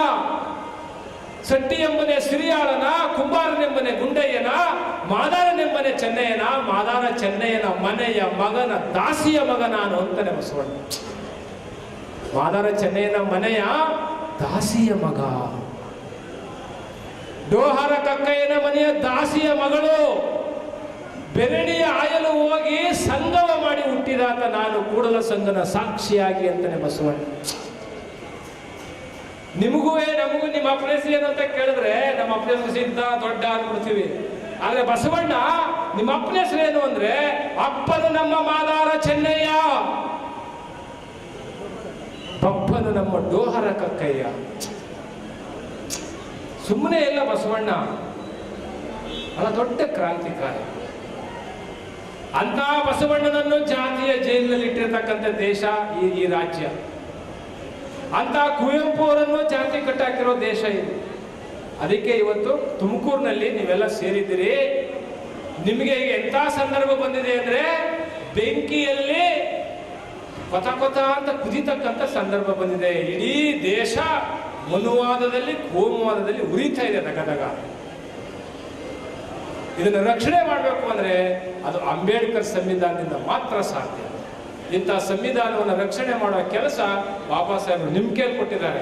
I will give the big weapons to you, I will give the big weapons to you, you can capture the Red Fort. ಎಷ್ಟು ಅದ್ಭುತ ಹೇಳ್ತಾರೆ ಅಂಬೇಡ್ಕರ್. ನಿಮಗೆ ಅದ್ಭುತವಾಗಿರ್ತಕ್ಕಂಥ ಅಸ್ತ್ರ ಕೊಟ್ಟಿದ್ದೇನೆ, ನೀವು ಕೆಂಪು ಕೋಟೆಯನ್ನೇ ನೀವು ನಿಮ್ಮದಾಗಿ ಮಾಡಿಕೊಳ್ಳಿ ಅಂತ ಹೇಳಿದ್ದಾರೆ ಅಂಬೇಡ್ಕರ್. ಆ ನಿಟ್ಟಿನಲ್ಲಿ ಈ ಸಂವಿಧಾನ ಜಾಗೃತಿ ದಿನೋತ್ಸವ ಯಶಸ್ವಿಯಾಗಲಿ. ನಮ್ಮ ಹಿರಿಯರಾಗಿರ್ತಕ್ಕಂಥ DS ವೀರಯ್ಯನವರು ಬರ್ತಾ ಇದ್ದಾರೆ, ಚಪ್ಪಾಳೆ ಹೊಡೆದ್ಬಿಡಿ ಅವರಿಗೆ. ನಾನೇ ಅವರಿಗೆ ಸ್ವಾಗತವನ್ನು ಕೋರ್ತೇನೆ. ಅವರು ಗೌರವಾಧ್ಯಕ್ಷರಾಗಿದ್ದಾರೆ, ಈ ಒಂದು KSRTCಗೆ ಅಧ್ಯಕ್ಷರಾಗಿದ್ದಾರೆ. ಹಾಗಾಗಿ ಈ ಸಂವಿಧಾನ ಜಾಗೃತಿ ಮಹಾಸಮಾವೇಶ ಅರ್ಥಪೂರ್ಣವಾಗಲಿ. ಜೊತೆಗೆ ಸೀಟ್ಗಳು ಯಾವುದೋ ಖಾಲಿ ಆಗೋದು ಬೇಡ. ನೀವೆಲ್ಲ ಅಂಬೇಡ್ಕರ್ ಅವರ ವಾರಸುದಾರರಾಗಿದ್ದೀರಿ, ಜೈ ಭೀಮ್ ಅಂತಕ್ಕಂಥ ಘೋಷಣೆ ಕೂಗ್ತಾ ಇದ್ದೀರಿ. ನೀವೆಲ್ಲರೂ ಸ್ವಾಭಿಮಾನಿಗಳಾಗಿ ಬಾಬಾ ಸಾಹೇಬರು 5 ಸಮಾಧಿಗಳನ್ನ ಕಟ್ಟಿ ನಿಮ್ಮನ್ನು ಬದುಕಿಸಿದ್ದಾರೆ. ನೀವು ಅದನ್ನು ಉಳಿಸ್ಕೊಳ್ತಕ್ಕಂಥ ಕೆಲಸವನ್ನ ನೀವು ಮಾಡಬೇಕು ಅಂತಕ್ಕಂಥ ಮಾತನ್ನ ಈ ಸಂದರ್ಭ ಕೇಳ್ತಾ, ವೇದಿಕೆಯಲ್ಲಿರ್ತಕ್ಕಂಥ ಎಲ್ಲ ಗಣ್ಯರು ಮಾತಾಡೋರಿದ್ದಾರೆ. ಇವತ್ತು ಬುದ್ಧ ಪೂರ್ಣಿಮೆ ಆಗಿರೋದ್ರಿಂದ ನಮಗೆ 3 ಕಾರ್ಯಕ್ರಮಗಳಿದೆ. ಬೆಳಿಗ್ಗೆ 6 ಗಂಟೆಗೆ ಬಿಟ್ಟವರು ನಾವು ಬುದ್ಧ ಬಸವ ಅಂಬೇಡ್ಕರ್ ಪ್ರತಿಮೆಗಳ ನಿರ್ಮಾಣ ಇತ್ತು, ಅದು ಮುಗಿಸಿ ಇಲ್ಲಿಗೆ ಬಂದು ಮತ್ತೆ ಬುದ್ಧ ಪೂರ್ಣಿಮೆಗೆ ಹೋಗಬೇಕಾಗಿದೆ. ಆ ನಿಟ್ಟಿನಲ್ಲಿ ನಮ್ಮ ಶ್ರೀನಿವಾಸ್ ಅವರು KSRTC ತುಮಕೂರು ಘಟಕದ ಎಲ್ಲ ಪದಾಧಿಕಾರಿಗಳು ಸೇರಿ ಬಹಳ ಅರ್ಥಪೂರ್ಣವಾದಂಥ ಕಾರ್ಯಕ್ರಮ ಮಾಡಿದ್ದೀರಿ. ನೀವು, ನಾನು ಹೇಳ್ತಾ ಇದ್ದೇನೆ, ಡ್ರೈವರ್ ಮಕ್ಕಳು ಡ್ರೈವರ್ ಆಗೋದು ಬೇಡ, ಕಂಡಕ್ಟರ್ ಮಕ್ಕಳು ಕಂಡಕ್ಟರ್ ಆಗೋದು ಬೇಡ. ಡ್ರೈವರ್ ಮಕ್ಕಳು DC ಆಗಬೇಕು, ಕಂಡಕ್ಟರ್ ಮಕ್ಕಳು SP ಆಗಬೇಕು, ಜಸ್ಟಿಸ್ಗಳಾಗಬೇಕು ಅಂತಕ್ಕಂಥದ್ದು ಅಂಬೇಡ್ಕರ್ ಆಸೆ. ಆ ಕೆಲಸವನ್ನ ಮಾಡ್ತೀವಿ ಸ್ವಾಮಿಗಳಿದ್ರೆ ಜೋರಾಗಿ ಚಪ್ಪಾಳೆ ಹೊಡೀರಿ. ಮಾಡ್ತೀವಿ ಸ್ವಾಮಿಗಳು. ಯಾಕೆಂದ್ರೆ ಸಾಧ್ಯ ಇದೆ. ನಿಮ್ಮ ಮಕ್ಕಳನ್ನ ಉನ್ನತ ವಿದ್ಯಾಭ್ಯಾಸಕ್ಕೆ ನೀವು ಅವಕಾಶ ಮಾಡಿ, ನಿಮ್ಮ ಮಕ್ಕಳನ್ನ, ನಿಮ್ಮ ಗ್ರಾಮವನ್ನ ನೀವು ಬಡತನ ಮುಕ್ತ, ಗುಡಿಸಲು ಮುಕ್ತ, ಮೌಢ್ಯ ಮುಕ್ತವನ್ನಾಗಿ ಮಾಡಬೇಕು. ಯಾವ ದೇವರುಗಳು ನಮಗೆ ಓಟಿನ ಹಕ್ಕನ್ನ, ನೋಟಿನ ಹಕ್ಕನ್ನ, ಸೀಟಿನ ಹಕ್ಕನ್ನ ಕೊಟ್ಟಿಲ್ಲ. ನಮಗೆ ಓಟು, ನೋಟು, ಕೋಟು, ಬೂಟು ನೀವೆಲ್ಲವನ್ನ ಕೊಟ್ಟಿರ್ತಕ್ಕಂಥದ್ದು. DS ವೀರಯ್ಯನವ್ರು ನೋಡಿ ಬಂದಿದ್ದಾರೆ, ಎಲ್ಲ ಅದ್ಭುತವಾಗಿ ಎಂಥ ಡ್ರೆಸ್ ಹಾಕಿದ್ದಾರೆ ನೋಡಿ ಅವರು. ಅದೆಲ್ಲ ಕೊಟ್ಟಿರ್ತಕ್ಕಂಥದ್ದು ಡಾಕ್ಟರ್ ಬಾಬಾ ಸಾಹೇಬ್ ಅಂಬೇಡ್ಕರ್ ಅವರು. ಅಂಬೇಡ್ಕರ್ ಅವರು 3 ಮಾತು ಹೇಳಿರೋದು. ಆ 3 ಮಾತು ಎಷ್ಟು ಅರ್ಥಪೂರ್ಣವಾಗಿದೆ ಅಂದ್ರೆ, ನೀವು ಶಿಕ್ಷಣ, ಸಂಘಟನೆ, ಹೋರಾಟ ಅಂತಿರಲ್ಲ. ಬಾಬಾ ಸಾಹೇಬರು ತಮಿಳುನಾಡಿನ ಒಂದು ಗ್ರಾಮಕ್ಕೆ ಹೋಗ್ತಾರೆ. ಅಲ್ಲಿ ತಿರುಮಲ ಶ್ರೀನಿವಾಸ ಪಿಳ್ಳೆ ಅವ್ರ ಜೊತೆ ಮಾತಾಡ್ತಾ ಹೇಳ್ತಾರೆ, ಮೊದಲನೇದು ಬಾಬಾ ಸಾಹೇಬ್ರು ಹೇಳೋ ಪದ ಯಾವುದು ಅಂದ್ರೆ ಫ್ರೆಶ್, 2ನೇದು ಡ್ರೆಸ್, 3ನೇದು ಅಡ್ರೆಸ್. ಎಂತ ಬ್ಯೂಟಿಫುಲ್ ವರ್ಡ್ಸ್ ಅಂಬೇಡ್ಕರ್ದು. ಮೊದಲನೇ ಹೇಳ್ತಕ್ಕಂಥದ್ದು ಫ್ರೆಶ್ ಅಂದ್ರೆ ನೀವು ಸ್ವಚ್ಛವಾಗಿರ್ಬೇಕು. 2ನೇದು ಡ್ರೆಸ್, ಡ್ರೆಸ್ ಅಂದ್ರೆ ನಿಮ್ ಡ್ರೆಸ್ ಹೇಗಿರ್ಬೇಕು, ಸೂಟು ಬೂಟು ಕೋಟ್ ಹಾಕೊಂಡಿರ್ಬೇಕು. ನೆಕ್ಸ್ಟ್ ಅಡ್ರೆಸ್, ಅಡ್ರೆಸ್ ಅಂದ್ರೆ ನೀವು ಮಾತಾಡ್ತಕ್ಕಂಥ ಶೈಲಿ ಬದಲಾಗಬೇಕು. Your linguistics, your language. Address, 1 press, 2 dress, 3 address. ಇದು ಅಂಬೇಡ್ಕರ್ ಅವರ ನಿಜವಾಗಿರ್ತಕ್ಕಂಥ ಅಂತರಂಗದ ಮಾತು. ನಾವು ಫ್ರೆಶ್ ಇರಬೇಕು, ಡ್ರೆಸ್ ಇರಬೇಕು, ಬ್ಯೂಟಿಫುಲ್ ಅಡ್ರೆಸ್ ಇರಬೇಕು. ಜೈ ಭೀಮ್. ಧನ್ಯವಾದಗಳು. ನಮ್ಮ ಪೂಜ್ಯ ಜ್ಞಾನಪ್ರಕಾಶ ಸ್ವಾಮೀಜಿ ಪೀಠಾಧ್ಯಕ್ಷರು ಊರ್ಲಿಂಗ ಪೆದ್ದಿಮಠ ಮೈಸೂರವರಿಗೆ, ಯಾರು ನಮ್ಮನ್ನು ರಕ್ಷಿಸುತ್ತಿದ್ದರೂ ಪರವಾಗಿಲ್ಲ, ಸಂವಿಧಾನ ನಮ್ಮನ್ನು ರಕ್ಷಿಸುತ್ತೆ. ಈ ಮಾತನ್ನು ನಮಗೆ ಅದ್ಭುತವಾಗಿ ತಿಳಿಸಿಕೊಟ್ಟಂಥ ನಮ್ಮ ಸ್ವಾಮಿಗಳಿಗೆ ಎಲ್ಲರ ಪರವಾಗಿ ಧನ್ಯವಾದಗಳನ್ನು ಅರ್ಪಿಸ್ತೇನೆ. ಹಾಗೆ ಕಾರ್ಯಕ್ರಮಕ್ಕೆ ಹಾಜರಿರುವಂತಹ ಪ್ರೊಫೆಸರ್ ಕೃಷ್ಣಮೂರ್ತಿ ಅವರು, ಪ್ರಾಧ್ಯಾಪಕರು, ಬೆಂಗಳೂರು ಯೂನಿವರ್ಸಿಟಿ, ಅವರು ವೇದಿಕೆ ಮೇಲೆ ಬರಬೇಕು ಅಂತ ಕೇಳ್ಕೊತೀನಿ. ಹಾಗೆ C ಭಾನುಪ್ರಕಾಶ್ ರವರು, ಪ್ರಧಾನ ಅಧ್ಯಕ್ಷರು, ಛಲವಾದಿ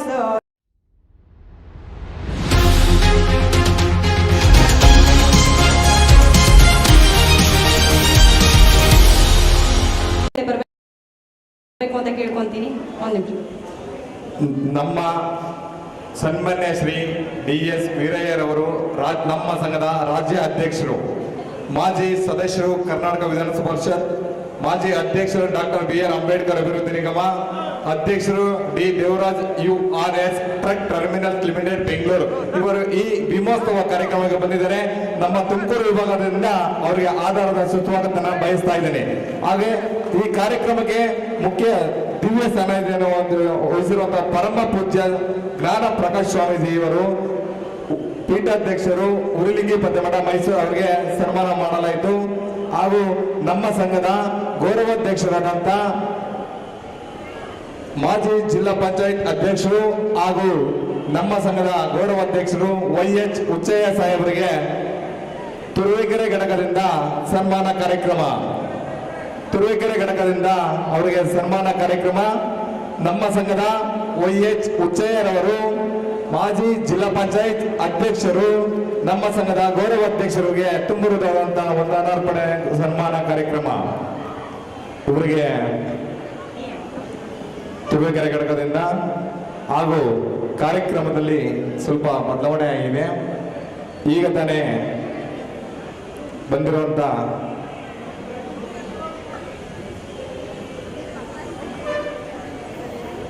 ಈಗ ಕಾರ್ಯಕ್ರಮದಲ್ಲಿ ನಮ್ಮ ಪುಟಾಣಿ ತ್ರಿಷಾ ಅಂಬೇಡ್ಕರ್ ಕುರಿತಾಗಿ ಒಂದೆರಡು ಮಾತನಾಡ್ತಾಳೆ.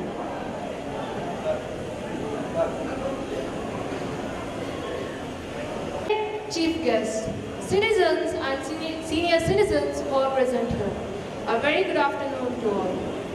First of all, I would like to thank all of you for giving me this wonderful opportunity to speak in front of so many people. Really, it means a lot. I'm always delighted to say that I always love to speak whenever the topic or the subject is Dr. B.R. Ambedkar, because this subject is actually very close to my heart. Dr. B.R. Ambedkar, you know, whenever people talk about Dr. B.R. Ambedkar, they always limit him to the leader of Dalits.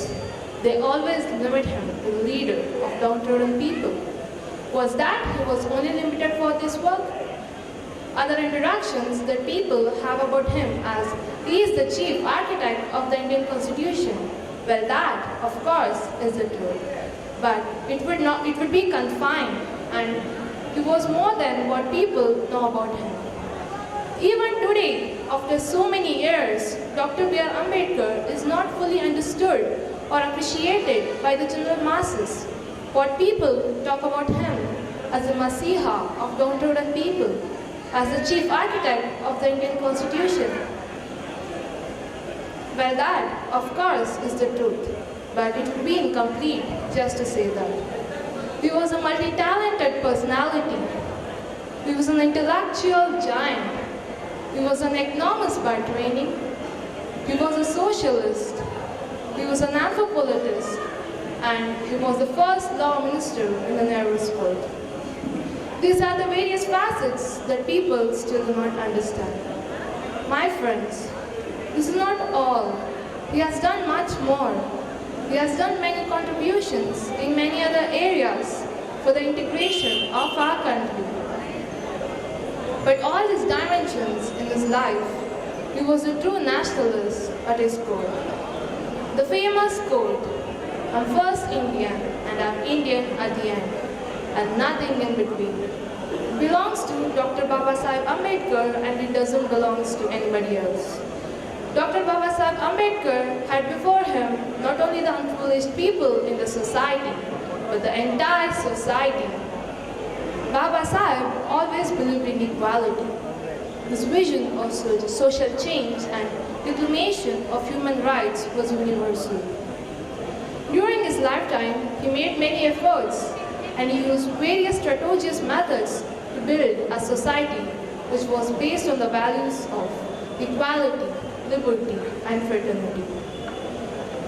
ಹಿರಿಯರೇ, ನಾನೊಬ್ಬಳು ಹುಡುಗಿ, ಭಾರತ ಮಾತೆಯ ಪುತ್ರಿ.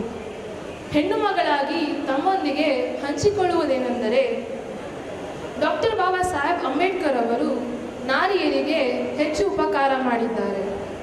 ಸ್ವತಂತ್ರ ಪೂರ್ವದಲ್ಲಿ ನಾರಿಯರಿಗೆ ಯಾವುದೇ ವಿಶೇಷ ಸ್ಥಾನಮಾನ ಸಮಾನತೆ ಇರಲಿಲ್ಲ.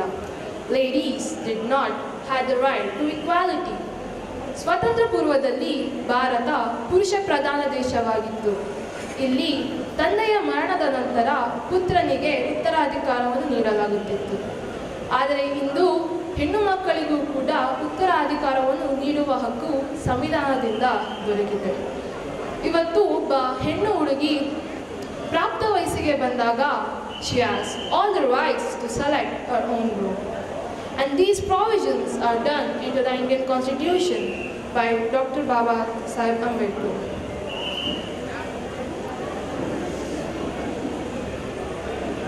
Finally, I would like to conclude by saying cultivation of mind is the ultimate aim of human existence. As the mind cultivates, they understand Baba Saheb. As one understands Baba Saheb, they understand themselves. And as they understand themselves, they are on the right path of realization.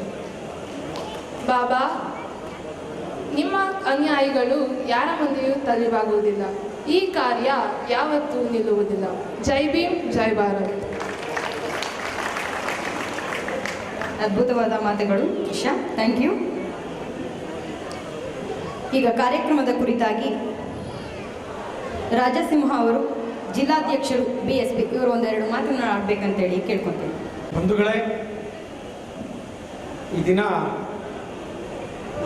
ಭೀಮೋತ್ಸವ ಕಾರ್ಯಕ್ರಮವನ್ನು ನಮ್ಮ KSRTC SC/ST ನೌಕರರ ಏನು ಘಟಕ ಇದೆ ಅದು ಅದ್ಭುತವಾಗಿ ಭಾಳ ಅರ್ಥಗರ್ಭಿತವಾಗಿ ಆಚರಿಸ್ತಾ ಇರ್ತಕ್ಕಂಥ ಸಂದರ್ಭದಲ್ಲಿ ವೇದಿಕೆ ಮೇಲಿರ್ತಕ್ಕಂಥ ಎಲ್ಲ ನನ್ನ ನಾಯಕರುಗಳಿಗೆ ಭೀಮವಂದನೆಗಳನ್ನು ಮತ್ತು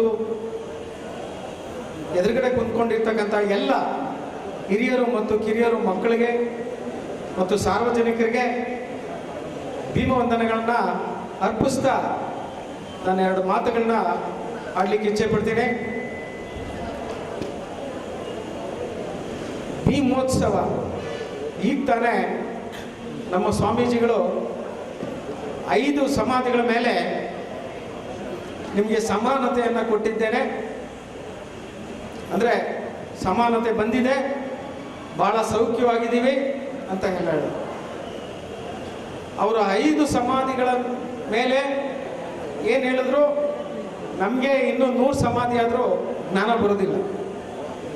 ಅದಕ್ಕೆ ಬೇಕಾದಷ್ಟು ಉದಾಹರಣೆಗಳಿದ್ದಾವೆ, ಭಾಳಷ್ಟು ಜನ ಮಾತಾಡೋರಿದ್ದಾರೆ. ಬಂಧುಗಳೇ, ಏನಾದರೂ ಜಗತ್ತಲ್ಲಿ ಹೆಣ್ಣುಮಕ್ಕಳ ಸಮಾನತೆಗೋಸ್ಕರ ಯಾರಾದರೂ ರಾಜೀನಾಮೆನ ಕೊಟ್ಟಿದ್ರೆ ಅದು ಬಾಬಾ ಸಾಹೇಬ್ ಅಂಬೇಡ್ಕರ್ ಒಬ್ಬರೇನೆ ಇಡೀ ಜಗತ್ತಲ್ಲಿ. ಏನು ನೋಡ್ತಾ ಇದ್ದೀರಾ ವಿಧಾನಸೌಧದಲ್ಲಿ, ಅದು ದೇವಸ್ಥಾನಕ್ಕಿಂತ ದೊಡ್ಡದು. ಏಕೆಂದರೆ 7 ಕೋಟಿ ಜನರ ಹಣೆ ಬರಹವನ್ನು ಬರ್ತಕ್ಕಂಥ ಜಾಗದಲ್ಲಿ ಬ್ಲೂ ಫಿಲಮ್ ನೋಡ್ತಾ ಇರೋರು, ಹೊರಗಡೆ ಏನೆಲ್ಲ ಅನಾಚಾರ ಮಾಡಿರೋರು ಎಲ್ಲ ಡಿಫೈನ್ ಮಾಡಿಕೊಂಡು ಯಾರೇನು ಮಾಡಿಲ್ವಾ ಅನ್ನೋ ರೀತಿಯಲ್ಲೇ ಮಾತಾಡ್ತಾರೆ. ಯಾವನೂ ರಾಜೀನಾಮೆನೇ ಕೊಡೋದಿಲ್ಲ. ಮನುಷ್ಯನಿಗೆ 2 ಸಾರಿ ಧೈರ್ಯ ಬರುತ್ತಂತೆ, ಭಾಳ ನ್ಯಾಯವಾಗಿದ್ದಾಗ ಮತ್ತು ಭಾಳ ಓಟು ಬಿಟ್ಟಾಗ. ಧೈರ್ಯ ಬರ್ತಕ್ಕಂಥದ್ದು 2 ಸಾರಿ. ಇದರಲ್ಲಿ ಓಟು ಬಿಟ್ಟರೆ ಯಾವ ರೀತಿ ಧೈರ್ಯವಾಗಿರ್ಬೋದು, ಮಂತ್ರಿ ಆಗ್ಬೋದು, ಮಿನಿಸ್ಟರ್ಗಳಾಗ್ಬೋದು, MLA ಆಗ್ಬೋದು, MP ಆಗ್ಬೋದು, ಈ ದೇಶವನ್ನು ಆಳ್ಬೋದು, ರಾಜ್ಯವನ್ನು ಆಳ್ಬೋದು ಅಂತಕ್ಕಂಥದ್ದು ಚೆನ್ನಾಗಿ ಗೊತ್ತಾಗ್ತಾ ಇದೆ. ಬಂಧುಗಳೇ, ನಾನು ಈ ಸಂದರ್ಭದಲ್ಲಿ ಬಾಬಾ ಸಾಹೇಬ್ ಅಂಬೇಡ್ಕರ್ಗೆ ಏನು ಬರೋಡಾ ಮಹಾರಾಜರು ಅವ್ರಿಗೆ ಸ್ಕಾಲರ್ಶಿಪ್ ಕೊಟ್ಟು ಹೊರಗಡೆ ದೇಶಕ್ಕೆ ಕಳಿಸದೆ ಹೋಗಿದ್ದಿದ್ರೆ ಅಂಥ ವಿದ್ಯಾವಂತರು ನಮಗೆ ಸಿಗ್ತಾ ಇರಲಿಲ್ಲ. ಪ್ರಪಂಚಕ್ಕೆ ಸಮಾನತೆಯ ಬೋಧನೆ ಕೊಟ್ಟಂಥ ಒಬ್ಬ ಮಹಾನ್ ನಾಯಕರು ನಮಗೆ ಸಿಗ್ತಿರ್ಲಿಲ್ಲ. ಆ ವಂಶದಲ್ಲಿ ಹುಟ್ಟಿರ್ತಕ್ಕಂಥ ಈ ಜಗತ್ತಿನಲ್ಲಿ ನಾವೇ ಧನ್ಯರು. ಇದನ್ನು ನಾವು ಅರ್ಥ ಮಾಡ್ಕೋಬೇಕು. ಯಾರು ಏನೇ ಅನ್ಬೋದು, ನನ್ನ ನಾಯಿ ಒಳಗಡೆ ದೇವಸ್ಥಾನದಲ್ಲಿ ಹೋಗ್ಬೋದು, ಆದರೆ ನಾನು ನಾಯಿ ಓನರ್ ಹೋಗದೆ ಇರ್ತಕ್ಕಂಥ ಸ್ಥಿತಿ ದೇವಸ್ಥಾನಕ್ಕೆ ಇವತ್ತು ನನಗಿದೆ. ಆ ಪ್ರಜ್ಞೆ ಎಲ್ಲರಿಗೂ ಇರಬೇಕು. ಆದರೆ ಅದ್ರ ಜೊತೆಗೆ ಒಂದು ಎಚ್ಚರಿಕೆ ಇರಬೇಕು. ಬ್ರಾಹ್ಮಣರಿಗಿನ್ನ ಯಾರು ದೊಡ್ಡ ಜಾತಿ ಏನಿಲ್ಲ, ಬ್ರಾಹ್ಮಣರ ಅಂದರೆ ಎಲ್ಲರೂ ಕೀಳೆ. ಆದರೆ ಇದು ಶ್ರೇಣೀಕೃತ, ಒಂಥರ ಏಣಿ ಇದ್ದಂಗೆ. ತೀರ ಕೆಳಗಡೆ ಇರ್ತಕ್ಕಂಥ ಒಂದು ಸಮಾಜ ಏನು ಈ ದೇಶದಲ್ಲಿ ಒಗ್ಗಟ್ಟಾಗಬೇಕಾಯ್ತು ಆಗ್ತಾ ಇಲ್ಲ. ಕರ್ನಾಟಕದಲ್ಲೂ ಆಗ್ತಾ ಇಲ್ಲ. ಕರ್ನಾಟಕದಲ್ಲೂ ಆಗ್ತಾ ಇಲ್ಲದೆ ಇರ್ತಕ್ಕಂಥ ಕಾರ್ಯ ಒಂದು ವಿಷಾದನೀಯ ಸಂಗತಿಯಿಂದ ಒಂದು 5-6 ಸಾರಿ ನಾವು ಮುಖ್ಯಮಂತ್ರಿ ಆಗೋದನ್ನ ನಾವು ತಪ್ಪಿಸ್ಕೊಂಡಿದ್ದೀವಿ ನಮ್ಮ ಸಣ್ಣತನಗಳಿಂದ. ಇನ್ನು ಮತ್ತೆ ಬಾಬಾ ಸಾಹೇಬ್ ಅಂಬೇಡ್ಕರ್ ಎಷ್ಟು ಸಾರಿ ಹುಟ್ಟಿದ್ರು ನಾವೇನು ಅವ್ರಿಗೆ ಮತ್ತೆ ಹುಟ್ಟಿದ್ರೆ ನಾವು ಬೆಲೆ ಗೌರವ ಕೊಡ್ತೀವೋ ಇಲ್ವೋ ಆ ಸ್ಥಿತಿಯಲ್ಲಿದ್ದೀವಿ. ಚೆನ್ನಾಗಿ ತಿಳ್ಕೊಳ್ಳಿ. ಆಗಲೇ ನಮ್ಮ ಸ್ವಾಮೀಜಿಗಳು ಹೇಳೋದ್ರು 2000-3000ಕ್ಕೆ ಅವ್ರು ಕೊಟ್ಟಿರ್ತಕ್ಕಂಥ ಓಟನ್ನು ಮಾರ್ಕೊಳ್ತಾ ಇದ್ದೀವಿ. ಬಂಧುಗಳೇ, ಭಾಳಷ್ಟು ಮಾತಾಡ್ತಕ್ಕಂಥ ಬೇಕಾದಷ್ಟು ಇದ್ದಾವೆ. ನಮಗೆ ನಾಲ್ವಡಿ ಕೃಷ್ಣರಾಜ ಒಡೆಯರ್ ಕರ್ನಾಟಕದಲ್ಲಿ 75% ರಿಸರ್ವೇಷನ್ ಕೊಟ್ಟಾಗ ಏನಾಯಿತು ಅದೆಲ್ಲ ನಿಮಗೆ ಗೊತ್ತಿದೆ. ಹಾಗೆಯೇ ಈ ದೇಶದಲ್ಲಿ ಮೊದಲನೇ ರಿಸರ್ವೇಷನ್ ಕೊಟ್ಟಂಥವರು ಛತ್ರಪತಿ ಶಾಹು ಮಹಾರಾಜು, ಅದು ನಮಗೆ ಗೊತ್ತಿದೆ. ಬಂಧುಗಳೇ, ಇಲ್ಲಿ ಆಗಬೇಕಾಗಿರ್ತಕ್ಕಂಥದ್ದು ಏನು ಅಂತ ಅಂದರೆ ಭಾಳ ಕ್ರೂರವಾಗಿದೆ ಸಮಾಜ. ಅದಕ್ಕೆ ಎಷ್ಟು ಕ್ರೂರವಾಗಿದೆ ಅನ್ನೋದಕ್ಕೆ ಮೊನ್ನೆ ರಾಜಸ್ಥಾನದಲ್ಲಿ ಒಬ್ಬ ಸಣ್ಣ ಹುಡುಗ ಅವನು ನೀರಿನ ಮಡಕೆ ಮುಟ್ದ ಅಂತೇಳಿ ಸಂಧಿ ಮಾಡ್ಕೊಂಡು ಕೂತ್ಕೊಂಡ್ರೆ ಭಾಳ ಕಷ್ಟ ಆಗ್ತದೆ. ಏಕೆಂದರೆ ನಮ್ಮನ್ನೆಲ್ಲ ಭಾಳಷ್ಟು ಮುನ್ನಡೆಸ್ಕೊಂಡು ಹೋದಂಥವ್ರು ನಾಲ್ವಡಿ ಕೃಷ್ಣರಾಜ ಒಡೆಯರ್ ಇರ್ಬೋದು, ಛತ್ರಪತಿ ಶಾಹು ಮಹಾರಾಜರು ಇರ್ಬೋದು, ಬಸವಣ್ಣವ್ರು ಇರ್ಬೋದು. ಈಗ ಇವರೆಲ್ಲರ ಒಟ್ಟಾರೆ ಎಲ್ಲ ಬಹುಜನ ಕ್ರಾಂತಿಕಾರಿಗಳ ಪ್ರತಿರೂಪವೇ ಬಾಬಾ ಸಾಹೇಬ್ ಅಂಬೇಡ್ಕರ್. ಇವ್ರನ್ನ ನಾವೇನಾದರೂ ಬಿಟ್ಟೋದ್ರೆ ನಮ್ಮ ಕತೆ ಮುಗೀತದೆ. ಒಂದು ತಿಳ್ಕೊಳ್ಳಿ, ಇವತ್ತು ನೀವು ಪ್ರಜ್ಞೆ ಮೂಡಿಸೋದಕ್ಕೆ, ಪ್ರಜ್ಞೆ ತಗೊಳ್ಳೋದಕ್ಕೆ ಇವತ್ತು ಬಾಬಾ ಸಾಹೇಬ್ ಅಂಬೇಡ್ಕರ್ ಜಯಂತಿನ ಏರ್ಪಡಿಸ್ಕೊಂಡಿದ್ದೀರ. ಒಬ್ಬ ಹಲ್ಲನ್ನ ಅಂದರೆ ಮುಸ್ಲಿಂ ಜನಾಂಗ ಇಡೀ ಪ್ರಪಂಚವನ್ನು ಆವರಿಸ್ಕೊಂಡಿದೆ. ಇಡೀ ಪ್ರಪಂಚವನ್ನು ಯೇಸು ಕ್ರಿಸ್ತ ಜನಾಂಗದವರು ಕ್ರಿಶ್ಚಿಯನ್ಸು ಆಳ್ವಿಕೆ ಮಾಡ್ತಾ ಇದ್ದಾರೆ. ನಾವು 330 ಕೋಟಿ ದೇವರು ಒಪ್ಕೊಂಡು ಏನು ಮಾಡ್ತಾ ಇದ್ದೀವಿ, ಏನಾಗಿದ್ದೀವಿ ಅಂತ ಅದು ಬೇರೆಯವ್ರು ಪ್ರಶ್ನೆ ಮಾಡ್ಕೋಬೇಕು. ನಮಗಿರ್ತಕ್ಕಂಥದ್ದು ಸಂವಿಧಾನ ಬರ್ಕೊಟ್ಟಂಥ ಬಾಬಾ ಸಾಹೇಬ್ ಅಂಬೇಡ್ಕರ್ ಅಷ್ಟೇ ಫೈನಲ್. ಇಲ್ಲಿಲ್ಲ ಅಂತಂದರೆ ಭಾಳ ತೊಂದರೆಗೆ ಸಿಗಾಕೊಳ್ತೀವಿ. ಏನೀಗ ತಾನೇ ಜ್ಞಾನಮೂರ್ತಿ ಪ್ರಕಾಶ್ ಅವರು ಏನು ಹೇಳಿದ್ರು ನಮ್ಮ ಸ್ವಾಮೀಜಿಗಳು, ಅದನ್ನು ನಾವು ಎಚ್ಚರಿಕೆಯಿಂದ ಇರಬೇಕು. ಸಂವಿಧಾನ ನಾಶ ಮಾಡಲಿಕ್ಕೆ ಏನೆಲ್ಲ ರೆಡಿ ಆಗಿದೆ. ಸಂವಿಧಾನ ಇದ್ರೂ 5,40,000 ಹುದ್ದೆಗಳನ್ನ ನಮಗೆ ಕೊಡ್ತಾ ಇಲ್ಲ. ಇಲ್ಲೂ 2 ಲಕ್ಷ ಚಿಲ್ಲರೆ ಹುದ್ದೆಗಳನ್ನ ನಮಗೆ ಬರೀ SC ST ಅಲ್ಲ, OBCಗಳು ಅದರಲ್ಲಿದ್ದೀರಾ. ಚೆನ್ನಾಗಿ ತಿಳ್ಕೊಳ್ಳಿ ಅಂತೇಳಿ ಈ ಸಂದರ್ಭದಲ್ಲಾದರೂ ನಾನಾದರೂ ಹೇಳ್ತಾ, ನೀವು ಭಾಳ ಏನಾದರೂ ಆ ಪಕ್ಷ ಈ ಪಕ್ಷಗೆಲ್ಲ ಪ್ರೀತಿ ಮಾಡ್ಕೊಂಡು ಕೂತ್ಕೊಂಡ್ರೆ ಪ್ರಯತ್ನ ಆಗಲ್ಲ. ನಮಗೆ ಮಹಾನ್ ನಾಯಕರುಗಳು ಯಾರು ಇಲ್ಲ. ಈಗ ನಮ್ಮನ್ನು ಕಾಪಾಡ್ತಕ್ಕಂಥ ಎನ್ ರಾಜಯ್ಯನಂತರಾಗಲಿ, ಬಸವಲಿಂಗಪ್ಪನಂತರಾಗಲಿ ಯಾರೂ ಇಲ್ಲ. ಕನ್ಸು ಕಾಣಕ್ಕೆ ಹೋಗಬೇಡಿ. ಇದ್ದರೆ ಅವರೆಲ್ಲ ಹೊರಗಡೆ ಇದ್ದಾರೆ. ಬಟ್ ಇದೇನಾನ ಕನ್ಸ್ಕೊಂಡ್ರೆ ನಮಗಿನ್ನ ಮುಟ್ಟಾಡ್ರೆ ಯಾರೂ ಇಲ್ಲ ಅಂತೇಳಿ ಈ ಸಂದರ್ಭದಲ್ಲಿ ನಾನಾದರೂ ಹೇಳ್ತಾ, ಬಂಧುಗಳೇ, ನಿಮ್ಮ ಎಚ್ಚರಿಕೆ ಇರಬೇಕು.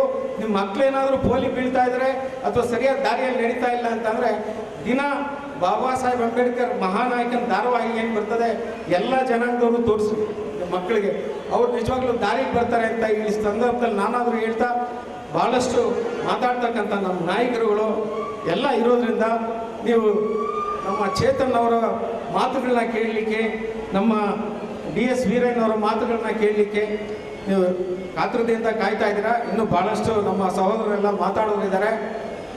ನಾವು ಸಂವಿಧಾನವನ್ನು ರಕ್ಷಣೆ ಮಾಡಲಿಲ್ಲ ಅಂತಂದರೆ ನಮ್ಮ ಸರ್ವನಾಶ ಸತಸಿದ್ಧ ಅಂತೇಳಿ ಈ ಸಂದರ್ಭದಲ್ಲಿ ನಾನು ಹೇಳ್ತಾ, ನಿಮಗೂ ಹೇಳ್ತಾ, ನನಗೂ ಎಚ್ಚರಿಕೆ ತಗೊಳ್ತಾ ನಾನು ಈ ಮಾತನ್ನು ಮುಗಿಸ್ತಾ ಇದ್ದೀನಿ. ಎಲ್ರಿಗೂ ಒಳ್ಳೆಯದಾಗಲಿ. ಜೈ ಭೀಮ್, ಜೈ ಭಾರತ್.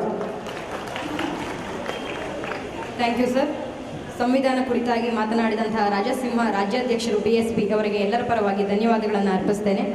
ಹಾಗೆ ಕಾರ್ಯಕ್ರಮಕ್ಕೆ ಈಗ ತಾನೇ ಆಗಮಿಸಿದಂತಹ ಶ್ರೀ DS ವೀರಯ್ಯನವರು ರಾಜ್ಯಾಧ್ಯಕ್ಷರು, ಮಾಜಿ ಸದಸ್ಯರು, ಕರ್ನಾಟಕ ವಿಧಾನ ಪರಿಷತ್, ಮಾಜಿ ಅಧ್ಯಕ್ಷರು ಡಾಕ್ಟರ್ BR ಅಂಬೇಡ್ಕರ್ ಅಭಿವೃದ್ಧಿ ನಿಗಮ, ಅಧ್ಯಕ್ಷರು D Devaraju URS truck terminals limited Bengaluru, ಇವರು ಕಾರ್ಯಕ್ರಮದ ಕುರಿತಾಗಿ ಮಾತನಾಡಬೇಕು ಅಂತ ಹೇಳಿ ಕೇಳ್ಕೊತೀವಿ.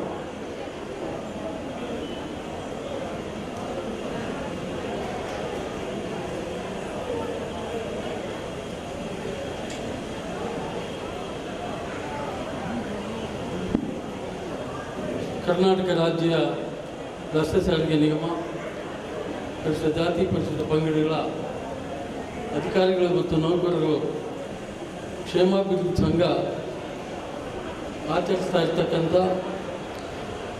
ಬಾಬಾ ಸಾಹೇಬ್ ಅಂಬೇಡ್ಕರ್ ಅವರ 131ನೇ ಜಯಂತಿಯ ಈ ಭೀಮೋತ್ಸವ ಕಾರ್ಯಕ್ರಮದ ಅಧ್ಯಕ್ಷತೆಯನ್ನು ವಹಿಸಿರ್ತಕ್ಕಂಥ ಗಜೇಂದ್ರ ಕುಮಾರ್ KSRTಯ ಹಿರಿಯ ವಿಭಾಗೀಯ ನಿಯಂತ್ರಣಾಧಿಕಾರಿಗಳವರೇ, ಈ ಸಮಾರಂಭದಲ್ಲಿ ಭಾಗವಹಿಸಿ ಹೋದಂಥ ನನ್ನ ಆತ್ಮೀಯರಾದ YH ಹುಚ್ಚಯ್ಯನವರೇ, ಈ ಸಮಾರಂಭದಲ್ಲಿ ಭಾಗವಹಿಸಿರ್ತಕ್ಕಂಥ ಖ್ಯಾತ ಚಲನಚಿತ್ರ ನಟರು, ಸಾಮಾಜಿಕ ಕಾರ್ಯಕರ್ತರಾದ ಚೇತನ್ ಅಹಿಂಸಾ ಅವರೇ, ಈಗ ತಾನೇ ಮಾತಾಡಿದಂಥ ರಾಜಸಿಂಹ ಅವರೇ, ಆತ್ಮೀಯ ಸ್ನೇಹಿತರು, ನ್ಯೂಸ್ 14ನ ಸಂಪಾದಕರಾದಂಥ ಈ ಚಳುವಳಿಯಲ್ಲಿ ಮುಂಚೂಣಿಯಾಗಿ ನಡೀತಾ ಇರ್ತಕ್ಕಂಥ BR ಭಾಸ್ಕರ್ ಪ್ರಸಾದ್ ಅವರೇ, ಈ ಸಂಘದ ಪ್ರಧಾನ ಕಾರ್ಯದರ್ಶಿ ಮಲ್ಲಿಕಾರ್ಜುನ ಮೂರ್ತಿ ಅವರೇ, ಸಿದ್ದರಾಜ್ ಅವರೇ, ರೇಣುಕಾ ಅವರೇ, ಮಲ್ಲಿಕಾರ್ಜುನ್ ಬರ್ಗೂರ್ ಅವರೇ, ಬಾಬುರಾಜ್ ಅವರೇ, ತುಮಕೂರು ವಿಭಾಗದ ಅಧ್ಯಕ್ಷರಾದಂಥ ಶ್ರೀನಿವಾಸ್ ಅವರೇ, ಭಾಗವಹಿಸಿದಂಥ ಎಲ್ಲ ಅಧಿಕಾರಿಗಳೇ, ವೇದಿಕೆ ಮೇಲಿರ್ತಕ್ಕಂಥ ಗಣ್ಯರೇ, ಉಪಸ್ಥಿತ ಎಲ್ಲ ಬಂಧುಗಳೇ, ಪತ್ರಕರ್ತ ಮಿತ್ರರೇ, ಈ ರಾಷ್ಟ್ರವನ್ನು ಅರ್ಥ ಮಾಡಿಕೊಂಡವರು ಮಾತ್ರ ಅಂಬೇಡ್ಕರ್ ಅವರನ್ನು ಅರ್ಥ ಮಾಡಿಕೊಂಡರು. ಈ ರಾಷ್ಟ್ರ ಅರ್ಥ ಮಾಡಿಕೊಳ್ಳದೆ ಇದ್ದವರು ಅಂಬೇಡ್ಕರ್ ಅವರನ್ನು ಅರ್ಥ ಮಾಡ್ಕೊಳ್ಳೋಕ್ಕೆ ಸಾಧ್ಯ ಇಲ್ಲ. ಅವರು ಕೇವಲ ವ್ಯಕ್ತಿ ಅಲ್ಲ, ಅದೊಂದು ಶಕ್ತಿ, ಸಾಮಾನ್ಯ ಶಕ್ತಿ ಅಲ್ಲ, ಅದೊಂದು ಅಸಾಮಾನ್ಯ ಶಕ್ತಿ. ಆ ಶಕ್ತಿ ಈ ದೇಶವನ್ನು ಹಿಡಿದಿಟ್ಟಿದೆ, ಈ ಸಮಾಜವನ್ನು ಗಟ್ಟಿ ಮಾಡಿದೆ, ಈ ದೇಶವನ್ನು ರಕ್ಷಿಸಿದೆ, ಈ ದೇಶವನ್ನು ನಡೆಸ್ಕೊಂಡು ಹೋಗ್ತಿದೆ. ಬಹುಶಃ ಬೇರೆ ಯಾವ ಮುಖಂಡರಿದ್ದರೂ ಕೂಡ ಈ ರಾಷ್ಟ್ರದ ಸಮಸ್ಯೆಗೆ ಚಿಕಿತ್ಸೆ ಕೊಡ್ತಿರಲಿಲ್ಲ. ಅವರೊಬ್ಬ ಸಾಮಾಜಿಕ ಚಿಕಿತ್ಸಕ, ಒಬ್ಬ ಡಾಕ್ಟ್ರು, ಒಬ್ಬ ವೈದ್ಯ, ಒಬ್ಬ ವ್ಯಕ್ತಿಗೆ ಚಿಕಿತ್ಸೆ ಕೊಡ್ಬೋದು. ಆದರೆ ಇಡೀ ರಾಜಕೀಯ ವ್ಯವಸ್ಥೆಗೆ, ಒಂದು ದೇಶಕ್ಕೆ ಚಿಕಿತ್ಸೆ ಕೊಟ್ಟಂಥ ಮಹಾನ್ ಶಕ್ತಿ ಬಾಬಾ ಸಾಹೇಬ್ ಅಂಬೇಡ್ಕರ್. 3,000 ಜಾತಿಗಳು, 6,000 ಉಪಜಾತಿಗಳು, 3,000 ಭಾಷೆಗಳು, 100 ಪ್ರಾಂತ್ಯಗಳು, ಅನೇಕ ರಾಜರು, ಸಾಮಂತರು, ದಿವಾನರು, ಪಾಳೆಗಾರರು, ಒಂದೊಂದು ಪ್ರಾಂತ್ಯಕ್ಕೆ ಒಂದು ಭಾಷೆ, ಒಂದು ಸಂಸ್ಕೃತಿ, ಈ ರೀತಿಯ ಒಂದು ವಿಚಿತ್ರವಾದಂಥ ದೇಶಕ್ಕೆ ಒಂದು ರೂಪನ್ನು ಕೊಟ್ಟವರು, ಭಾರತದ ನಕ್ಷೆಯನ್ನು ಕೊಟ್ಟವರು, ಮಹಾನ್ ಭಾರತ ಅನ್ನುವಂಥ ಒಂದು ದೊಡ್ಡ ದೇಶವನ್ನು ಕಟ್ಟಿದಂಥವರು ಅಂಬೇಡ್ಕರ್ ಅವರು. ಅದಕ್ಕೆ ನಾನು ಹೇಳಿದೆ, ಅಂಬೇಡ್ಕರ್ ಅವರು ಕೇವಲ ಶಕ್ತಿ ಅಲ್ಲ, ಅದೊಂದು ಮಹಾನ್ ಶಕ್ತಿ ಅಂತ. ಆದ್ರಿಂದನೇ ನಾನು ಹೇಳಿದೆ ಅವರು ಸಾಮಾಜಿಕ ಚಿಕಿತ್ಸಕ ಅಂತ. ಅಷ್ಟು ಸುಲಭವಾಗಿರಲಿಲ್ಲ. ಜಾತಿಗೊಂದು ರಾಜ್ಯ, ಮತಕ್ಕೊಂದು ರಾಜ್ಯ, ಒಂದು ಕಡೆ ಪಾಕಿಸ್ತಾನ, ಇನ್ನೊಂದು ಕಡೆ ಸಿಖ್ಖರು ಖಲಿಸ್ತಾನ ಕೊಡಿ, ಪ್ರತ್ಯೇಕತಾ ಭಾವನೆ ಇದ್ದಂಥ ಈ ದೇಶದಲ್ಲಿ ಐಕ್ಯತಾ ಭಾವನೆಯನ್ನು ಕೊಟ್ಟಂಥವರು, ಈ ದೇಶವನ್ನು ಕಟ್ಟಿ ಮುಂದೂಡುವಂಥ ಶಕ್ತಿಯನ್ನು ಕೊಟ್ಟಂಥವರು ಬಾಬಾ ಸಾಹೇಬ್ ಅಂಬೇಡ್ಕರ್. ಕೇವಲ ಸಂವಿಧಾನ ಅಷ್ಟೇ ಅಲ್ಲ, ಸಂವಿಧಾನ ಕೊಟ್ಬಿಟ್ಟಿದ್ದಾರೆ, ಒಂದಷ್ಟು ಮೀಸಲು ಕೊಟ್ಟಿದ್ದಾರೆ, ಜನ ಅಷ್ಟೇ ಅರ್ಥ ಮಾಡ್ಕೊಳ್ಳೋದು. ಆದರೆ ಈ ದೇಶಕ್ಕೆ ಇಂಜೆಕ್ಷನ್ ಕೊಟ್ಟಿದ್ದಾರೆ, ಶಕ್ತಿ ತುಂಬಿದ್ದಾರೆ. ಸಾಯ್ತಾ ಇದ್ದಂಥ ಈ ದೇಶಕ್ಕೆ ಮರುಜೀವ ಕೊಟ್ಟಿದ್ದಾರೆ. ಅದು ಅಂಬೇಡ್ಕರ್ ರಾಷ್ಟ್ರಪ್ರೇಮ. ಅದಕ್ಕೆ ಅಂಬೇಡ್ಕರ್ ಅವರನ್ನು ಉತ್ಕೃಷ್ಟ ರಾಷ್ಟ್ರಪ್ರೇಮಿ ಅಂತಾರೆ. ಕಾರಣ ಅವ್ರು ಹೇಳ್ತಾರೆ, ನಾನು I am Indian first Indian last ಸಾಲ ಕೊನೆವರೆಗೂ ನಾನು ಭಾರತೀಯ ಅಂತ. ಆ ರಾಷ್ಟ್ರ ಪ್ರೇಮ ಅವರಲ್ಲಿ ಇಲ್ಲದೇ ಇದ್ದರೆ ಅವರು ಪ್ರತ್ಯೇಕ ರಾಷ್ಟ್ರನೇ ಕೇಳ್ತಾರೆ. ಪರಿಸ್ಥಿತಿ ಆಗಿತ್ತು.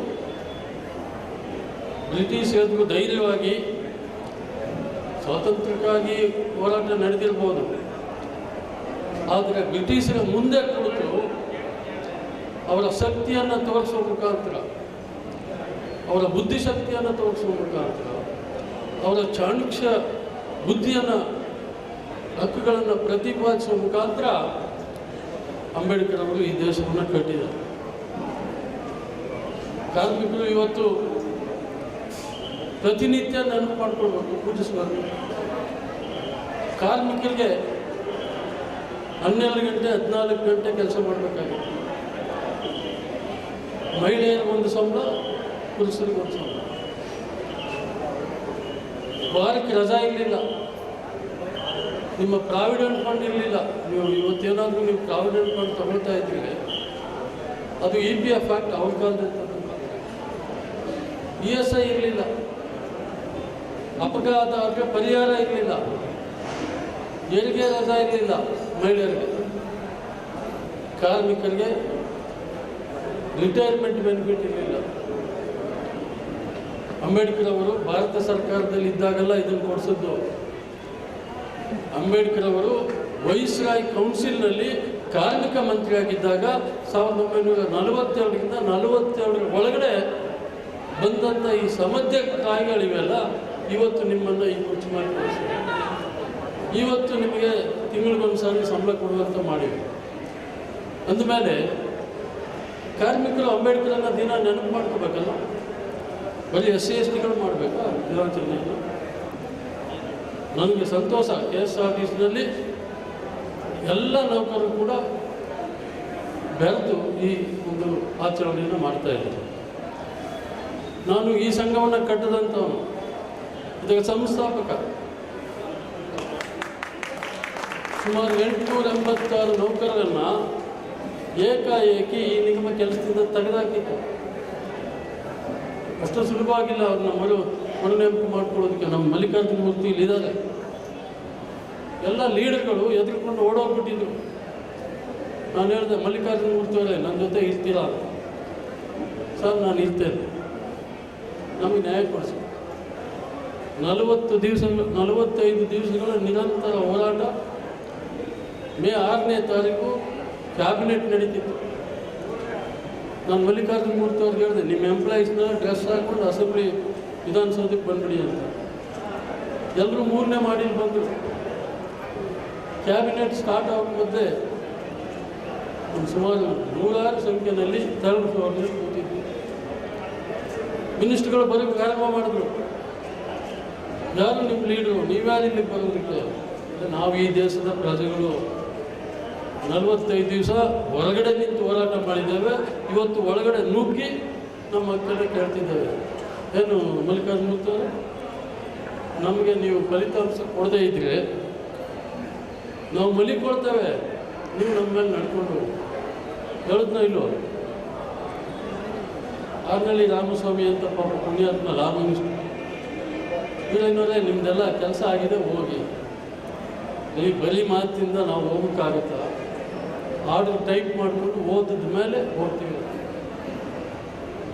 ಆರ್ಡರ್ ಟೈಪ್ ಮಾಡಿ ಹೇಳಬೇಕು ಅಂತ ಅಲ್ಲಿವರೆಗೆ ಶಾಂತ ರೀತಿಯಿಂದ ಇರ್ತೇವೆ. ಆರ್ಡರ್ ಕೈ ಕೊಟ್ಟರು, ಓದಿದ್ರು. ಇವತ್ತು ಎಲ್ಲ 996 ಜನ ಕಂಡಕ್ಟರ್ ನೌಕರರು ಇವತ್ತು ಬಸ್ ಹತ್ತಿ ಅವ್ರು ಕೆಲಸ ಮಾಡ್ತಿದ್ದಾರೆ ಅಂದರೆ ಅದು ಈ ಸಂಸ್ಥೆಯ ಆರಂಭಿಕ ಕಾಲ. ಭದ್ರವಾದ ಬುನಾದಿಯನ್ನು ಹಾಕಿದ್ದೇನೆ ನಾನು, ಅದನ್ನು ಉಳಿಸ್ಕೊಂಡು ಹೋಗ್ಬೇಕು. ಮತ್ತು ಮಹಿಳೆಯರಿಗೆ ಹಾಕಿಕೊಟ್ಟಂಥವ್ರು ಅಂಬೇಡ್ಕರ್ ಅವರು ಈಗಾಗಲೇ ರಾಜಸಿಂಹ ಅವರು ಹೇಳಿದ್ದಾರೆ. ಮಹಿಳೆಯರಿಗಾಗಿ ರಾಜೀನಾಮೆ ಕೊಟ್ಟು ಹೊರಗಡೆ ಬಂದವರು. ಇವತ್ತೊಬ್ಬ ಗ್ರಾಮ ಪಂಚಾಯತಿ ಸದಸ್ಯನ ನೀವು ರಾಜೀನಾಮೆ ಕೊಡಿ ಅಂತ ಕೇಳಿ ಕೊಡ್ತಾರ? ಒಬ್ಬ ತಾಲೂಕು ಪಂಚಾಯತಿಯವ್ರನ್ನ ರಾಜೀನಾಮೆ ಕೊಡಿ? ಅದೇ ನಮ್ಮ ಜನಗಳನ್ನ ಮಾರಾಟ ಮಾಡ್ಕೊಂಡಾದ್ರೂ ಅಲ್ಲೇ ಉಳಿತಾರೆ, ರಾಜೀನಾಮೆ ಕೊಡೋದಿಲ್ಲ. ಆದರೆ ಅಂಬೇಡ್ಕರ್ ಇದ್ದಂಥ ಆ ಕಾನೂನು ಮಂತ್ರಿಯ ಸ್ಥಾನಕ್ಕೆ ಎಡಗೈಲಿ ರಾಜೀನಾಮೆ ಬಿಸಾಕೊಂಡು ಒಂದೇ ಒಂದು ಕಾರಣಕ್ಕೆ ಮಹಿಳೆಯರಿಗೆ ಸಮಾನವಾದ ಹಕ್ಕನ್ನು ಕೊಡಬೇಕು ಅಂತ. ಹಾಗಾದರೆ ಮಹಿಳೆಯರು ದಿನನಿತ್ಯ ನೆನೆಸ್ಕೋಬೇಕಲ್ಲ ಅವ್ರನ್ನ. ಇನ್ನು ಮತದಾನದ ಹಕ್ಕು ಎಲ್ಲರೂ ಹಿಂದೆ ಕೂಡ ಇತ್ತು. ಸ್ವಾತಂತ್ರ್ಯ ಪೂರ್ವದಲ್ಲಿ ಒಂದು 4726 ಜನ ಮತದಾರರಿದ್ದರು. ಅವರು ಪಾಳೆಗಾರರು, ಹೆಚ್ಚಿಗೆ ತೆರಿಗೆ ಕಟ್ಟಿದ್ದವರು, ಹೆಚ್ಚಿಗೆ ಜಮೀನಿದ್ದವರು, ಸ್ವಾತಂತ್ರ್ಯ ಹೋರಾಟದಲ್ಲಿ ಮುಂಚೂಣಿ ಇದ್ದವರು, ಸಾಮಂತರು, ಒಂದೊಂದು ರಾಜ್ಯವನ್ನು ಆಳ್ತಾ ಇದ್ದಂಥ ರಾಜರು.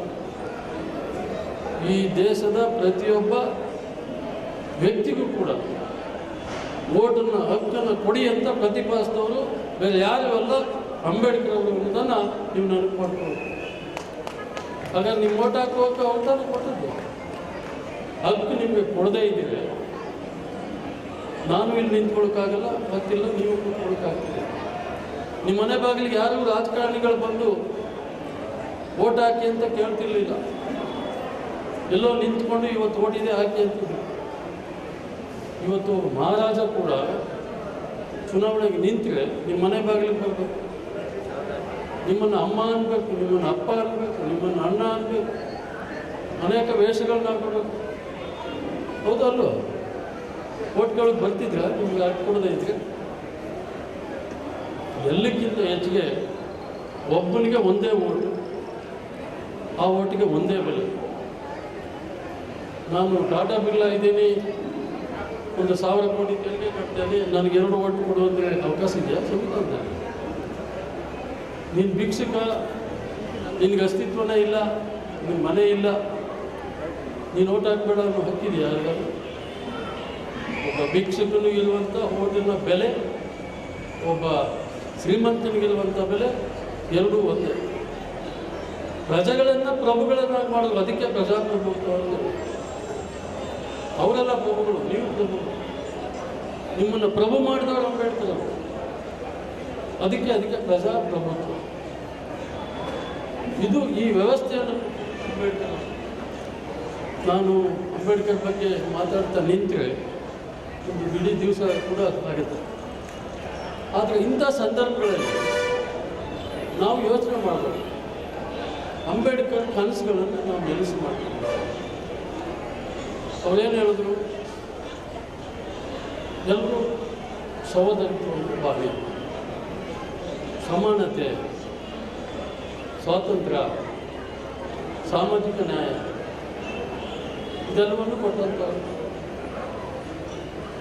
ನಾನು ಆಡಳಿತ ಮಂಡಳಿಗೆ ನಿಮ್ಮ ಮುಖಾಂತರ ನಿಮ್ಮ ವ್ಯವಸ್ಥಾಪಕ ನಿರ್ದೇಶಕರಿಗೆ ತಿಳಿಸ್ಬೇಕಾಗ್ತದೆ. ನಾವು ಎಷ್ಟು ಸಾರಿ ನಿಮ್ಮನ್ನು ಕೇಳ್ಕೊಳ್ಳೋದು, ನಮ್ಮ ಮೆಂಬರ್ಶಿಪ್ನ ವಂತಿಗೆಯನ್ನು ಹಿಡಿದು ನಮ್ಮ ಸಂಘಕ್ಕೆ ಕೊಡಿ ಅಂತ, ನಮ್ಮ ಸಂಬಳದಲ್ಲಿ ಹಿಡ್ಕೊಳ್ಳಿ ಅಂತ ಕೇಳೋದು ನಮಗೆ ಹಕ್ಕಿದೆ. ನೀವು ಹಿಡಿದು ಕೊಡುವ ಕರ್ತವ್ಯ ನಿಮ್ಮದು, ಹಕ್ಕು ನಮ್ಮದು. ಇದುವರೆಗೆ ಯಾಕೆ ಕೊಟ್ಟಿಲ್ಲ? ಅದಕ್ಕೋಸ್ಕರ ಬೆಂಕ್ ಮಾಡಬೇಕು. ನಿಮಗೆ ಇಲ್ಲಿರುವ ಎಲ್ಲ ನೌಕರಿಗೆ ಹೇಳ್ತಾ ಇದ್ದಾರೆ, ಮುಂದಿನ ಮೀಟಿಂಗಲ್ಲಿ ಮಲ್ಲಿಕಾರ್ಜುನ ಮೂರ್ತಿಯವರೊಂದು ಆಸೆ ಇದೆ, ಸಾರ್ ಇದು ಹೇಗಾದರೂ ಮಾಡಿಸಿ, ನಮ್ಮ ವಂತಿಗೆನಲ್ಲಿ ನಮ್ಮ ಸಂಬಳದಲ್ಲಿ ಹಿಡಿದುಕೊಳ್ಳುವ ಕೆಲಸ ನೀವು ಮುಂದಿನ ಮೀಟಿಂಗ್ಗಳು ಮಾಡದೇ ಇದ್ದರೆ ನಿಮ್ಮ ಕಚೇರಿಗೆ ಬಂದು ಮುತ್ತಿಗೆ ಆಗ್ತವೆ, ಇಡೀ ರಾಜ್ಯಕ್ಕೆ ಕರೆ ಕೊಡ್ತೇವೆ, ಸಿದ್ಧರಾಗಿ ಅನ್ನೋ ಮಾತನ್ನು ಹೇಳ್ತೇನೆ.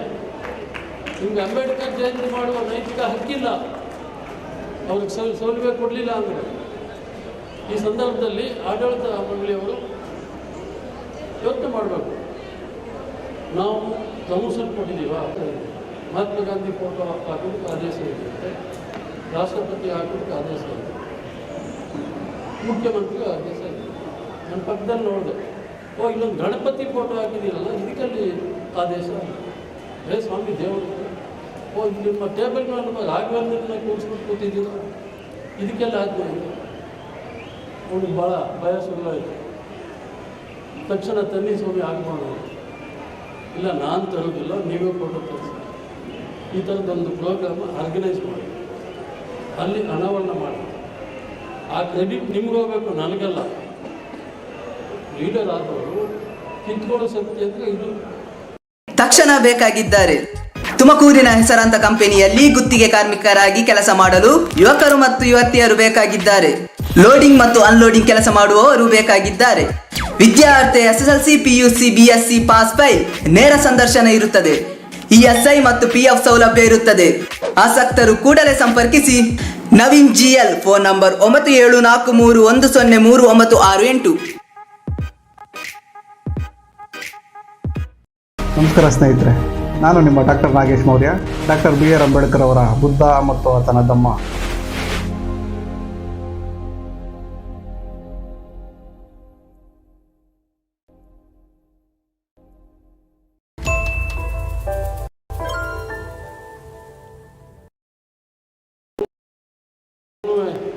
ಆಕ್ಷನ್ ಅಲ್ಲಿ ರಿಯಾಕ್ಷನ್ ಆಗ್ತದಲ್ಲ ಹಂಗಾಗ್ಬಿಡುತ್ತೆ. ಕಾನೂನುಗಳನ್ನ ಓದ್ಕೋಬೇಕು, ಮಾತಾಡುವ ಶಕ್ತಿಯನ್ನು ಬೆಳೆಸ್ಕೋಬೇಕು, ಚರ್ಚೆ ಮಾಡುವಂಥ ಶಕ್ತಿ. ಹೀಗೆ ಹಲವಾರು ಅಂತ ನಮಗೆ why should I meet you ಅಂತ ನಾನು ಅಂದರೆ why I should not meet you. ಇವರ ಪಬ್ಲಿಕ್ ಸರ್ವೆಂಟ್, ನಾನು am a citizen of this country, I want to meet you. ನಾನು ಅಲೋ ಅಂದರೆ ಅಲೋ ಅನ್ಬೇಕಾನೆ, ಸೆಕೆಂಡ್ ಕೊಡ್ಬೇಕಾನೆ, ಚೆನ್ನಾಗಿದ್ದೀರಾ ಅಂದರೆ ಇಲ್ಲ ಸ್ವಾಮಿ ಅನ್ಬೇಕಾಗುತ್ತೆ, ಚೆನ್ನಾಗಿದ್ದೀರಾ ಅನ್ಬೇಕಾದ್ರೆ. ಇದು ಮ್ಯಾನರ್ಸ್ಗೆ ನಾನು ಮೀಟ್ ಮಾಡಬೇಕು ಅಂತಿದ್ದೀನಿ, ನೀವು ಮೀಟ್ ಮಾಡಿ ಅಷ್ಟೇ. ಇದು ಬೌದ್ಧಿಕ ಶಕ್ತಿ. ಅಂಬೇಡ್ಕರ್ ಕಿತ್ಕೊಂಡದ್ದು ಹೀಗೆ. ಸೊ ಹಾಗಾಗಿ ಅದನ್ನು ಬೆಳೆಸ್ಕೊಳ್ಳಿ.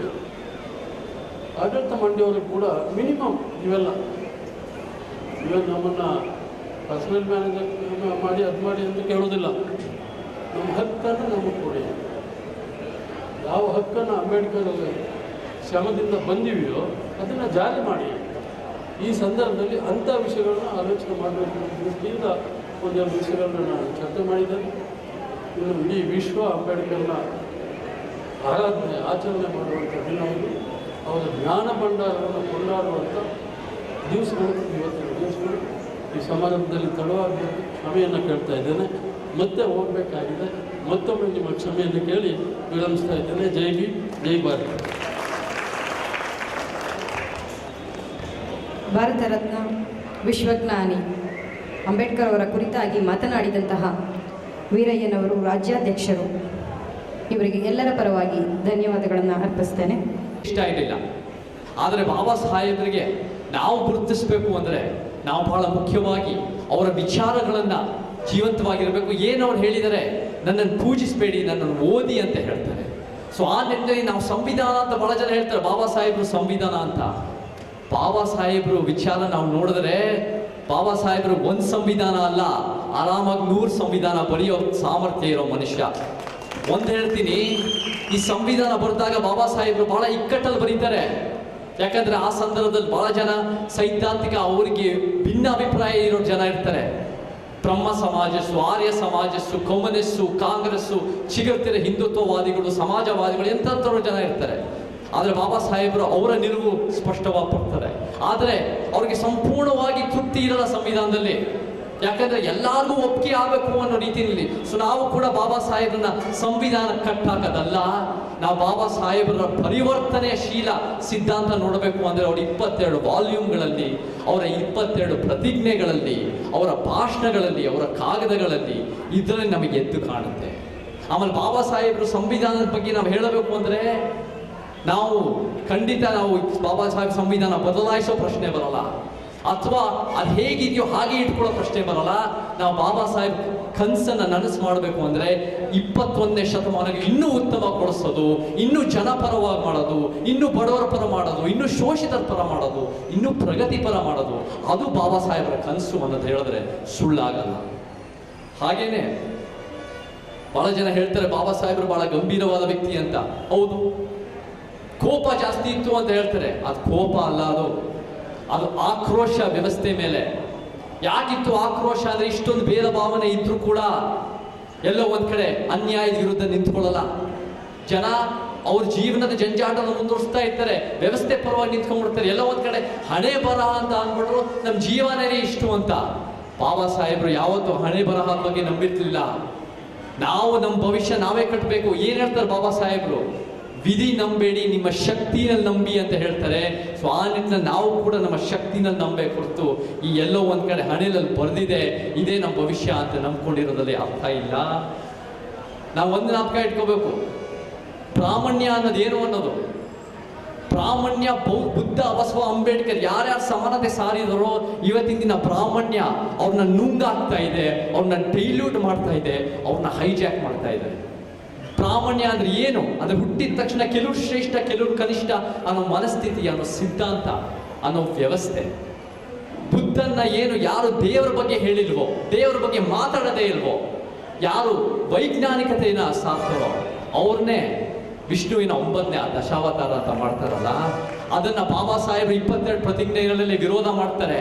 ಬುದ್ಧ ಯಾವುದೇ ಕಾರಣಕ್ಕೂ ವಿಷ್ಣುವಿನ ಅವತಾರ ಅಲ್ಲ ಅಂತ ಹೇಳ್ತಾರೆ. ಸೊ ನಾವು ಕೂಡ ಅದನ್ನು ನಮ್ಮ ಪ್ರಶ್ನೆ ಬರಲ್ಲ. ಅವರು ನಮ್ಮ ಗುರುಗಳು, ಅವರು ವೈಜ್ಞಾನಿಕತೆ ಸಾರಿರೋ ವ್ಯಕ್ತಿ.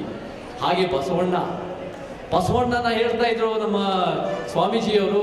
ಹೇಗೆ ಬಸವಣ್ಣ ಅನ್ನೋದು ಒಂದು ಜಾತಿಗೆ ಸೀಮಿತ ಮಾಡ್ತಾರೆ, ಈ ಒಂದೊಂದು ಜಾತಿಗೆ ಒಂದೊಂದು ನಾಯಕರು ಅಂತ ಮಾಡೋದೇ ಅದು ಪ್ರಾಮಾಣ್ಯ. ಯಾಕಂದ್ರೆ ಬಸವಣ್ಣ ಆಗಿರ್ಬೋದು, ಕುವೆಂಪು ಆಗಿರ್ಬೋದು, ಕನಕದಾಸ ಆಗಿರ್ಬೋದು, ಇವರೆಲ್ಲ ಲಿಂಗಾಯತ, ಒಕ್ಕಲಿಗರ ಕುರುಬರಲ್ಲ, ಇವರೆಲ್ಲ ಸಮಾನತಾವಾದಿಗಳು. ಬಾಬಾ ಸಾಹೇಬರು ಕೂಡ ಅದೇ ರೀತಿ. ನಾವು ಅದನ್ನು ಕಟ್ಟಾಕೋದ್ರಲ್ಲಿ ಅರ್ಥ ಆಗಿಲ್ಲ. ಯಾರ್ಯಾರು ಸಮಾನತೆ ಸಾರ್ತೀವೋ ಅವರೆಲ್ಲ ನಮ್ಮ ಗುರುಗಳು, ಯಾವ ಜಾತಿಯ ಗುರುಗಳಲ್ಲ. ಇವತ್ತಿನ ದಿನ ನಿಜ ಹೇಳಬೇಕು ಅಂದ್ರೆ ಯಾರು ಬಸವಣ್ಣನ ಉಳಿಸ್ತಾ ಇದ್ದಾರೆ ಅಂದ್ರೆ ಅದು ಯಾವುದೋ ಒಂದು ಪ್ರಬಲ ಜಾತಿ, ಲಿಂಗಾಯತ ಜಾತಿಯರು ಅಲ್ಲ. ಅವರೆಲ್ಲ ಸ್ವಜಾತಿ ಪ್ರೇಮ, ಹಿಂದುತ್ವದ ಪರವಾಗಿ ನಿಂತಿದ್ದಾರೆ. ಇವತ್ತು ಯಾರು ಬಸವಣ್ಣನ ನಿಜವಾದ ಬದುಕ್ತಾ ಇದ್ದಾರೆ ಅಂದ್ರೆ ಬಾಬಾ ಸಾಹೇಬ್ ಅಂಬೇಡ್ಕರ್ ನಂಬ್ಕೊಂಡಿರೋ ದಲಿತರ ಮನೆಯಲ್ಲಿ ಬಸವಣ್ಣ ಉಳಿದಿದ್ದಾರೆ. ಅದು ಹೆಮ್ಮೆಯ ವಿಚಾರ. ಹಾಗೆ ಬಾಬಾ ಸಾಹೇಬ್ರು ನಾನು ಹೇಳಿದೆ, ಒಂದು ಜಾತಿ ಕಟ್ಟಾಕ್ತಾರೆ, ಅವ್ರನ್ನ ಒಂದು ದಲಿತ ನಾಯಕ, ಅದಲ್ವೇ ಅಲ್ಲ. ಅವರು ಒಂದು ಸಮಾನತೆಯ ನಾಯಕ, ಒಂದು ವಿಶ್ವದ ಸಮಾನತೆಯ ಒಂದು ಪರಿವರ್ತನೆಯ ನಾಯಕ. ಆದರೆ ಅವರು ನಾವು ನೋಡಿ ಬಸವಣ್ಣ ಅಂದಾಗ ಎಷ್ಟೋ ಜನ ಮಾತಾಡ್ತಾರೆ, ಲಿಂಗಾಯತ ಸಮುದಾಯ ಹೇಳ್ತಾರೆ. ಇವಾಗ ಮಠದ ಬಗ್ಗೆ ಚರ್ಚೆ ಬರುತ್ತೆ, ಮಠಾಧೀಶರು ಆಧುನಿಕ ಬಸವಣ್ಣ ಅಂತಾರೆ, ಅಥವಾ ಲಿಂಗಾಯತ ಸಮುದಾಯದ ರಾಜಕಾರಣಿಗಳು ಆಧುನಿಕ ಬಸವಣ್ಣ ಅಂತಾರೆ. ಅವರೆಲ್ಲ ರೀ ಆಧುನಿಕ ಬಸವಣ್ಣ. ಯಾರಾದರೂ ಆಧುನಿಕ ಬಸವಣ್ಣ ಇದ್ರೆ ಹೆಮ್ಮೆಯಿಂದ ಹೇಳ್ತೀವಿ, ಅದು ನಮ್ಮ ಬಾಬಾ ಸಾಹೇಬ್ ಅಂಬೇಡ್ಕರ್ ಅನ್ನೋದು. ಅದನ್ನ ಜನರಿಗೆ ಗೊತ್ತಾಗ್ಬೋದು. ಹಾಗೆ ನಮಗೆ ಇವತ್ತಿನ ದಿನ ಬದಲಾವಣೆ ಅಂದ್ರೆ ನಮ್ಗೆ ಗೊತ್ತಿರೋ ಹಾಗೆ ಬುಲೆಟ್ ಇಂದ ಸಾಧ್ಯ ಇಲ್ಲ, ಬೇಡವೇ ಬೇಡ. ನಮಗೆ ಬ್ಯಾಲೆಟ್ ಇಂದ ಬೇಕಾಗಿದೆ. ಆದ್ರೆ ಬ್ಯಾಲೆಟ್ ಇಂದ ಅಂದ್ರೆ 5 ವರ್ಷಕ್ಕೆ ಒಂದ್ಸಲಿ ಮತ ಹಾಕ್ಬಿಟ್ಟು ಸುಮ್ಮನೆ ಇರೋ ಪ್ರಶ್ನೆ ಬರಲ್ಲ. ನಾವು ದಿನನಿತ್ಯ ನಾವು ಅನ್ಯಾಯದ ವಿರುದ್ಧ ನಿಂತ್ಕೊಂಡಿರ್ಬೇಕು. ಈ ವ್ಯವಸ್ಥೆಯಲ್ಲಿರೋ ರಾಜಕೀಯ ಪಕ್ಷಗಳನ್ನ ನಾವು ನಂಬಕ್ಕಾಗಲ್ಲ. ಯಾರು ಕೂಡ ಸಮಾನತೆ ಸಾರಲ್ಲ. ಮಹಿಳಾ ವಿರೋಧಿ ಇದ್ದಾರೆ, ದಲಿತ ವಿರೋಧಿ, ಆದಿವಾಸಿಗಳ ವಿರೋಧಿ, ಕಾರ್ಮಿಕರ ವಿರೋಧಿ, ಪರಿಸರ ವಿರೋಧಿ, ಅದರ ಜೊತೆ ಕನ್ನಡದ ವಿರೋಧಿ, ಎಲ್ಲ ರೀತಿ ವಿರೋಧಿಗಳಿರೋ ಪಕ್ಷಗಳನ್ನ ನಂಬಕ್ಕಾಗಲ್ಲ. ಜ್ಞಾಪಕ ಇಟ್ಕೊಳ್ಳಿ, ಬರೀ ಆಡಳಿತ ಪಕ್ಷನ ವಿರೋಧ ಮಾಡ್ಕೊಂಡು ಕೂತ್ಕೊಂಡ್ರೆ ನಾವು ಒಂದು ರೀತಿ ಪ್ರತಿಪಕ್ಷಗಳ ವಿರೋಧ ಪಕ್ಷಕ್ಕೆ ಒಂದ್ ರೀತಿ ಚಮಚಗಳಾಗ್ತೀವಿ. ಆದ್ರೆ ನಿಜವಾಗ್ಲೂ ಅಂಬೇಡ್ಕರ್ ವಾದಿಗಳಾಗಬೇಕು ಅಂದ್ರೆ ಇಡೀ ಈ ರಾಜಕೀಯ ವ್ಯವಸ್ಥೆ ಯಾವುದು ಭೇದ ಭಾವನೆ ಸಾರತ್ತೋ ಆ ಇಡೀ ವ್ಯವಸ್ಥೆ ವಿರೋಧ ಮಾಡಬೇಕು. ಸೊ ಆ ನಿಟ್ಟಿನಲ್ಲಿ ನಾವೆಲ್ಲ ಒಂದು ರೀತಿಯ ಒಂದು ಹೋರಾಟದ ಮುಖಾಂತರ, ಸಂಘಟನೆ ಮುಖಾಂತರ ಕಟ್ಟೋದು ಬಹಳ ಮುಖ್ಯ ಇವತ್ತಿನ ದಿನ. ಅದು ಬುದ್ಧ, ಬಸವ, ಅಂಬೇಡ್ಕರ್, ಪೆರಿಯಾರ್ ಸಿದ್ಧಾಂತಗಳಲ್ಲಿ. ಮತ್ತೆ ನಮಗೇನಾದ್ರೂ ಸಮಾನತೆ ಬರಬೇಕು ಅಂದ್ರೆ ನಾವು ಸಂಘಟನೆ ಕಟ್ಟಿದ ತಕ್ಷಣ ಸಮಾನತೆ ಬರಲ್ಲ. ಸಮಾನತೆ ಬರಬೇಕು ಅಂದ್ರೆ ನಾವು ಸಮಾನತೆಗೋಸ್ಕರ ಕಿತ್ಕೋಬೇಕು, ಪಡ್ಕೋಬೇಕು, ಕಸ್ಕೋಬೇಕು. ನೋಡಿ, ಅಧಿಕಾರ ಎಲ್ಲೇ ಇಡೀ ಇತಿಹಾಸದಲ್ಲಿ ಅಧಿಕಾರದವರು ಅಷ್ಟು ಸುಲಭ ಬಿಟ್ಕೊಟ್ಬಿಟ್ಟಿದಾರ. ಶ್ರೀಮಂತವ್ರು ಬಿಟ್ಕೊಟ್ಬಿಡ್ತಾರೆ, ಮೇಲ್ಜಾತಿಯವ್ರು ಬಿಟ್ಕೊಡ್ತಾರೆ, ಗಂಡಸರು ಬಿಟ್ಕೊಟ್ಬಿಡ್ತಾರ. ಯಾಕೆ ಬಿಟ್ಕೊಡ್ತಾರೆ? ಬಿಟ್ಕೊಳ್ಳಲ್ಲ. ನಾವು ಕಿತ್ಕೋಬೇಕು. ನಮಗೇನ್ ಬೇಕಾಗತ್ತೆ ಅಂದ್ರೆ ನಾವು ನೋಡಿ ನಮ್ಮ ಹೋರಾಟಗಳನ್ನ, ಸ್ವತಂತ್ರದ ಹೋರಾಟ ಆಗಿರ್ಬೋದು, ಎಷ್ಟು ಜನ ಜೀವ ಕೊಟ್ಟರು, ಮತ್ತೆ ಇದರ ಹೋರಾಟ, ಭಾಷೆಯ ಹೋರಾಟ, ಭಾಷೆ ರಾಜ್ಯದ ಹೋರಾಟ ಆಗಿರ್ಬೋದು, ಮತ್ತೆ ಹಿಂದಿ ವಿರುದ್ಧದ ಹೇರಿಕೆ ವಿರುದ್ಧದ ಹೋರಾಟಗಳು, ಮತ್ತೆ ಬಹಳ ಮುಖ್ಯವಾಗಿ ಹೋದ ವರ್ಷ ನಮ್ಮ ರೈತರ ಹೋರಾಟ ಎಷ್ಟು ಮುಖ್ಯ ಆಯಿತು. ರೈತರ ಹೋರಾಟ 600 ಜನ ಮೇಲೆ ಜೀವ ಕೊಟ್ಟಿದ್ದಾರೆ. ಅವ್ರ ಮೇಲೆ ಟೀರ್ ಗ್ಯಾಸ್ ಹಾಕ್ತಾರೆ, ಅವ್ರ ಮೇಲೆ ವಾಟರ್ ಕ್ಯಾನನ್ ಹಾಕ್ತಾರೆ. ಆದರೆ ನಾವು ಹೋರಾಟದ ಮುಖಾಂತರ ಬದಲಾವಣೆ ಸಾಧ್ಯ ಅಂತ ಹೇಳ್ತಾರೆ. ಅದೇ ಕಿಚ್ಚು ನಮ್ಮ ಸಮಾನತಾವಾದಿಗಳು, ನಮ್ಮ ಬುದ್ಧ, ಬಸವ, ಅಂಬೇಡ್ಕರ್ ವಾದಿಗಳಲ್ಲಿದ್ದರೆ ಪರಿವರ್ತನೆ ಅಂತ ಖಚಿತ ಅಂತ ಹೇಳಕ್ಕೆ ಇಷ್ಟಪಡ್ತೀನಿ. ಹಾಗೆ ಕೊನೆಯದಾಗಿ ರಾಜಕೀಯ ಬದಲಾವಣೆ ಬರಬೇಕು ಅಂದರೆ ಸಾಮಾಜಿಕ ಬದಲಾವಣೆ ಬರಬೇಕು. ಸಾಮಾಜಿಕ ಬದಲಾವಣೆ ಬರಬೇಕು ಅಂದರೆ ಮಾನಸಿಕ ಬದಲಾವಣೆ ಬರಬೇಕು. ನಾವು ಬುದ್ಧ, ಬಸವ, ಅಂಬೇಡ್ಕರ್ ವಾದಿಗಳಂದ್ರೆ ನಾವು ಎಲ್ಲೋ ಒಂದು ಕಡೆ ಸಮಾಜ ಬದಲಾಗತ್ತೆ ಅಂತಲ್ಲ, ನಮ್ಮ ಮನಸ್ಸಿನಲ್ಲಿ ಪ್ರತಿಯೊಬ್ಬರು ನೋಡೋ ದೃಷ್ಟಿ ನಾವೆಲ್ಲರೂ ಸರಿ ಸಮಾನರು. ಯಾರೊಬ್ಬ ಶ್ರೀಮಂತ ನಮ್ಗಿಂತ ಹಿರಿಯನಲ್ಲ, ನಮ್ಗಿಂತ ಶ್ರೇಷ್ಠನಲ್ಲ, ಯಾವುದು ಬಡವ ನಮ್ಗಿಂತ ಕನಿಷ್ಠ ಅಲ್ಲ, ನಾವೆಲ್ಲರೂ ಸರಿ ಸಮಾನರು. ಈ ಒಂದು ಕೊಳಕು ಭೇದ ಭಾವನೆಯ ವ್ಯವಸ್ಥೆ ಯಾವ ಕಾರಣಕ್ಕೂ ಪಾಪ ಪುಣ್ಯ ಅಲ್ಲವೇ ಅಲ್ಲ. ಭೇದ ಭಾವನ ವ್ಯವಸ್ಥೆಯಿಂದ ಈ ಭೇದ ಭಾವನೆ ಆಗಿದೆ. ಅದನ್ನು ನಾವು ಸರಿಪಡಿಸ್ಬೇಕು. ಅದನ್ನು ತಿದ್ದಬೇಕು. ಅದು ಬುದ್ಧ, ಬಸವ, ಅಂಬೇಡ್ಕರ್, ಪೆರಿಯಾರ್, ಪುಲೆ, ಕುವೆಂಪು ಸಿದ್ಧಾಂತದಿಂದನೇ ಸಾಧ್ಯ. ಇಷ್ಟು ಹೇಳಿ ನನಗೆ ಒಂದು ವಚನ ಹೇಳಿ ನಾನು ಮಾತು ಮುಗಿಸ್ತೀನಿ. ಇದು ಅಲ್ಲಮ ಪ್ರಭುವಿನ ವಚನ. ನನಗೆ KSRTC ನೌಕರರ ಜೊತೆ ಈ ಒಂದು ಅರ್ಥಪೂರ್ಣ ಕಾರ್ಯಕ್ರಮದಲ್ಲಿ ಭಾಗವಹಿಸೋಕ್ಕೆ ಅವಕಾಶ ಸಿಕ್ಕಿದ್ದು ಸಂತೋಷ ಆಗಿ, ಈ ಅಲ್ಲಮ ಪ್ರಭು ವಚನ ಏನಿದೆ ಅಂದರೆ, ಎತ್ತನ ಮಾಮರ ಎತ್ತನ ಹೋಗಿದೆ, ಎತ್ತನಿಂದೆತ್ತ ಸಂಬಂಧವಯ್ಯ, ಬೆಟ್ಟದ ನಲ್ಲಿಕಾಯಿ ಸಮುದ್ರದೊಳಗಣ ಉಪ್ಪು, ಎತ್ತನಿಂದೆತ್ತ ಸಂಬಂಧವಯ್ಯ, ಕುಹೇಶ್ವರ ಲಿಂಗಕ್ಕೆಯು ಎನಗೆಯು, ಎತ್ತನಿಂದೆತ್ತ ಸಂಬಂಧವಯ್ಯ. ಜೈ ಕರ್ನಾಟಕ, ಜೈ Bhim.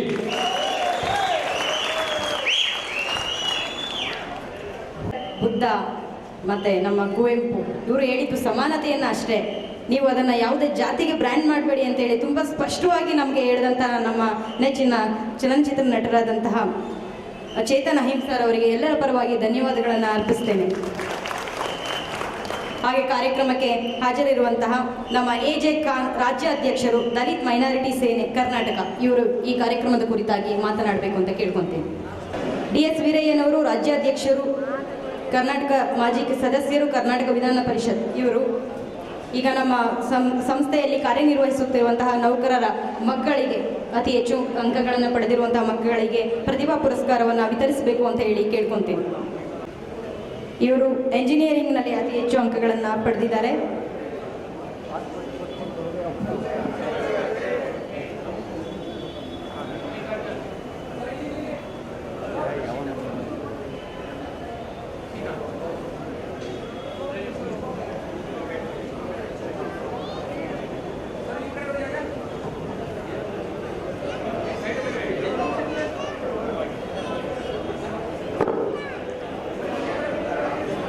Kushal R, son of Rajanna PN, PUCಯಲ್ಲಿ ಅತಿ ಹೆಚ್ಚು ಅಂಕಗಳನ್ನು ಪಡೆದಿದ್ದಾರೆ. ಲಕ್ಷ್ಮಿ, ಡಾಟರ್ ಆಫ್ ಶಿವಯೋಗಿ, SSLCಯಲ್ಲಿ ಅತಿ ಹೆಚ್ಚು ಅಂಕ ಪಡೆದಿದ್ದಾರೆ. R Pavan Kalyan, son of Ramesh, SSLCಯಲ್ಲಿ ಅತಿ ಹೆಚ್ಚು ಅಂಕಗಳನ್ನು ಪಡೆದಿದ್ದಾರೆ. ಕಾವ್ಯ, ಡಾಟರ್ ಆಫ್ ಕಂಚಿರಾಯ, PUCಯಲ್ಲಿ ಅತಿ ಹೆಚ್ಚು ಅಂಕ ಪಡೆದಿದ್ದಾರೆ. ರಕ್ಷಿತಾ, ಡಾಟರ್ ಆಫ್ ವನರಂಗಪ್ಪ, DC, SSLCಯಲ್ಲಿ ಅತಿ ಹೆಚ್ಚು ಅಂಕ ಪಡೆದಿದ್ದಾರೆ. ಶ್ರೇಯಸ್, ಸನ್ ಆಫ್ DC ವನರಂಗಪ್ಪ, SSLCಯಲ್ಲಿ ಅತಿ ಹೆಚ್ಚು ಅಂಕಗಳನ್ನು ಪಡೆದಿದ್ದಾರೆ. ಯಶವಂತ್, ಸನ್ ಆಫ್ ನಾಗಭೂಷಣ್, SSLCಯಲ್ಲಿ ಅತಿ ಹೆಚ್ಚು ಅಂಕ.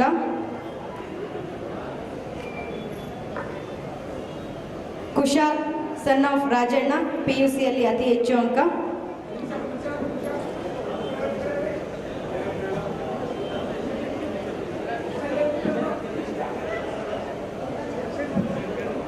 ನಿಶಾ ರಾಣಿ, ಡಾಟರ್ ಆಫ್ ನಳಿನಾ KS, SSLCಯಲ್ಲಿ ಅತಿ ಹೆಚ್ಚು ಅಂಕ ಪಡೆದಿದ್ದಾರೆ. ಗಾಯತ್ರಿ ದೇವಿ, ಡಾಟರ್ ಆಫ್ ಅನಿಲ್, ಅತಿ ಹೆಚ್ಚು ಅಂಕವನ್ನು ಪಡೆದಿದ್ದಾರೆ BAನಲ್ಲಿ. ಮೇಘ HN, ಡಾಟರ್ ಆಫ್ ರಾಧಾಮಣಿ, PUCಯಲ್ಲಿ ಅತಿ ಹೆಚ್ಚು ಅಂಕ ಪಡೆದಿದ್ದಾರೆ. ವಿದ್ಯಾರ್ಥಿಗಳಿಗೆ ಪ್ರತಿಭಾ ಪುರಸ್ಕಾರವನ್ನು ನಡೆಸಿಕೊಡುತ್ತಿರುವಂತಹ ನಟ ಚೇತನ್ ಹಾಗೂ D ವೀರಯ್ಯ ಸರ್ ಅವರು ಎಲ್ಲರ ಪರವಾಗಿ ಧನ್ಯವಾದಗಳನ್ನು ಅರ್ಪಿಸುತ್ತಿದ್ದೇನೆ.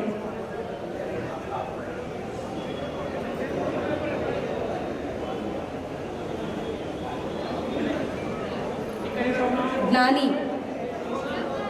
5ನೇ ತರಗತಿ, ಅವರು ಅಂಬೇಡ್ಕರ್ ಕುರಿತಾಗಿ ಕೆಲವು ವಿಚಾರಗಳನ್ನು ವೇದಿಕೆಯಲ್ಲಿ ಹಂಚಿಕೊಂಡ್ರು. ಅವರು ಕೂಡ ವೇದಿಕೆ ಮೇಲೆ ಬರಬೇಕು ಅಂತ ಹೇಳಿ ಕೇಳ್ಕೊತೀನಿ. ತ್ರಿಷಾ 8ನೇ ತರಗತಿ, ಇವರು ಕೂಡ ಅಂಬೇಡ್ಕರ್ ಕುರಿತಾಗಿ ವಿಚಾರಧಾರೆಯನ್ನು ಹಂಚಿಕೊಂಡಿದ್ದಾರೆ. ಅವರು ವೇದಿಕೆ ಮೇಲೆ ಬರಬೇಕು.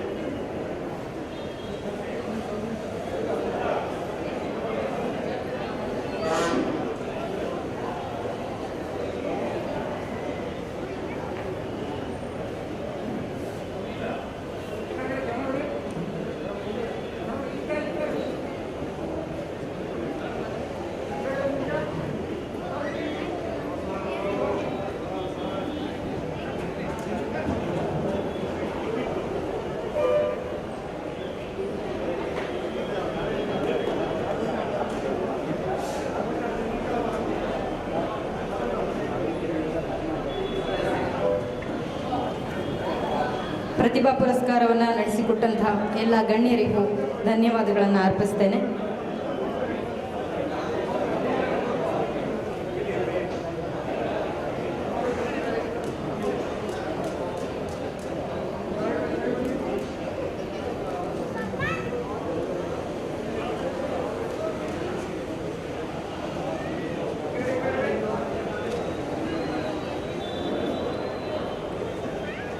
ಶ್ರೀ DS ವೀರಯ್ಯನವರು ರಾಜ್ಯಾಧ್ಯಕ್ಷರು, ಮಾಜಿ ಸದಸ್ಯರು, ಕರ್ನಾಟಕ ವಿಧಾನ ಪರಿಷತ್ ಮಾಜಿ ಅಧ್ಯಕ್ಷರು, ಡಾಕ್ಟರ್ BR ಅಂಬೇಡ್ಕರ್ ಅಭಿವೃದ್ಧಿ ನಿಗಮ ಅಧ್ಯಕ್ಷರು, D Devaraju URS truck terminus limited Bengaluru ಇವರು ತುರ್ತು ಕಾರ್ಯಕ್ರಮ ನಿಮಿತ್ತ ವೇದಿಕೆಯಿಂದ ತೆರಳುತ್ತಿದ್ದು ಅವರಿಗೆ ಬೀಳ್ಕೊಡುಗೆ ಸಮಾರಂಭವನ್ನು ನಮ್ಮ ಸಂಘದ ಪದಾಧಿಕಾರಿಗಳು ಹಾಗೂ ಗಣ್ಯರು ನೆರವೇರಿಸಿಕೊಡ್ಬೇಕು ಅಂತ ಹೇಳಿ ಕೇಳ್ಕೊತೀನಿ. ಹಾಗೆ ಶ್ರೀ ಎಂ ಮಲ್ಲಿಕಾರ್ಜುನ್ ರವರು ಪ್ರಧಾನ ಕಾರ್ಯದರ್ಶಿಗಳು, ರಾಜ್ಯ ಸಮಿತಿ ಬೆಂಗಳೂರು ಇವರು ತುರ್ತು ಕಾರ್ಯಕ್ರಮ ನಿಮಿತ್ತ ವೇದಿಕೆಯಿಂದ ತೆರಳುತ್ತಾ ಇದ್ದಾರೆ. ಅವ್ರಿಗೂ ಕೂಡ ಬೀಳ್ಕೊಡುಗೆ ಸಮಾರಂಭವನ್ನು ನಡೆಸಿಕೊಡ್ಬೇಕು ಅಂತ ಹೇಳಿ ಸಂಘದ ಪದಾಧಿಕಾರಿಗಳಲ್ಲಿ ವಿನಂತಿಸಿಕೊಳ್ತೇನೆ.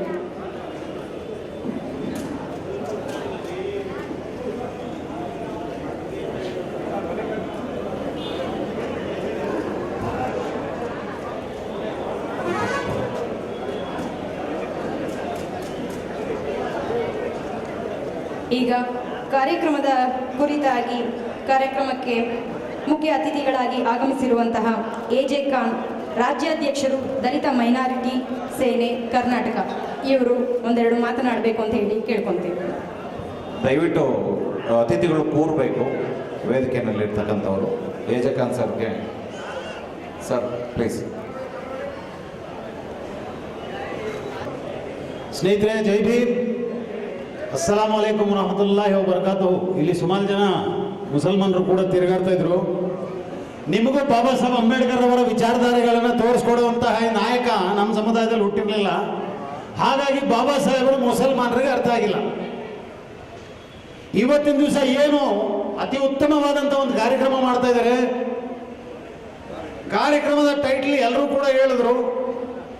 ಸಂವಿಧಾನದ ವಿಚಾರಕ್ಕೆ ಬಂದಾಗ ಸಂವಿಧಾನ ಜಾಗೃತಿ ಸಭೆ ಅಂದ್ರೆ, ಜಾಗೃತಿ ಸಮಾವೇಶ ಅಂದ್ರೆ, ಸಂವಿಧಾನ ಯಾರ ಪರವಾಗಿದೆ ಅಂತಕ್ಕಂಥದ್ದು ಇದುವರೆಗೂ ಬಹುಶಃ ಸಾಕಷ್ಟು ಜಾಗದಲ್ಲಿ ನೀವು ನೋಡಿದಿರಿ, ಕೇಳಿದಿರಿ. ಬಾಬಾ ಸಾಹೇಬ್ ಅಂಬೇಡ್ಕರ್ ಅವರು ನಮಗೆ ಕೊಟ್ಟಿರ್ತಕ್ಕಂಥ ಸಂವಿಧಾನ ಬರೀ ಒಂದು ಸಮುದಾಯ, ಒಂದು ಧರ್ಮಕ್ಕೆ ಮಾತ್ರ ಸೀಮಿತವಾದಂತ ಅಲ್ಲ ಅಂತಲೂ ಕೂಡ ಭಾಷಣದಲ್ಲಿ ಕೇಳಿದಿರಿ. ಮಹಿಳೆಯರ ಪರವಾಗಿದೆ, ಗಂಡಸರ ಪರವಾಗಿದೆ. ಆದರೆ ಎಲ್ಲರೂ ಅರ್ಥ ಮಾಡ್ಕೊಳ್ಳುವಂತಹ ವಿಚಾರ ಏನಪ್ಪಾ ಅಂದ್ರೆ, ಈ ರಾಜ್ಯದ, ಈ ದೇಶದ ಸಾಕಷ್ಟು ಪ್ರಾಣಿ ಪಕ್ಷಿಗಳಿಗೂ ಕೂಡ ಯಾವ ರೀತಿ ಸಂರಕ್ಷಣೆ, ಯಾವ ರೀತಿ ಸೆಕ್ಯೂರಿಟಿ, ಯಾವ ರೀತಿ ಡೆವಲಪ್ಮೆಂಟ್ ಮಾಡಬೇಕು ಅಂತಕ್ಕಂಥದ್ದು ಆರ್ಟಿಕಲ್ 48 ಅಲ್ಲಿ ಪ್ರಾಣಿ ಪಕ್ಷಿಗಳ ಪರವಾಗಲೂ ಕೂಡ ನಮ್ಮ ದೇಶದ ಸಂವಿಧಾನ ಇದೆ. ಅಂತಹ ಅದ್ಭುತವಾದಂಥ ಸಂವಿಧಾನ ಬರಿಬೇಕಾದ್ರೆ ನಮ್ಮ ಮಹಾಪುರುಷರ ವಿಚಾರಗಳನ್ನು ನಾವು ನೋಡಿದಾಗ ಮನುಷ್ಯನಿಗೆ ಮನುಷ್ಯನಾಗಿ ನೋಡುವಂತಹ ಒಂದು ಸಮಾಜದಲ್ಲಿ, ಅಂದರೆ ಮನುಷ್ಯತ್ವ ಇರ್ತಕ್ಕಂಥ ವ್ಯಕ್ತಿನೇ ಎಲ್ಲರ ಪರವಾಗಿ ಒಂದು ಅತಿ ಉತ್ತಮವಾದಂತಹ ವಿಶ್ವಾದ್ಯಂತ ತುಂಬಾ ಬಲಿಷ್ಠವಾದಂತಹ ಒಂದು ಸಂವಿಧಾನ ಕೊಡ್ಲಿಕ್ಕೆ ಸಾಧ್ಯವಾಗ್ತದೆ. ಅದೇ ಬಾಬಾ ಸಾಹೇಬ್ ಅಂಬೇಡ್ಕರ್ ಅವರು. ಬಾಬಾ ಸಾಹೇಬ್ ಅಂಬೇಡ್ಕರ್ ಅವರ ವಿಚಾರಕ್ಕೆ ಬಂದ್ರೆ, ಸುಮಾರು ಜನ ಬೇರೆ ಬೇರೆ ರೀತಿಯಲ್ಲಿ ಕಾರ್ಮಿಕರಿಗೆ ಅಥವಾ ಮಹಿಳೆಯರಿಗೆ ಯಾವ ರೀತಿ ನ್ಯಾಯ ಕೊಡಿಸಿದ್ದಾರೆ ಅಥವಾ ಯಾವ ರೀತಿ ಕಾನೂನು ಚೌಕಟ್ಟಲ್ಲಿ ಅವಕಾಶಗಳು ಮಾಡಿಕೊಟ್ಟಿದ್ದಾರೆ, ಇವೆಲ್ಲ ನಾವು ಮಾತಾಡಿದ್ವಿ. ಇದನ್ನೆಲ್ಲ ಕ್ರೋಢೀಕರಿಸಿ ಈಸ್ ಈಕ್ವಲ್ ಟು ಅಂತೇಳಿ ಒಂದೇ ವಾಕ್ಯದಲ್ಲಿ ಬಾಬಾ ಸಾಹೇಬ್ ಅಂಬೇಡ್ಕರ್ ಅವರು ಏನು ಅಂತೇಳಿ ನಾವು ನೋಡಕ್ ಹೋದ್ರೆ, the messenger of social justice ಅಂತಕ್ಕಂಥ ವಿಚಾರ ನಾವು ಹೇಳಲೇಬೇಕಾಗ್ತದೆ. ಈ ದೇಶಕ್ಕೆ ಸಾಮಾಜಿಕ ನ್ಯಾಯ ಅಂದರೆ ಎಲ್ಲ ಸಮುದಾಯಕ್ಕೂ ಆ ಸಮುದಾಯದ ಜನಸಂಖ್ಯೆ ಯಾವಾರು ಅವರಿಗೆ ಎಲ್ಲ ಕ್ಷೇತ್ರದಲ್ಲೂ ಪ್ರಾತಿನಿಧ್ಯ ಸಿಗಬೇಕು ಅಂತಕ್ಕಂಥ ವಿಚಾರಗಳನ್ನ ಸಂವಿಧಾನದಲ್ಲಿ ಅವಕಾಶ ಮಾಡಿಕೊಟ್ರು. ಆ ಸಾಮಾಜಿಕ ನ್ಯಾಯ ನಮ್ಮ ದೇಶಕ್ಕೆ ಸಿಕ್ಕಿರ್ತಕ್ಕಂಥ ಸ್ವಾತಂತ್ರ್ಯದ ನಂತರ ಇದುವರೆಗೂ ಯಾವ ಸಮುದಾಯ IAS ಅಲ್ಲಿ ಜಾಸ್ತಿ ಇದೆ, ಯಾವ ಸಮುದಾಯ IPS ಅಲ್ಲಿ ಜಾಸ್ತಿ ಇದೆ, ಅಥವಾ ಯಾವ ಸಮುದಾಯದವರು ಮೇಲಧಿಕಾರಿಗಳಾಗಿ AC ಕಚೇರಿಗಳಲ್ಲಿ ಕೂತ್ಕೊಂಡು ಕೆಲಸ ಮಾಡ್ತಾ ಇದ್ದಾರೆ ಅಂತಕ್ಕಂಥದ್ದು ನಾವು ಬಹಿರಂಗವಾಗಿ ನೋಡ್ಕೊಳ್ಳುವಂತಹ ವಿಚಾರ ಇದೆ. ಈ ದೇಶದ ಪರಿಶಿಷ್ಟ ಜಾತಿ, ಪರಿಶಿಷ್ಟ ಪಂಗಡ ಹಾಗೂ ಅದೇ ತರ ಹಿಂದುಳಿದ ವರ್ಗ, ಮುಖ್ಯವಾಗಿ ಅಲ್ಪಸಂಖ್ಯಾತರು, ನಾವೆಲ್ಲರೂ ಕೂಡ ಅಧಿಕಾರಹೀನರು. ನಮ್ಮ ಹತ್ರ ಅಷ್ಟು MP MLAಗಳಿಲ್ಲ, ನಮ್ಮ ಹತ್ರ IAS IPS ಆಫೀಸರ್ಗಳಿಲ್ಲ. ಆದ್ರೆ ನಮಗೆ ಸಿಗ್ಬೇಕಾಗಿರುವಂತ ಪಾಲ್ಗಳು ಎಲ್ಲಿ ಹೋಗ್ತಾ ಇದೆ? ಇಷ್ಟು ಒಳ್ಳೆ ಸಂವಿಧಾನ ಸಿಕ್ಕಿದ್ರು ಸಹ ನಮಗೆ ಆ ಸವಲತ್ತುಗಳು ಸಿಗ್ತಲ್ಲ. ಎಲ್ಲಿಗೋಯ್ತದು? ನಾವು ಇದನ್ನ ಚೆಕ್ ಮಾಡಿದ್ರೆ ಇದಕ್ಕೆ ಬಾಬಾ ಸಾಹೇಬ್ ಅಂಬೇಡ್ಕರ್ ಅವರನ್ನು ಮಾತಾಡ್ತಾರೆ, ಅಧಿಕಾರಹೀನತೆಯ ಅಸ್ಪೃಶ್ಯತೆ ಅಂತಕ್ಕಂಥದ್ದು. ನಾವು ಪರಿಶಿಷ್ಟ ಜಾತಿ, ಪರಿಶಿಷ್ಟ ಪಂಗಡ, ಹಿಂದುಳಿದ ವರ್ಗ ಮತ್ತು ಧಾರ್ಮಿಕ ಅಲ್ಪಸಂಖ್ಯಾತರು ನಾವೆಲ್ಲ ಅಧಿಕಾರ ವಂಚಿತರು. ಅಂದರೆ ಆಧುನಿಕ ಕಾಲದ ಅಸ್ಪೃಶ್ಯರು ನಾವು, ಆಧುನಿಕ ಕಾಲದ ಅನ್ಟಚಬಲ್ಸ್ ನಾವು. ನಮ್ಮ ಅಸ್ಪೃಶ್ಯತೆಯ ನಿವಾರಣೆಗೆ ಯಾವೊಬ್ಬ ಮತ್ತೊಬ್ಬ ಪ್ರವಾದಿ ಬರಲ್ಲ, ಮತ್ತೊಬ್ಬ ಸಂತ ಬರಲ್ಲ. ಹಾಗಾಗಿ ಬಾಬಾ ಸಾಹೇಬರು ಹೇಳ್ತಾರೆ, ನಿಮ್ಮ ಶ್ರಮದ ಮೇಲೆ ನಂಬಿಕೆ ಇಡಿ, ನಿಮ್ಮ ಹಣೆ ಬರಹದ ಮೇಲೆ ಅಲ್ಲ. ಪ್ರತಿಯೊಂದಕ್ಕೂ ಕೂಡ ದಾರಿ ದೀಪನಾಗಿ ಎಲ್ಲದಕ್ಕೂ ದಾರಿ ತೋರಿಸ್ಕೊಟ್ಟು ಹೋಗಿದ್ದಾರೆ. ಉದಾಹರಣೆ ಹೇಳ್ಬೇಕಾದ್ರೆ ಇಲ್ಲಿ ಸಾಕಷ್ಟು ವಿದ್ಯಾರ್ಥಿಗಳಿಗೆ ಪ್ರತಿಭಾ ಪುರಸ್ಕಾರ ಕೊಟ್ಟರು, ಅವ್ರಿಗೆ ಸನ್ಮಾನ ಮಾಡಿದ್ರು. ಬಾಬಾ ಸಾಹೇಬ್ರು ಹೇಳ್ತಾರೆ, ಶಿಕ್ಷಣ ಎನ್ನುವುದು ಹುಲಿಯ ಹಾಲಿದ್ದಂತೆ, ಅದನ್ನ ಕುಡಿದವರು ಗರ್ಜಿಸಲೇಬೇಕು ಅಂತೇಳಿ.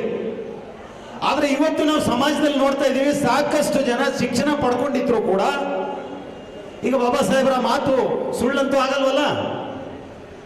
ಅಂದ್ರೆ ಶಿಕ್ಷಣ ಪಡ್ಕೊಂಡಿರೋರು ಹುಲಿಯ ಹಾಲನ್ನು ಕುಡಿದವರು, ಅದು ನಿಜಾನೇ. ಆದ್ರೆ ಇವತ್ತು ಶಿಕ್ಷಣ ಪಡ್ಕೊಂಡಿರುವಂತಹ ಹುಲಿಗಳು ಯಾರಪ್ಪ ಅಂದ್ರೆ ಅದು ಸರ್ಕಸ್ಸಿನ ಹುಲಿಗಳು. ಯಾರೋ ಚಾಟಿ ಬೀಸ್ದವನೇ ಅವನು ಹುರ್ರಂತ ಮಾತಾಡ್ತಾನೆ. ಸಮುದಾಯದ ಜನಪ್ರತಿನಿಧಿಯಾಗಿ ಸಮುದಾಯದ ಬಗ್ಗೆ ಇದುವರೆಗೂ ಅಸೆಂಬ್ಲಿಯಲ್ಲಿ ಯಾವ ಸಮುದಾಯದ ನಾಯಕ ಎಷ್ಟು ಬಾರಿ ಪ್ರಶ್ನೆ ಮಾಡಿದ್ದಾನೆ ಅಂತಕ್ಕಂಥದ್ದು ನಾವು RTI ಹಾಕಿ ಕೇಳಬಹುದಾಗಿತ್ತು, ನಾವು ಕೇಳಲಿಲ್ಲ. ಸಾಮಾಜಿಕ ನ್ಯಾಯ ಈ ದೇಶದಲ್ಲಿ ಸಿಗದೇ ಇರೋದಕ್ಕೆ ಕಾರಣ ನಮ್ಮ ಮೌನ. ನಮ್ಮ ಮೌನವೇ ಅವರ ಅಸ್ತ್ರ ಅಲ್ವಾ? ಎಲ್ಲೋ ಒಂದು ಕಡೆ ಹಿಂದುಳಿದ ವರ್ಗ ತಮಗೆ ಸಿಗಬೇಕಾಗಿರುವಂತಹ ಪ್ರಾತಿನಿಧ್ಯಗಳನ್ನು ಕೇಳಿದಾಗ ಎಲ್ಲಿ ಹಿಂದುಳಿದ ವರ್ಗ ಎಚ್ಚೆತ್ತು ಸರ್ಕಾರಕ್ಕೆ ಪ್ರಶ್ನೆ ಮಾಡ್ತದೆ ಅಂತಕ್ಕಂಥ ವಿಚಾರಗಳನ್ನು ಬಂದಾಗ ದಿಕ್ಕು ತಪ್ಪಿಸುವಂತ ಕೆಲಸ ಮಾಡಲಿಕ್ಕೆ ಸಂಪೂರ್ಣ 24x7 ಸರ್ಕಾರ ಒಂದು ಕೆಲಸ ಒಬ್ಬರಿಗೆ ಕೊಡ್ತದೆ, ಅದು ಮಾಧ್ಯಮ. ಆ ಮಾಧ್ಯಮ ಬೆಳಗಿಂದ ಸಂಜೆವರೆಗೂ ಕಣ್ಣಿಗೆ ಬಟ್ಟೆ ಕಟ್ಕೊಂಡು ಮುಸಲ್ಮಾನರ ಮೇಲೆ ಬೇಕಿಲ್ಲದೆ ಇರುವಂತಹ ವಿಚಾರಗಳು. ಇಲ್ಲಿ ಸಾಕಷ್ಟು ಹೆಣ್ಮಕ್ಳು ಹಿಜಾಬ್ ಹಾಕೊಂಡು ಹೋಗ್ತಾ ಇದ್ದಾರೆ. ನಮ್ಮ ಮಕ್ಕಳ ಭವಿಷ್ಯ ಬರೀ ಮುಸಲ್ಮಾನರ ಮಕ್ಕಳ ಭವಿಷ್ಯ ಅಲ್ಲ, ಶೋಷಿತ ವರ್ಗದ ಮಕ್ಕಳ ಭವಿಷ್ಯ ಏನಾಯ್ತು ಅಂದ್ರೆ 2 ಸೆಕೆಂಡಲ್ಲಿ ನಾವು ಅರ್ಥ ಮಾಡ್ಕೋಬಹುದು. ಬಟ್ಟೆ ಇಲ್ಲಿದ್ರೆ ಹಿಜಾಬ್, ಇಲ್ಲಿದ್ರೆ ಏನು ಸಮಸ್ಯೆ ಇಲ್ಲ. ಬರೀ ಇಲ್ಲಿಂದ ಇಲ್ಲಿವರೆಗೂ ಸುಮಾರು 3 ತಿಂಗಳು ಈ ರಾಜ್ಯದಲ್ಲಿ ನಾವು ರಾಜಕೀಯ ನೋಡಿದ್ದೀವಿ. ನಮಗೆ ಸಿಗ್ಬೇಕಾಗಿರುವಂತ ಸಾಮಾಜಿಕ ನ್ಯಾಯದ ಬಗ್ಗೆ ನಾವು ಪ್ರಶ್ನೆ ಮಾಡಕ್ ಹೋಗ್ಲಿಲ್ಲ. ಎಲ್ಲೋ ಒಂದು ಕಡೆ ಕೋಮುವಾದ ಇಟ್ಕೊಂಡು ಒಂದು ದಿವಸ ಹಲಾಲ್, ಒಂದು ದಿವಸ ಹಿಜಾಬ್, ಒಂದು ದಿವಸ ಟಿಪ್ಪು ಸುಲ್ತಾನ್. ಇತಿಹಾಸ ಮರೆಯುವವರು ಇತಿಹಾಸ ಸೃಷ್ಟಿಸಲಾರರು. ಬಾಬಾ ಸಾಹೇಬ್ ಅಂಬೇಡ್ಕರ್ ಹೇಳ್ತಾರೆ, ನಾವು ನಮ್ಮ ಇತಿಹಾಸದ ಪುಸ್ತಕಗಳಲ್ಲಿ ಓದಿದ್ದೇವೆ ಟಿಪ್ಪು ಸುಲ್ತಾನ್ ಅಂದ್ರೆ ಮೈಸೂರಿನ ಹುಲಿ ಅಂತ. ಅದನ್ನ ನೀವು ಚೇಂಜ್ ಮಾಡ್ಲಿಕ್ಕೆ ಸಾಧ್ಯನೇ ಇಲ್ಲ. ಕಾರಣ, ಮೈಸೂರಿನ ಹುಲಿ ಅಂತ ಬರೆದಿರ್ತಕ್ಕಂಥದ್ದು ಯಾರು ಮುಸಲ್ಮಾನರಲ್ಲ ಅಥವಾ ಈ ದೇಶದವರಲ್ಲ. ಯಾರ ಮೇಲೆ ಯುದ್ಧ ಮಾಡಿದ್ರು ಆ ಫಾರಿನರ್ಗಳೇ ಅವರ ಪುಸ್ತಕದಲ್ಲಿ ಬರೀತಾರೆ. ದ ರಾಕೆಟ್ ಮ್ಯಾನ್ ಅಂತೇಳಿ ಆ ಕಾಲದಲ್ಲಿ ಒಬ್ಬ ಬರೆದಿರ್ತಾನೆ. ಆ ಇತಿಹಾಸದ ಪುಸ್ತಕಗಳನ್ನ ತಗೊಂಡೋಗಿ ಎಲ್ಲೋ ಒಂದು ಕಡೆ ಬಿಸಾಕಕ್ಕೆ ಆಗೋದೇ ಇಲ್ಲ. ಸರ್ಕಾರ ಯಾವ ರೀತಿ ಕೆಲಸಗಳು ಮಾಡ್ತದೆ ಅಂತೇಳಿ ನಾವು 2 ನಿಮಿಷದಲ್ಲಿ ಅರ್ಥ ಮಾಡ್ಕೋಬಹುದು. ಕಳೆದ ಬಾರಿ ಇರುವ ಸರ್ಕಾರಕ್ಕೆ ಒಂದು 2 ದಿವಸದ ಹಿಂದೆ ಬಿ ಶೇಖ್ ಅಲಿ ಅಂತೇಳಿ ಒಬ್ರು ತೀರ್ಕೊಂಡಿದ್ದಾರೆ. ಅವರೊಂದು ಪುಸ್ತಕ ಬರೀತಾರೆ, ಟಿಪ್ಪು ಸುಲ್ತಾನ್ ರವರ ಹೆಸರಲ್ಲಿ ಒಂದು ತುಂಬಾ ದೊಡ್ಡ ಪುಸ್ತಕ ಬರೆದಿದ್ರು. ಆ ಪುಸ್ತಕದ ಇಂಟ್ರೊಡಕ್ಷನ್ ಯಾರು ಬರೀತಾರೆ ಅಂದ್ರೆ ಆ ಟೈಮಿನ ಬಿಜೆಪಿ ಪಕ್ಷದ ಜಗದೀಶ್ ಶೆಟ್ಟರ್ ಮುಖ್ಯಮಂತ್ರಿ ಅವರೇ ಅದಕ್ಕೆ ಇಂಟ್ರೊಡಕ್ಷನ್ ಬರೀತಾರೆ ಆ ಪುಸ್ತಕಕ್ಕೆ.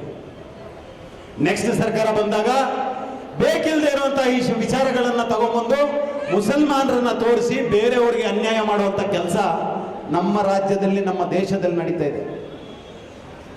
ಸೊ ಅದಕ್ಕೆ ಇದೆಲ್ಲ ಅರ್ಥ ಮಾಡಿಕೊಂಡು ಬಾಬಾ ಸಾಹೇಬ್ ಅಂಬೇಡ್ಕರ್ ಅವರು ನಮಗೆ ಆ ಟೈಮಲ್ಲೇ ಹೇಳಿದರು, ಅಧಿಕಾರಹೀನತೆಯ ಅಸ್ಪೃಶ್ಯತೆ. ನನಗೆ ಟೈಮ್ ಆಯಿತು ಅನಿಸುತ್ತೆ, ಸಾಕಷ್ಟು ವಿಚಾರಗಳನ್ನು ಮಾತಾಡಬೇಕಾಗಿತ್ತು, ಏನು ಮಾಡೋಕ್ಕಾಗಲ್ಲ, ಸಾಕಷ್ಟು ಹೊತ್ತಿಂದ ಕೂತಿದ್ದೀರಿ ನೀವು. 2 ನಿಮಿಷದಲ್ಲಿ ನಾನು ಮಾತು ಹೇಳ್ಬಿಡ್ತೀನಿ. 2 ನಿಮಿಷನೂ ಬೇಡ, 1 ನಿಮಿಷದಲ್ಲಿ ಹೇಳ್ಬಿಡ್ತೀನಿ.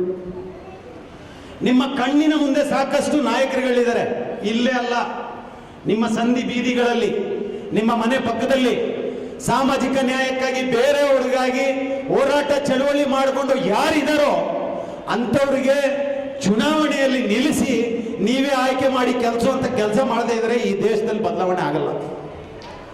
ನಾವು ಇರುವಂತಹ ಪಕ್ಷಗಳನ್ನ ಮೇಲೆ ನಂಬ್ಕೊಂಡಿದ್ರೆ ಈ ದೇಶದಲ್ಲಿ ಬದಲಾವಣೆ ಸಾಧನೆ ಮಾಡ್ಲಿಕ್ಕೆ ಸಾಧ್ಯನೇ ಇಲ್ಲ. ನಮ್ಮ ಮಕ್ಕಳ ಭವಿಷ್ಯ ನಮ್ಮ ಕೈಯಲ್ಲಿದೆ. ಅದು 2,000 ರೂಪಾಯಿಗೆ ವೋಟ್ ಮಾಡ್ತಾರೆ, ಅವೆಲ್ಲ ಆಮೇಲೆ ಕತೆ. ನಮ್ಮದೇ ಮಧ್ಯೆ ಇರ್ತಕ್ಕಂಥ ಒಬ್ಬನನ್ನ ಕರ್ಕೊಂಡೋಗಿ ಆಯ್ಕೆ ಮಾಡಿಸುವಂತ ಕೆಲಸ ನಾವು ಮಾಡದಿದ್ರೆ ನಮ್ಮ ಮಕ್ಕಳ ಭವಿಷ್ಯಕ್ಕೆ ಫುಲ್ ಸ್ಟಾಪ್ ನಾವೇ ಹಾಕೋ ತರ ಆಗ್ತದೆ. ನನಗಿಲ್ಲಿ ಮಾತಾಡ್ಲಿಕ್ಕೆ ಅವಕಾಶ ಮಾಡಿಕೊಟ್ರಿ ಎಲ್ರಿಗೂ ವಂದಿಸ್ತಾ ಜೈ ಭೀಮ್, ಜೈ ಮೂಲ ನಿವಾಸಿ. ಸ್ನೇಹಿತರೆ, ಇಲ್ಲಿವರೆಗೂ ರಾಜಕಾರಣಿಯಾಗಿ ವೀರಯ್ಯನವರು ಮಾತಾಡಿದರು, ಚಲನಚಿತ್ರ ನಟರಾಗಿ ಮತ್ತು ಸಾಮಾಜಿಕ ಹೋರಾಟಗಾರರಾಗಿ ನಟ ಚೇತನ್ ಅವರು ಮಾತಾಡಿದರು, ಮತ್ತು ವಿಶೇಷವಾಗಿ ಇಲ್ಲಿವರೆಗೂ ನಾವು ಕಾಯ್ತಿದ್ದು ಯಾರನ್ನ ಅಂಥೇಳಿ ನಿಮಗೆ ಊಹೆ ಇನ್ನೂ ಇರ್ಬೋದು ಸ್ನೇಹಿತರು. ನಾವು ಹಿಂದೆ ಬಾಬಾ ಸಾಹೇಬ್ ಅಂಬೇಡ್ಕರ್ ಅವರ ಚರಿತ್ರೆಯನ್ನು, ಅವರ ಪುಸ್ತಕಗಳನ್ನು ಓದಿದರೆ, ಸಂಪುಟಗಳನ್ನು ಓದಿದರೆ ಅಂಬೇಡ್ಕರ್ ಹೇಗೆ ಬದುಕಿದ್ರು, ಹೇಗೆ ಅವರ ಜೀವನವನ್ನು ಸಂಕಷ್ಟದಲ್ಲಿ ಸಾಗಿಸಿದ್ರು, ಮತ್ತು ಅವರ ಮುಂದಿನ ಜೀವನದ ಬಗ್ಗೆ, ನಮ್ಮಗಳ ಇದ್ರ ಬಗ್ಗೆ ಅವರು ಹೆಚ್ಚು ಒತ್ತು ಕೊಟ್ಟಿದ್ರು ಅಂತ ಹೇಳಿ ನಾವು ಹೇಳ್ತೇವೆ. ಹಾಗಾಗಿ ತದನಂತರ ಯಾರಾದರೂ ದೊಡ್ಡ ದೊಡ್ಡ ಭಾಷಣಗಾರರು ಬಂದರೆ ಇಂಥ ಸಮಾರಂಭಗಳಿಗೆ ಬಂದೇ ನಾವು ಭಾಷಣವನ್ನು ಕೇಳಬೇಕಾಗಿತ್ತು. ಈಗ ಅಂಥ ಪರಿಸ್ಥಿತಿ ಇಲ್ಲ. ಮಾಧ್ಯಮ ಭಾಳ ಮುಂದೆ ಬಂದಿದೆ. ಮಾಧ್ಯಮವನ್ನು ಬಳಸ್ಕೊಡುವಂಥ ವ್ಯಕ್ತಿಗಳು ಇವತ್ತು ಭಾಳಷ್ಟು ಪ್ರಜ್ಞಾವಂತರಾಗಿದ್ದಾರೆ. ಅದರಲ್ಲೂ ವಿಶೇಷವಾಗಿ ನಿಮ್ಮೆಲ್ಲರ ನೆಚ್ಚಿನ ಫೈರ್ ಬ್ರ್ಯಾಂಡ್, ಬಹುಶಃ ಅದು ಬೆಂಕಿ ಉಗುಳುವಂಥ ಬಾಯಿ. ಆ ಬೆಂಕಿ ಉಗುಳುವಂಥ ಬಾಯಿ ಯಾವ ಬೆಂಕಿಯನ್ನು ಉಗುಳುತ್ತೆ ಅಂದರೆ ಈ ಸಮಾಜವನ್ನು ನೋಡುವಂಥ ದೃಷ್ಟಿ, ಈ ಸಮಾಜವನ್ನು ಸಲಹುವಂಥ ವ್ಯವಸ್ಥೆಗಳು, ರಾಜಕೀಯ ಪ್ರೇರಿತವಾಗಿ ಏನೇನು ಆಗ್ತದೆ ಅಂತ ಹೇಳಿ ಬಹುಶಃ ನೀವು ಎಲ್ಲಿ ಹೋಗಬೇಕಾಗಿಲ್ಲ, ನ್ಯೂಸ್ 14 ನೀವು ಸಬ್ಸ್ಕ್ರೈಬ್ ಮಾಡಿದ್ರೆ ಸಾಕು. ದಿನನಿತ್ಯದ ಎಲ್ಲ ಆಗುಹೋಗುಗಳು ನಿಮ್ಮ ತಲೆಗೆ ಬಂದು ನಿಮ್ಮ ಜ್ಞಾನಕ್ಕೆ ಬಂದು ಬೀಳುತ್ತೆ. ಬಹುಶಃ ಅಂಥ ದೊಡ್ಡ ವಿಷಯವಂತ, ಹೃದಯವಂತ ಮತ್ತು ಸಮಾಜವನ್ನು ಅತಿ ಹೆಚ್ಚು ಪ್ರೀತಿ ಮಾಡುವಂಥ ಅತ್ಯಂತ ಆತ್ಮೀಯ ಹಿರಿಯ ಸಹೋದರ ಭಾಸ್ಕರ್ ಪ್ರಸಾದ್ ಅವರು ಈಗ ಮಾತಾಡಬೇಕು ಅಂತೇಳಿ ನಾನು ಅತ್ಯಂತ ಪ್ರೀತಿಯಿಂದ ಅವ್ರನ್ನ ಕೇಳ್ಕೊಳ್ತೀನಿ. ವೇದಿಕೆ ಮೇಲೆ ಆಸಕ್ತರಾಗಿರುವಂಥ ಎಲ್ಲ ನನ್ನ ಗೌರವಾನ್ವಿತ ಅತಿಥಿಗಳೇ, ಹಾಗೆ ಈ ಕಾರ್ಯಕ್ರಮದಲ್ಲಿ ನೆರೆದಿರುವಂಥ ಎಲ್ಲ ನನ್ನ ಆತ್ಮೀಯ ಬಂಧುಗಳೇ, 131ನೇ ವರ್ಷದ ಬಾಬಾ ಸಾಹೇಬ್ ಅಂಬೇಡ್ಕರ್ ಅವರ ಜನ್ಮದಿನಾಚರಣೆ ಕಾರ್ಯಕ್ರಮ, ಅವರ ನೆನಪಿನಲ್ಲಿ ಭೀಮೋತ್ಸವ ಮತ್ತು ಮುಖ್ಯವಾಗಿ ಸಂವಿಧಾನ ಜಾಗೃತಿ ಹಾಗೂ ವೈಚಾರಿಕ ಮಹಾಸಮಾವೇಶ, ಈ ಕಾರ್ಯಕ್ರಮಕ್ಕೆ ಅಂತಿಮ ಹಂತಕ್ಕೆ ತಲುಪಿದ್ದೀವಿ. ನಾನು ಮುಖ್ಯವಾಗಿ ಈ ಸಂವಿಧಾನದ ಜಾಗೃತಿ ಅನ್ನೋ ವಿಚಾರಕ್ಕೆ ಸಂಬಂಧಪಟ್ಟಂತೆ ಹೆಚ್ಚು ಒತ್ತು ಕೊಟ್ಟು ಮಾತಾಡೋದಕ್ಕೆ ಇಷ್ಟಪಡ್ತೀನಿ. ಬಾಬಾ ಸಾಹೇಬರ ವಿಚಾರಧಾರೆಗಳು, ಅವರ ಹೆಸರು ನಡೆಸುವಂಥ ಉತ್ಸವಗಳಿಗೆ ಇಲ್ಲಿ ಬರ ಇಲ್ಲ. ಸಾವಿರಾರು, ಲಕ್ಷಾಂತರ, ಕೋಟ್ಯಾಂತರ ಕಾರ್ಯಕ್ರಮಗಳು ಈ ದೇಶದಲ್ಲಿ ನಿರಂತರವಾಗಿ ನಡೀತದೆ.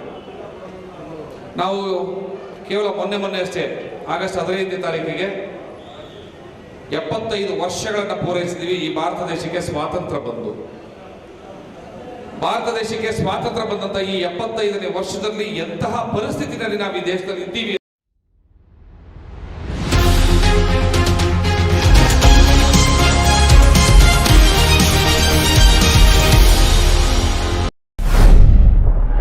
ಮಧುಗಿರಿ ಪುರವರ ಪುರವರ ಹೋಬಳಿಯ ಪುರವರ ಗ್ರಾಮದ ಆದಿ ಜಾಂಬವ ಸಮುದಾಯದ ವತಿಯಿಂದ ಅದ್ದೂರಿ ಗಣೇಶೋತ್ಸವ ನಡೆಸಲಾಯಿತು. ಗಣೇಶನ ವಿಗ್ರಹ ಪ್ರತಿಷ್ಠಾಪಿಸಿ ಹಲವು ದಿನಗಳವರೆಗೆ ಪೂಜೆ ಸಲ್ಲಿಸಲಾಯಿತು. ರಂಗೋಲಿ ಕಾರ್ಯಕ್ರಮ, ಭಕ್ತಿಗೀತೆ ಕಾರ್ಯಕ್ರಮ ಆಯೋಜಿಸಲಾಯಿತು. ಇದೇ ವೇಳೆ ಹೆಚ್ಚು ಅಂಕ ಪಡೆದಂತಹ ಎಸ್ಎಸ್ಎಲ್ಸಿ, ಪಿಯುಸಿ ವಿದ್ಯಾರ್ಥಿಗಳಿಗೆ ಪ್ರಶಸ್ತಿ ನೀಡಲಾಯಿತು. ಭಕ್ತರಿಗೆ ಅನ್ನ ಸಂತರ್ಪಣೆ ಏರ್ಪಡಿಸಲಾಗಿತ್ತು. ಪೂಜೆಯ ಕೊನೆಯ ದಿನ ಶ್ರೀ ಗಣೇಶನ ವಿಗ್ರಹವನ್ನು ರಾಜ ಬೀದಿಗಳಲ್ಲಿ ಭವ್ಯ ಮೆರವಣಿಗೆಯ ಮೂಲಕ ಕೆರೆಗೆ ವಿಗ್ರಹ ವಿಸರ್ಜನೆ ಮಾಡಲಾಯಿತು. ವರದಿ ದೊಡ್ಡೇರಿ ಮಹಲಿಂಗಯ್ಯ. 2030 ಒಳಗೆ ರಾಜ್ಯದ ಎಲ್ಲಾ ಬಸ್ಗಳನ್ನು ಎಲೆಕ್ಟ್ರಿಕ್ ಬಸ್ ಮಾಡುವ ಗುರಿ ಇದೆ. ಬೆಂಗಳೂರು ಮಹಾನಗರ ವ್ಯಾಪ್ತಿಯಲ್ಲಿ ಸ್ಮಾರ್ಟ್ ಸಿಟಿ ಅಡಿ 90 ಎಲೆಕ್ಟ್ರಿಕ್ ಬಸ್ ಕಾಂಟ್ರಾಕ್ಟ್ಗೆ ಪಡೆಯಲಾಗಿದೆ ಎಂದು ಸಚಿವ ಶ್ರೀರಾಮುಲು ತಿಳಿಸಿದರು. ಎಲೆಕ್ಟ್ರಿಕ್ ಬಸ್ ಬಳಕೆ ಕಡಿಮೆಯಾಗ್ತಿದೆ ಎಂದು ವಿಧಾನಸಭಾ ಕಲಾಪದಲ್ಲಿ ತನ್ವೀರ್ ಸೇಠ್ ಪ್ರಶ್ನೆ ಮಾಡಿದರು. ಇದಕ್ಕೆ ಉತ್ತರಿಸಿದ ಅವರು, ಬೆಂಗಳೂರು ಮಹಾನಗರ ವ್ಯಾಪ್ತಿಯಲ್ಲಿ ಸ್ಮಾರ್ಟ್ ಸಿಟಿ ಅಡಿ 90 ಎಲೆಕ್ಟ್ರಿಕ್ ಬಸ್ ಕಾಂಟ್ರಾಕ್ಟ್ಗೆ ಪಡೆಯಲಾಗಿದೆ. ಇದು 12 ವರ್ಷ ಕಾಂಟ್ರಾಕ್ಟ್ ಇರಲಿದೆ. ನಮ್ಮಿಂದ ಕೇವಲ ಕಂಡಕ್ಟರ್ ಮಾತ್ರ ಇರುತ್ತಾರೆ. ಡ್ರೈವರ್, ಬಸ್ ಮೇಂಟೆನೆನ್ಸ್ ಎಲ್ಲವೂ ಅವರದ್ದಾಗಿದೆ ಎಂದರು.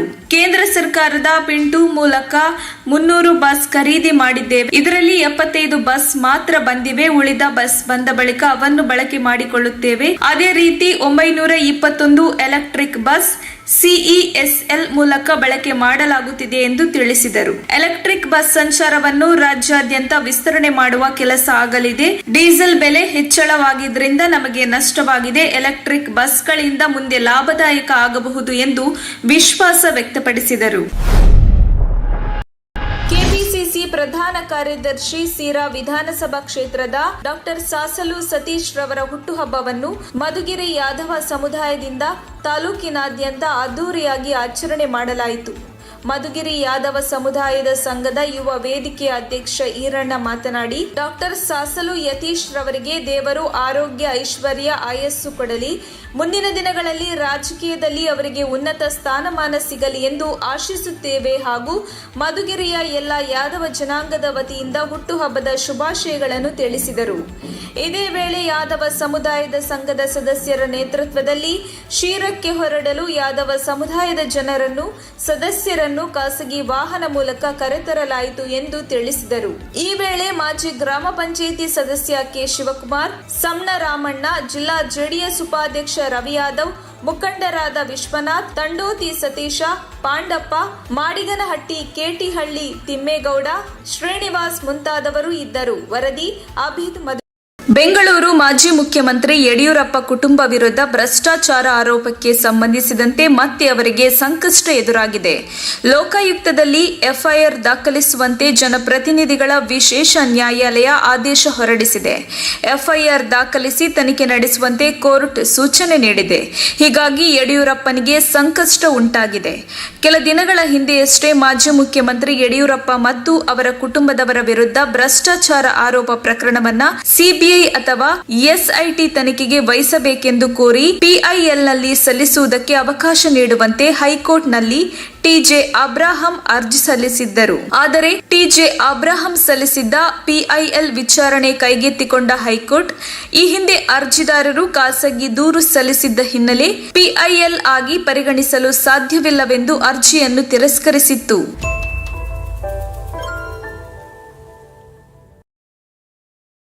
2030 ಒಳಗೆ ರಾಜ್ಯದ ಎಲ್ಲಾ ಬಸ್ಗಳನ್ನು ಎಲೆಕ್ಟ್ರಿಕ್ ಬಸ್ ಮಾಡುವ ಗುರಿ ಇದೆ. ಬೆಂಗಳೂರು ಮಹಾನಗರ ವ್ಯಾಪ್ತಿಯಲ್ಲಿ ಸ್ಮಾರ್ಟ್ ಸಿಟಿ ಅಡಿ 90 ಎಲೆಕ್ಟ್ರಿಕ್ ಬಸ್ ಕಾಂಟ್ರಾಕ್ಟ್ಗೆ ಪಡೆಯಲಾಗಿದೆ ಎಂದು ಸಚಿವ ಶ್ರೀರಾಮುಲು ತಿಳಿಸಿದರು.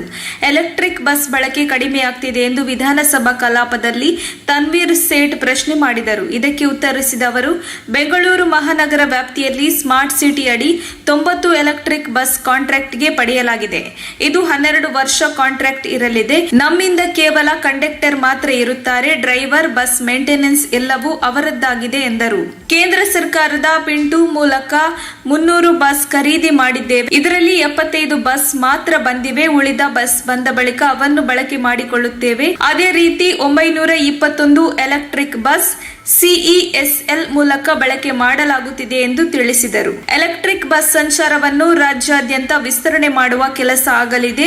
ಡೀಸೆಲ್ ಬೆಲೆ ಹೆಚ್ಚಳವಾಗಿದ್ದರಿಂದ ನಮಗೆ ನಷ್ಟವಾಗಿದೆ. ಎಲೆಕ್ಟ್ರಿಕ್ ಬಸ್ಗಳಿಂದ ಮುಂದೆ ಲಾಭದಾಯಕ ಆಗಬಹುದು ಎಂದು ವಿಶ್ವಾಸ ವ್ಯಕ್ತಪಡಿಸಿದರು.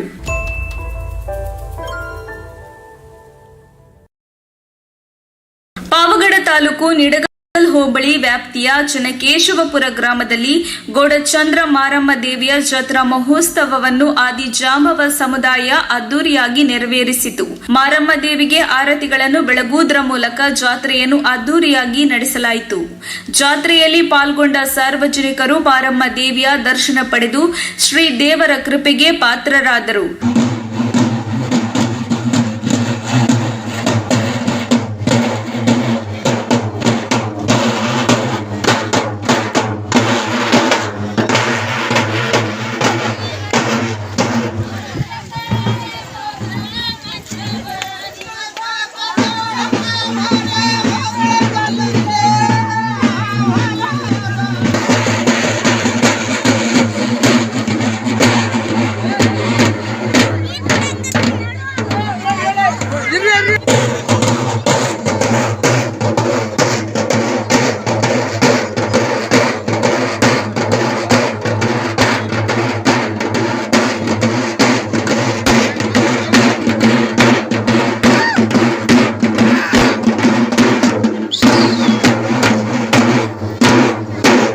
ಈ ಸಂದರ್ಭದಲ್ಲಿ ಊರಿನ ಮುಖಂಡರಾದ ಗೋಪಣ್ಣ ಸ್ವಾಮಿ, ಅಜಯ್ ನಾಗೇಶ್ ರಾವ್, ಬಿಂದು ಮಾಧವರಾವ್, ಗ್ರಾಮ ಪಂಚಾಯಿತಿಯ ಮಾಜಿ ಅಧ್ಯಕ್ಷರಾದ ಲಕ್ಷ್ಮಮ್ಮ ಈರಣ್ಣ, ಗೊಂಚಗಾರ ಶಿವಣ್ಣ, ಹನುಮಂತರಾಯಪ್ಪ ಗೌಡ, ತಳವಾರ್ ರಾಮಪ್ಪ, ಪಾಂಡುರಂಗಪ್ಪ, ಜಿಪಿ ಸದಸ್ಯ ಮಹಲಿಂಗಪ್ಪ, ಗುಂಡಪ್ಪ, ದಾಸಣ್ಣ ಪೆಮ್ಮನಹಳ್ಳಿ, ಗೊಲ್ಲರಟ್ಟಿ ಯಜಮಾನ ಓಬಾಳಪ್ಪ, ತುಂಡಹಳ್ಳಪ್ಪ, ಮಲ್ಲಯ್ಯ, ರಾಡ್ಲಹಳ್ಳಿ ಅಳ್ಳಪ್ಪ, ಅಂಜಿನಪ್ಪ ಕ್ಲರ್ಕ್, ನರಸಿಂಹಪ್ಪ, ಪಗ್ಗಲ್ ಹಳ್ಳಪ್ಪ, ಹನುಮಂತರಾಯಪ್ಪ ಕೆಂಗ, ಪೂಜಾರಿ ರಮೇಶ, ಕುದುರೆ ಆನಂದ, ಓಬಾಳಪ್ಪ ಬುಡ್ಡ ಹಾಗೂ ಈ ಊರಿನ ಮುಖಂಡರು, ಅಕ್ಕಪಕ್ಕದ ಗ್ರಾಮಸ್ಥರು ಭಾಗವಹಿಸಿದ್ದರು. ವರದಿ ರಾಮಪ್ಪ ಸಿಕಿಪುರ, ಪಾವಗಡ ತಾಲೂಕು.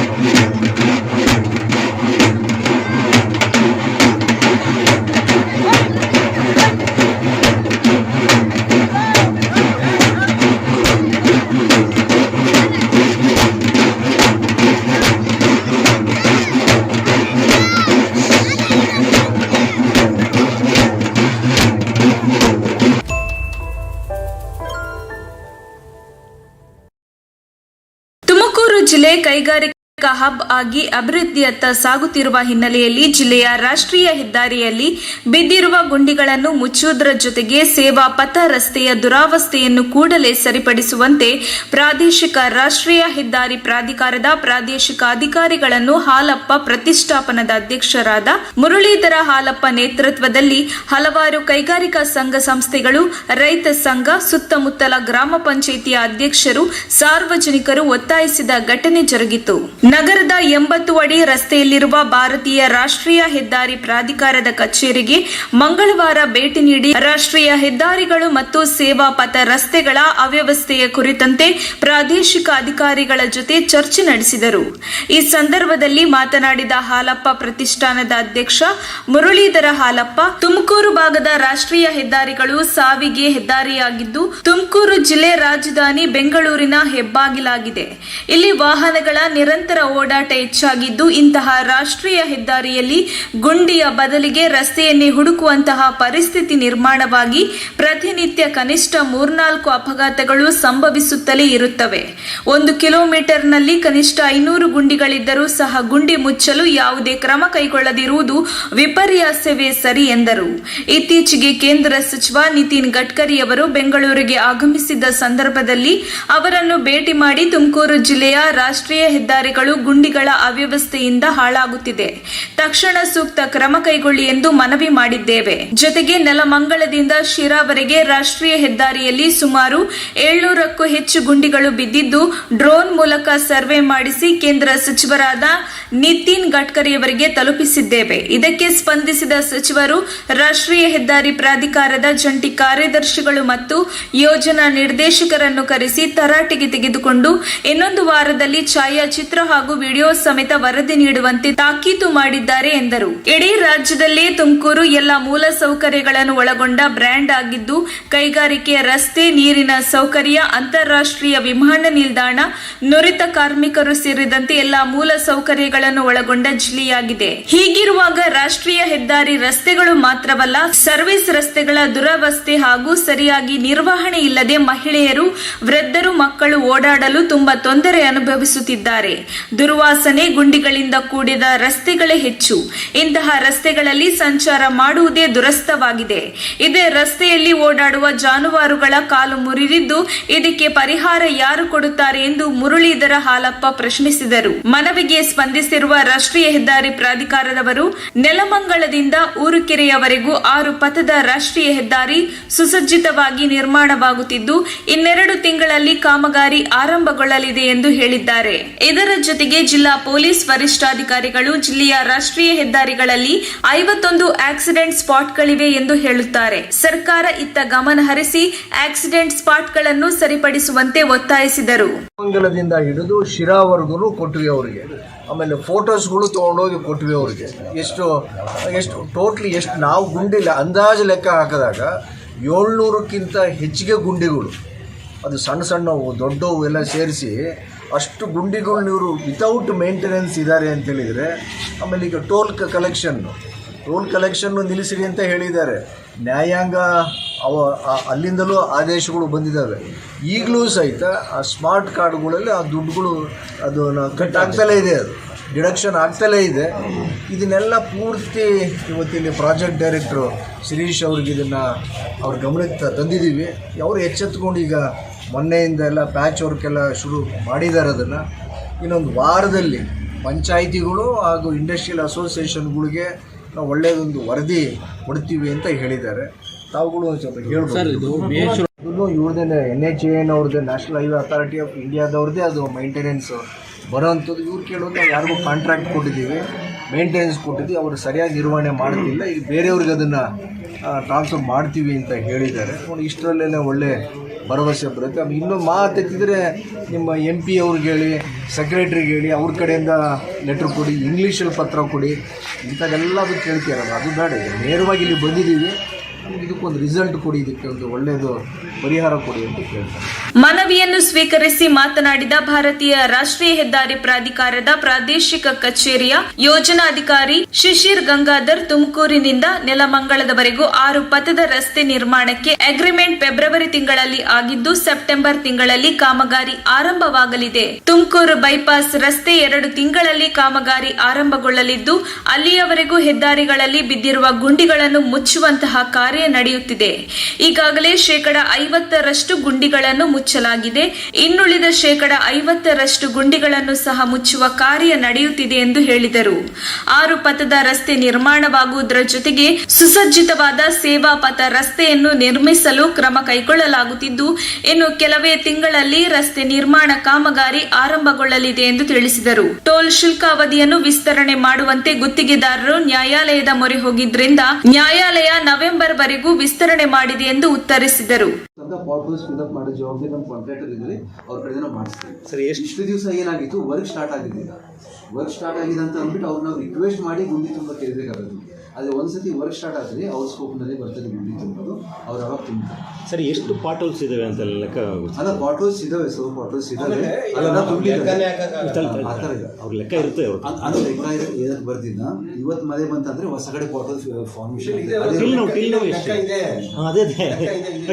ಎಷ್ಟು 50% ಅಂತೂ ಫಿಲ್ಅಪ್ ಮಾಡಿದ್ದಾರೆ. ನಂಬರ್ಸ್ ಏನಕ್ಕೆ ಬರೋದಿಲ್ಲ ಆ ಥರ. ಸರ್ವೆ ಮಾಡಿರ್ತಾರೆ. ರೆಡ್ ಸ್ಪಾಟ್ ಕೂಡ ಎಷ್ಟಿದಾವೆ ಈ ರೋಡ್, ಈ ಸ್ಟ್ರೆಚ್ ರೆಡ್ ಸ್ಪಾಟ್ಸ್ ಎಷ್ಟಿದಾವೆ? ರೆಡ್ ಸ್ಪಾಟ್ ಅಂದ್ರೆ ಆಕ್ಸಿಡೆಂಟ್ ಜೋನ್ಸ್. ಈ ರೋಡ್ನ ಕ್ಯಾಸ್ ಅಂದಿರೋದು ಇರಬೇಕು, ನಮ್ಗೆ ಗೊತ್ತಿಲ್ಲ. ಅಂತರ್ಸಡಿ ಬ್ರಿಡ್ಜ್ ಮೇಲೆ ನೋಡಿ, ಇವನ್ ಸೆಂಟ್ರಲ್ ಬ್ರಿಡ್ಜ್ ಹತ್ರ ದೊಡ್ಡ ದೊಡ್ಡ ಎಲ್ಲ ಗುಂಡಿ ಬಿದ್ದಿವೆ. ಇದೆಲ್ಲ ಈಗ ವರ್ಕ್ ಸ್ಟಾರ್ಟ್ ಆದ್ಮೇಲೆ ಅವ್ರ ಸ್ಕೋಪ್ನಲ್ಲಿ ಅಂತ ಬರ್ತೀವಿ. ಅಲ್ಲಿವರೆಗೂ ನಾವು ಆ ಗುಂಡಿಗಳಿರೋದನ್ನ ತುಂಬಾ ಆಕ್ಸಿಡೆಂಟ್ಸ್ ಆಗುತ್ತೆ. ಅಲ್ಲ, ಅವ್ರಿಗೆ ಫಸ್ಟ್ ಈಗ ನಮ್ಮ ಪ್ರಾಬ್ಲಮ್ ಇರೋದೇನು, ಈ 6 ಲೈನಿಂಗ್ ಪಾಟೋಲ್ಸು. ಸೆಕೆಂಡ್, ನೀವು ಬ್ರಿಡ್ಜ್ ಕೆಳಗಡೆ ಪ್ರಾಬ್ಲಮ್ ಇದೆ. ನಾವು ಅವ್ರಿಗೆ ಅದೇ ರಿಕ್ವೆಸ್ಟ್ ಮಾಡ್ತಾ ಇದ್ದೀವಿ, ನೀವು ಫಸ್ಟ್ ಈ ವರ್ಕ್ ಸ್ಟಾರ್ಟ್ ಮಾಡಿ. ಈಗ ನಾವು ತುಮಕೂರು SP ಅವ್ರು ಕಾಂಟ್ಯಾಕ್ಟ್ ಮಾಡಿದಾಗ ಏನಂದ್ರು, ತುಮಕೂರು ಡಿಸ್ಟ್ರಿಕ್ಟಲ್ಲಿ 52 ರೆಡ್ ಸ್ಪಾಟ್ಸ್ಗಳಿದ್ದಾವೆ ಟೋಟಲ್ ಡಿಸ್ಟ್ರಿಕ್ಟಲ್ಲಿ, ಹೈವೇಸ್ಗಳನ್ನ ಹೇಳ್ತಿರೋದು. ಇಡೀ ಸ್ಟೇಟಲ್ಲಿ 551 ರೆಡ್ ಸ್ಪಾಟ್ಸ್ ಅಂದರೆ ಆಕ್ಸಿಡೆಂಟ್ ಝೋನ್ಸ್ಗಳು ಅಂತೀವಿ, ಆಕ್ಸಿಡೆಂಟ್ ಪ್ರೋನ್ ಏರಿಯಾ. ದಿನ ಒಂದೊಂದು ಆಕ್ಸಿಡೆಂಟ್ ಕೂಡ ಆಗ್ತಿದ್ದಾವೆ. ಹೈವೇ ನಿಮ್ದು ಏನಾದರೂ ಮೇಂಟೆನೆನ್ಸ್ ಇಶ್ಯೂ ಇದೆಯೋ, ಪ್ಲಾನಿಂಗ್ ಇಶ್ಯೂ ಇದೆಯೋ, ಅದು ನೀವುಗಳು ಈಗ ನಾನು ಅದೇ ಥರ ಸರ್, ನಿಮಗೆ 6 ಲೇನಿಂಗು ತುಂಬ ದೊಡ್ಡ ಪ್ರಾಜೆಕ್ಟು ಸೆಂಟ್ರಲ್ ಗೌರ್ಮೆಂಟ್ ಟೇಕಪ್ ಮಾಡಿದ್ದಾರೆ. ಥ್ರೂಔಟ್ ಸರ್ವಿಸ್ ರೋಡ್ಗೆ 6 ಲೇನ್ ಇದೆ, ಆಲ್ ಫೆಸಿಲಿಟೀಸ್ ಮಾಡಿದ್ದಾರೆ. ಈಗ ನಮ್ಮ ಕಡೆ ಇರೋದು ರೋಡ್ ಬಗ್ಗೆ ಇರೋದು ಸರ್, ಟೋಟಲ್ ಡಿಸ್ಟ್ರಿಕ್ಟ್ ನಾನು ಇರೋದು ಬರಲ್ಲ. ಒಂದು ಸತಿ 6 ಲೇನ್ ರೋಡ್ ಕಂಪ್ಲೀಟ್ ಆದರೆ ಆಲ್ಮೋಸ್ಟ್ ಎಲ್ಲ ಆಕ್ಸಿಡೆಂಟ್, ಯಾಕಂದರೆ ಎಲ್ಲ ಆಕ್ಸೆಸ್ ಕಂಟ್ರೋಲ್ ಸರ್ವಿಸ್ ರೋಡಿಂದ ಮೇನ್ ಕ್ಯಾರೇಜ್ ಯಾರು. ಈ ಸಂದರ್ಭದಲ್ಲಿ ಕರ್ನಾಟಕ ಕೈಗಾರಿಕಾ ಪ್ರದೇಶ ಅಭಿವೃದ್ಧಿ ಮಾಲೀಕರ ಸಂಘದ ಕುರಂ ದಾವಡ್, ಜಿಲ್ಲಾ ವಾಣಿಜ್ಯ ಮತ್ತು ಕೈಗಾರಿಕಾ ಸಂಘದ ಅಧ್ಯಕ್ಷ MN ಲೋಕೇಶ್, ಸತ್ಯಮಂಗಳ ಕೈಗಾರಿಕಾ ಸಂಘ, ಅಂತರಸನಹಳ್ಳಿ ಕೈಗಾರಿಕಾ ಸಂಘ, ಈರೇಹಳ್ಳಿ ಕೈಗಾರಿಕಾ ಸಂಘ, ವಸಂತ ನರಸಾಪುರ ಕೈಗಾರಿಕಾ ಸಂಘದ ಪದಾಧಿಕಾರಿಗಳು ಮತ್ತು ಗ್ರಾಮ ಪಂಚಾಯಿತಿ ಅಧ್ಯಕ್ಷ ನಜೀರ್ ಅಹಮದ್, ಶಿವಕುಮಾರ್, ಗ್ರಾಮ ಪಂಚಾಯಿತಿ ಸದಸ್ಯರಾದ ಕದೀರ್, ಬಶೀರ್, ರೈತ ಮುಖಂಡರಾದ ಮಲ್ಲಿಕಾರ್ಜುನ್, ಗಿರಿಯಪ್ಪ, ಯದುಕುಮಾರ್, ಮುಖಂಡರಾದ ರೇವಣ್ಣ ಸಿದ್ದಯ್ಯ, YN ನಾಗರಾಜ, ಕೆಂಚ ಮಾರಯ್ಯ, ಮಂಜುನಾಥ್, ಪ್ರಕಾಶ್, ಅಶ್ವಥ, ಆತಿಕ್ ಅಹಮದ್, ಶಿವಾಜಿ, ಫರ್ಜಾನಾ ಬೇಗಂ, ಮರಿ ಚೆನ್ನಮ್ಮ, ಕಮಲಮ್ಮ, ಸೌಭಾಗ್ಯಮ್ಮ, ಸಾಹೇರಾ, ಗೀತಾ, TN ಶ್ರೀಕಂಠಸ್ವಾಮಿ ಸೇರಿದಂತೆ ರಾಷ್ಟ್ರೀಯ ಹೆದ್ದಾರಿ ಅಕ್ಕಪಕ್ಕದ 4 ಪಂಚಾಯಿತಿಗಳ ಅಧ್ಯಕ್ಷರು, ಸದಸ್ಯರು, ಸಾರ್ವಜನಿಕರು ಭಾಗವಹಿಸಿದ್ದರು. ಹಲವಾರು ಬಾರಿ ಇದಕ್ಕೆ ಹೈವೇ ಬಗ್ಗೆ ನಾನು ಲೆಟರ್ನು ಕೊಟ್ಟಿದ್ದೆ ನಮ್ಮ ಚೇಂಬರ್ಗೆ. ಈಗ ಹೈವೇಲಿ ಪ್ರತಿ ನೀವು ಎಷ್ಟು ಮೀಟ್ರಿಗೆ ಅಂತ ಕೇಳಿದರೆ ಮೀಟ್ರ್ ಲೆಕ್ಕನೇ ಬರಲ್ಲ. 5 ಮೀಟ್ರಿಗೆ 3 ಮೀಟ್ರಿಗೆ ಗುಂಡಿಗಳು ಇದ್ದೇ ಇದೆ. ಎಲ್ಲ ಇದು ಹೈವೇಲೂ 2 ಮೀಟ್ರ್ 3 ಮೀಟ್ರಿಗೆಲ್ಲ ಇದೆ. ಆಮೇಲೆ ನಾವು ಒಂದು ಲೆಟ್ರನ್ನು ಸಹ ಕೊಟ್ಟಿದ್ವಿ, ಬ್ಯಾರಿಕೇಡ್ ಕಟ್ಟಾಗಿ ಆಕ್ಸಿಡೆಂಟ್ ಆಗಿ ಸೈಡ್ ಬ್ಯಾರಿಕೇಡ್ ಹಾಕಿರ್ತಾರೆ. ಸರ್ವಿಸ್ ರೋಡು ಹೈವೇಗೆ ಮಧ್ಯೆ ಬ್ಯಾರಿಕೇಡ್ ಇರುತ್ತೆ, ಅದು ಆಕ್ಸಿಡೆಂಟ್ ಆಗಿ ಬ್ಯಾರಿಕೇಡ್ ಕಟ್ಟಾಗಿದ್ರು. ಬ್ಯಾರಿಕೇಡ್ ಕಟ್ಟಾಗಿ ಸರ್ವಿಸ್ ರೋಡಲ್ಲಿ ಹೋಗ್ಬೇಕಾದ್ರೆ ಬೈಕ್ಗಳು ಹೋಗ್ಬೇಕಾದ್ರೆ ಹೊಡೆದು ಆಕ್ಸಿಡೆಂಟ್ ಆಗಿ ತುಂಬ ಜನ ಏಟೂ ಸಹ ತಿಂದಿದ್ದಾರೆ. ಸರ್ವಿಸ್ ರೋಡ್ ಅಂತೂ ತುಂಬ ಹಾಳಾಗೋಗಿದೆ. ಡ್ರೈನ್ಗಳು ಸರಿಯಾಗಿ ವರ್ಕ್ ಮಾಡ್ತಾ ಇಲ್ಲ. ನಮ್ಮ APMC ಮುಂದೆ 1.5 ಅಡಿ 2 ಅಡಿ ನೀರು ಯಾವಾಗೂ ನಿಂತಿರುತ್ತೆ, ಓಡಾಡೋಕ್ಕೆ ಆಗೋದೇ ಇಲ್ಲ. ಸೊ ಆಮೇಲೆ APMC ಜಂಕ್ಷನ್ನಲ್ಲೂ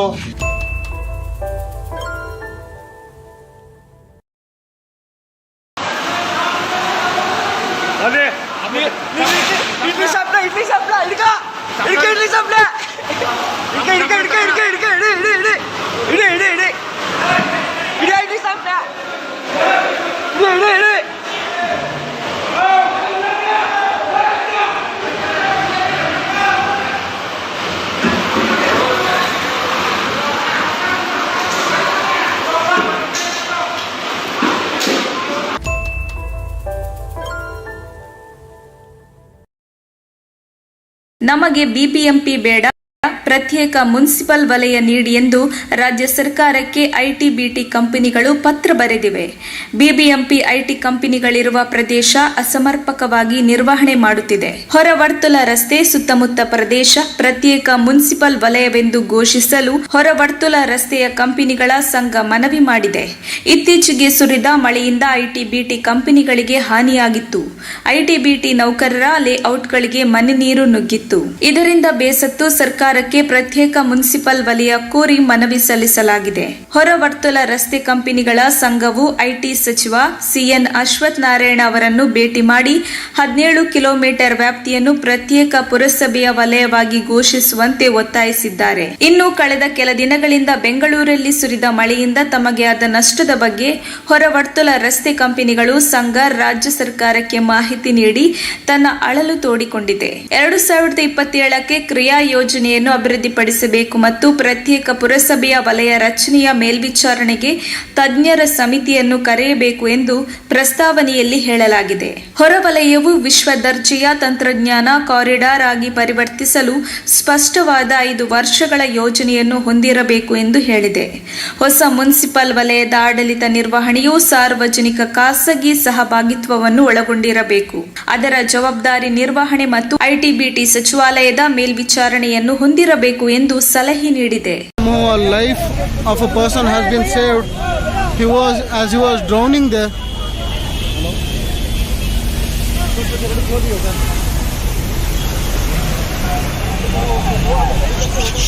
This is the disaster caused by Mr. Arvind Limbavali, who is the MLA here. and the authorities who started work here, and it started raining again. Water is flowing too heavily in this place. You could see many employees of this eco space are just trying to enter inside, which is not possible at this point of time.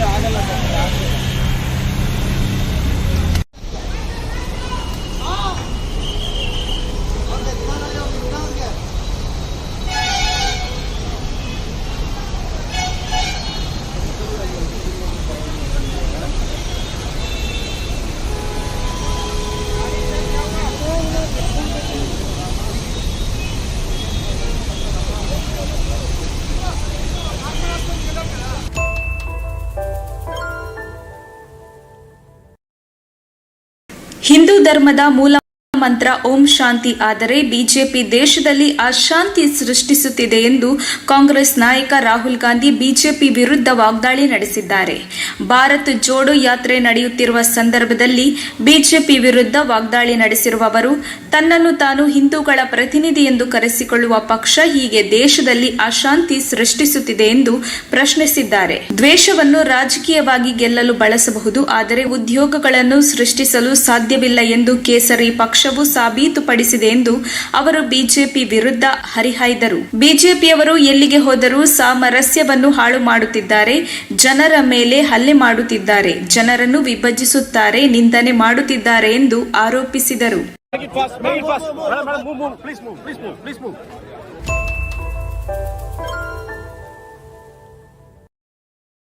KPCC ಪ್ರಧಾನ ಕಾರ್ಯದರ್ಶಿ ಸಿರಾ ವಿಧಾನಸಭಾ ಕ್ಷೇತ್ರದ doctor Sasalu Satish ರವರ ಹುಟ್ಟುಹಬ್ಬವನ್ನು ಮಧುಗಿರಿ ಯಾದವ ಸಮುದಾಯದಿಂದ ತಾಲೂಕಿನಾದ್ಯಂತ ಅದ್ದೂರಿಯಾಗಿ ಆಚರಣೆ ಮಾಡಲಾಯಿತು. ಮಧುಗಿರಿ ಯಾದವ ಸಮುದಾಯದ ಸಂಘದ ಯುವ ವೇದಿಕೆಯ ಅಧ್ಯಕ್ಷ ಈರಣ್ಣ ಮಾತನಾಡಿ, ಡಾಕ್ಟರ್ ಸಾಸಲು ಯತೀಶ್ ರವರಿಗೆ ದೇವರು ಆರೋಗ್ಯ, ಐಶ್ವರ್ಯ, ಆಯಸ್ಸು ಕೊಡಲಿ.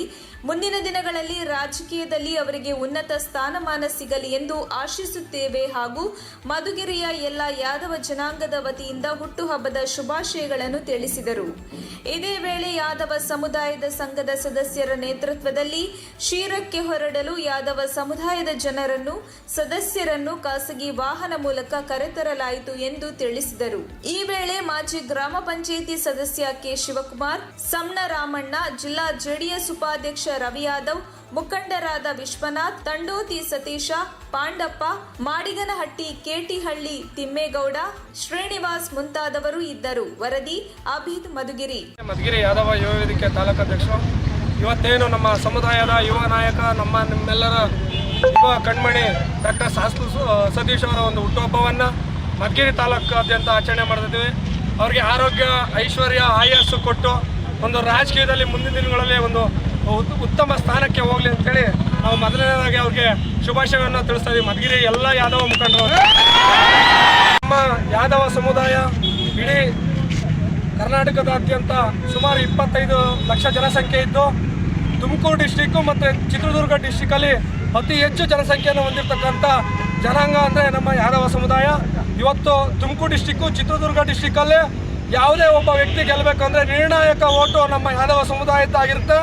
ಹಾಗಾಗಿ ನಮ್ಮ ಉದ್ದೇಶ ಯಾವುದೇ ಪಕ್ಷ ಆಗಲಿ, ನಮಗೆ 3 ಪಕ್ಷದಿಂದನೂ ನಮ್ಮ ಸಮುದಾಯಕ್ಕೆ ಪ್ರತಿ ಜಿಲ್ಲೆಗೆ 2 ಟಿಕೆಟ್ ಬೇಕೇ ಬೇಕು ಅಂತೇಳಿ ನಮ್ಮ ಯಾದವ ಯುವ ಮುಖಂಡರು ಮತ್ತು ಹಿರಿಯ ಮುಖಂಡರುಗಳು ಎಲ್ಲ ಚರ್ಚೆ ಮಾಡಿ ನಮ್ಮ ಹೋರಾಟಕ್ಕೆ ನಮ್ಮ ಮಧುಗಿರಿ ತಾಲೂಕಿನ ಎಲ್ಲ ಹಿರಿಯ ಮುಖಂಡರು ಸಹ ಬೆಂಬಲ ಕೊಟ್ಟಿದ್ದಾರೆ. ನೀವು ಇರ್ತೀವಿ, ನಾವು ಹಿಂದೆ ಇರ್ತೀವಿ, ನೀವು ಮಾಡಿ ಮುಂದೆ ಇದ್ದು ಅಂತ ಹೇಳಿ ಇವತ್ತೇನು ಬೆಂಬಲ ಕೊಟ್ಟಿದ್ದಾರೆ.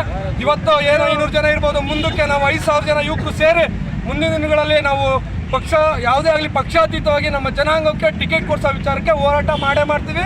ಇದನ್ನು ಯಾವತ್ತೂ ನಿಲ್ಲಿಸೋದಿಲ್ಲ. ನಮಗೆ ಏನಾದರೂ ಟಿಕೆಟು ಸಿಗಲೇ ಇಲ್ಲ ಅಂದರೆ ಯಾವ ಪಕ್ಷಕ್ಕೆ ಹಾಕಬೇಕು, ಒಟ್ಟು ಯಾವ ಕ್ಯಾಂಡಿಡೇಟ್ ಹಾಕಬೇಕು ಅನ್ನೋದು ಮುಂದಿನ ದಿನಗಳಲ್ಲಿ ನಾವೆಲ್ಲ ಯುವಕರು, ಹಿರಿಯರು, ಮುಖಂಡರು ತೀರ್ಮಾನಿಸ್ತೀವಿ ಅಂತೇಳಿ ನಾನು 2 ಮಾತು.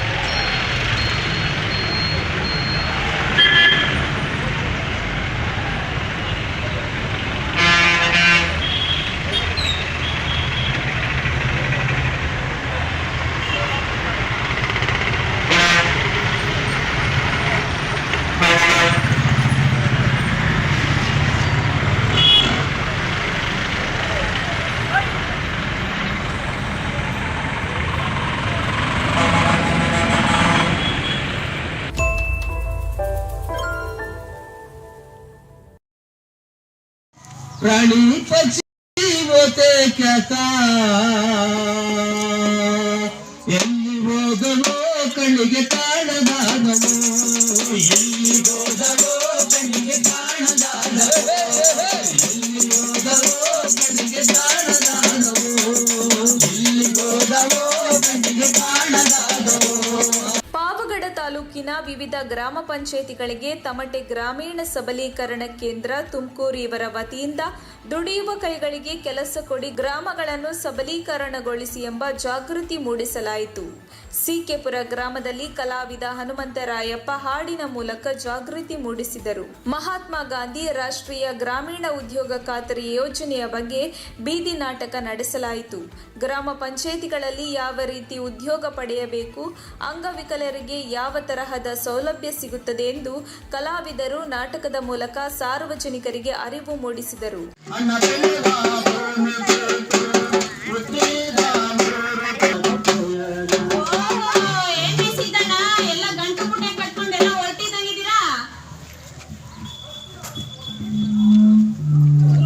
ಬಂದಿರತ್ತಮ್ಮ, ಏನ್ ಮಾಡೋದು ಕಣಮ್ಮ, ನೀನೇನೋ ನಾವು ಅಕ್ಷರ ಓದ್ಕೊಂಡಿದ್ದೀಯ, ನೀನ್ ಏನೋ ಒಂದ್ ಕೆಲಸ ಮಾಡ್ಕೊಂಡು ದುಡ್ದು ಬಿಡ್ತೀಯ.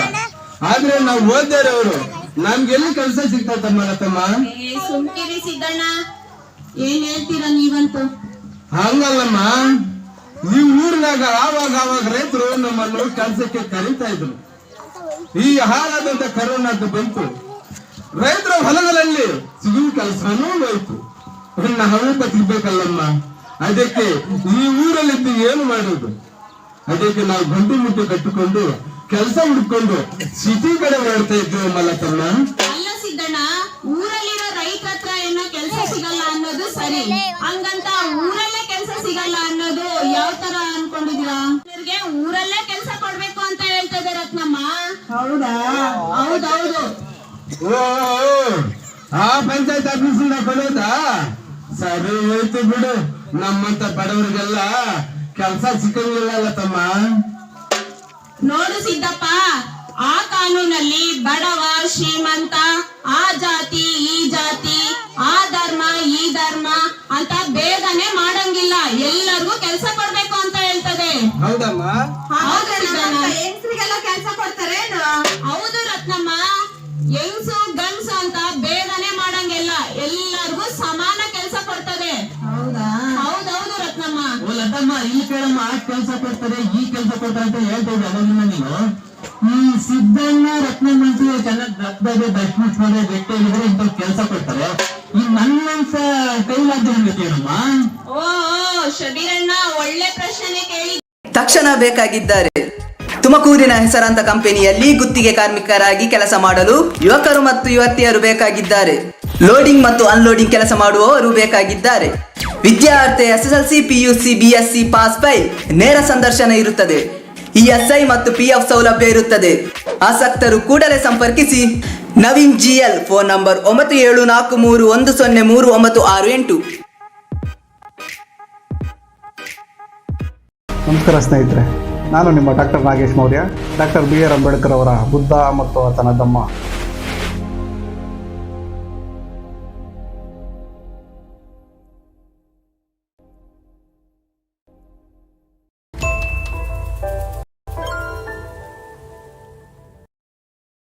ಬೆಂಗಳೂರು ಮಾಜಿ ಮುಖ್ಯಮಂತ್ರಿ ಯಡಿಯೂರಪ್ಪ ಕುಟುಂಬ ವಿರುದ್ಧ ಭ್ರಷ್ಟಾಚಾರ ಆರೋಪಕ್ಕೆ ಸಂಬಂಧಿಸಿದಂತೆ ಮತ್ತೆ ಅವರಿಗೆ ಸಂಕಷ್ಟ ಎದುರಾಗಿದೆ.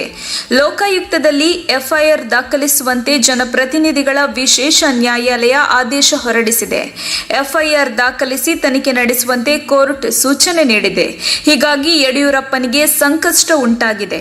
ಕೆಲ ದಿನಗಳ ಹಿಂದೆಯಷ್ಟೇ ಮಾಜಿ ಮುಖ್ಯಮಂತ್ರಿ ಯಡಿಯೂರಪ್ಪ ಮತ್ತು ಅವರ ಕುಟುಂಬದವರ ವಿರುದ್ಧ ಭ್ರಷ್ಟಾಚಾರ ಆರೋಪ ಪ್ರಕರಣವನ್ನ CBI ಅಥವಾ SIT ತನಿಖೆಗೆ ವಹಿಸಬೇಕೆಂದು ಕೋರಿ PILನಲ್ಲಿ ಸಲ್ಲಿಸುವುದಕ್ಕೆ ಅವಕಾಶ ನೀಡುವಂತೆ ಹೈಕೋರ್ಟ್ನಲ್ಲಿ TJ ಅಬ್ರಾಹಂ ಅರ್ಜಿ ಸಲ್ಲಿಸಿದ್ದರು. ಆದರೆ TJ ಅಬ್ರಾಹಂ ಸಲ್ಲಿಸಿದ್ದ PIL ವಿಚಾರಣೆ ಕೈಗೆತ್ತಿಕೊಂಡ ಹೈಕೋರ್ಟ್ ಈ ಹಿಂದೆ ಅರ್ಜಿದಾರರು ಖಾಸಗಿ ದೂರು ಸಲ್ಲಿಸಿದ್ದ ಹಿನ್ನೆಲೆ PIL ಆಗಿ ಪರಿಗಣಿಸಲು ಸಾಧ್ಯವಿಲ್ಲವೆಂದು ಅರ್ಜಿಯನ್ನು ತಿರಸ್ಕರಿಸಿತ್ತು.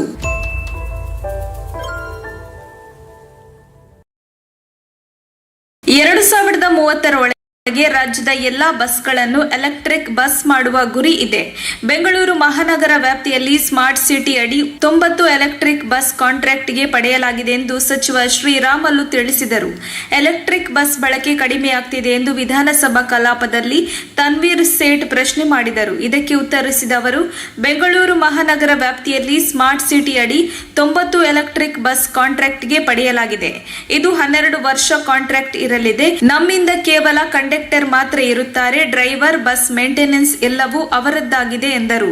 ಕೇಂದ್ರ ಸರ್ಕಾರದ ಪಿಂಟು ಮೂಲಕ 300 ಬಸ್ ಖರೀದಿ ಮಾಡಿದ್ದೇವೆ. ಇದರಲ್ಲಿ 75 ಬಸ್ ಮಾತ್ರ ಬಂದಿವೆ. ಉಳಿದ ಬಸ್ ಬಂದ ಬಳಿಕ ಅವನ್ನು ಬಳಕೆ ಮಾಡಿಕೊಳ್ಳುತ್ತೇವೆ. ಅದೇ ರೀತಿ 921 ಎಲೆಕ್ಟ್ರಿಕ್ ಬಸ್ ಸಿಇಎಸ್ಎಲ್ ಮೂಲಕ ಬಳಕೆ ಮಾಡಲಾಗುತ್ತಿದೆ ಎಂದು ತಿಳಿಸಿದರು. ಎಲೆಕ್ಟ್ರಿಕ್ ಬಸ್ ಸಂಚಾರವನ್ನು ರಾಜ್ಯಾದ್ಯಂತ ವಿಸ್ತರಣೆ ಮಾಡುವ ಕೆಲಸ ಆಗಲಿದೆ. ಡೀಸೆಲ್ ಬೆಲೆ ಹೆಚ್ಚಳವಾಗಿದ್ದರಿಂದ ನಮಗೆ ನಷ್ಟವಾಗಿದೆ. ಎಲೆಕ್ಟ್ರಿಕ್ ಬಸ್ಗಳಿಂದ ಮುಂದೆ ಲಾಭದಾಯಕ ಆಗಬಹುದು ಎಂದು ವಿಶ್ವಾಸ ವ್ಯಕ್ತಪಡಿಸಿದರು.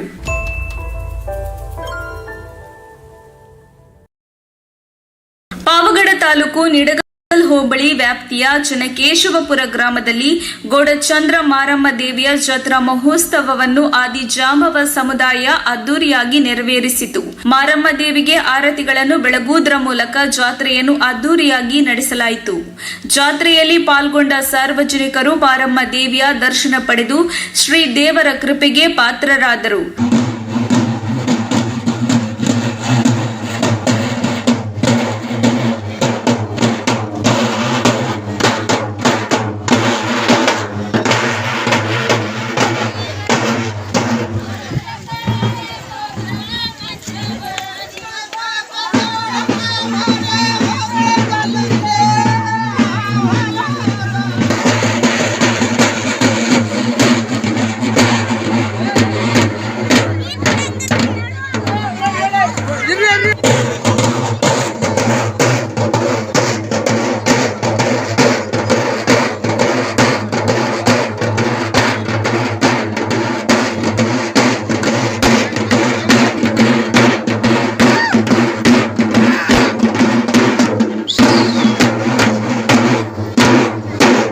ಈ ಸಂದರ್ಭದಲ್ಲಿ ಊರಿನ ಮುಖಂಡರಾದ ಗೋಪಣ್ಣ ಸ್ವಾಮಿ, ಅಜಯ್ ನಾಗೇಶ್ ರಾವ್, ಬಿಂದು ಮಾಧವರಾವ್, ಗ್ರಾಮ ಪಂಚಾಯಿತಿಯ ಮಾಜಿ ಅಧ್ಯಕ್ಷರಾದ ಲಕ್ಷ್ಮಮ್ಮ ಈರಣ್ಣ, ಗೊಂಚಗಾರ ಶಿವಣ್ಣ, ಹನುಮಂತರಾಯಪ್ಪ ಗೌಡ, ತಳವಾರ್ ರಾಮಪ್ಪ, ಪಾಂಡುರಂಗಪ್ಪ, ಜಿಪಿ ಸದಸ್ಯ ಮಹಲಿಂಗಪ್ಪ, ಗುಂಡಪ್ಪ, ದಾಸಣ್ಣ ಪೆಮ್ಮನಹಳ್ಳಿ, ಗೊಲ್ಲರಟ್ಟಿ ಯಜಮಾನ ಓಬಾಳಪ್ಪ, ತುಂಡಹಳ್ಳಪ್ಪ, ಮಲ್ಲಯ್ಯ, ರಾಡ್ಲಹಳ್ಳಿ ಅಳ್ಳಪ್ಪ, ಅಂಜನ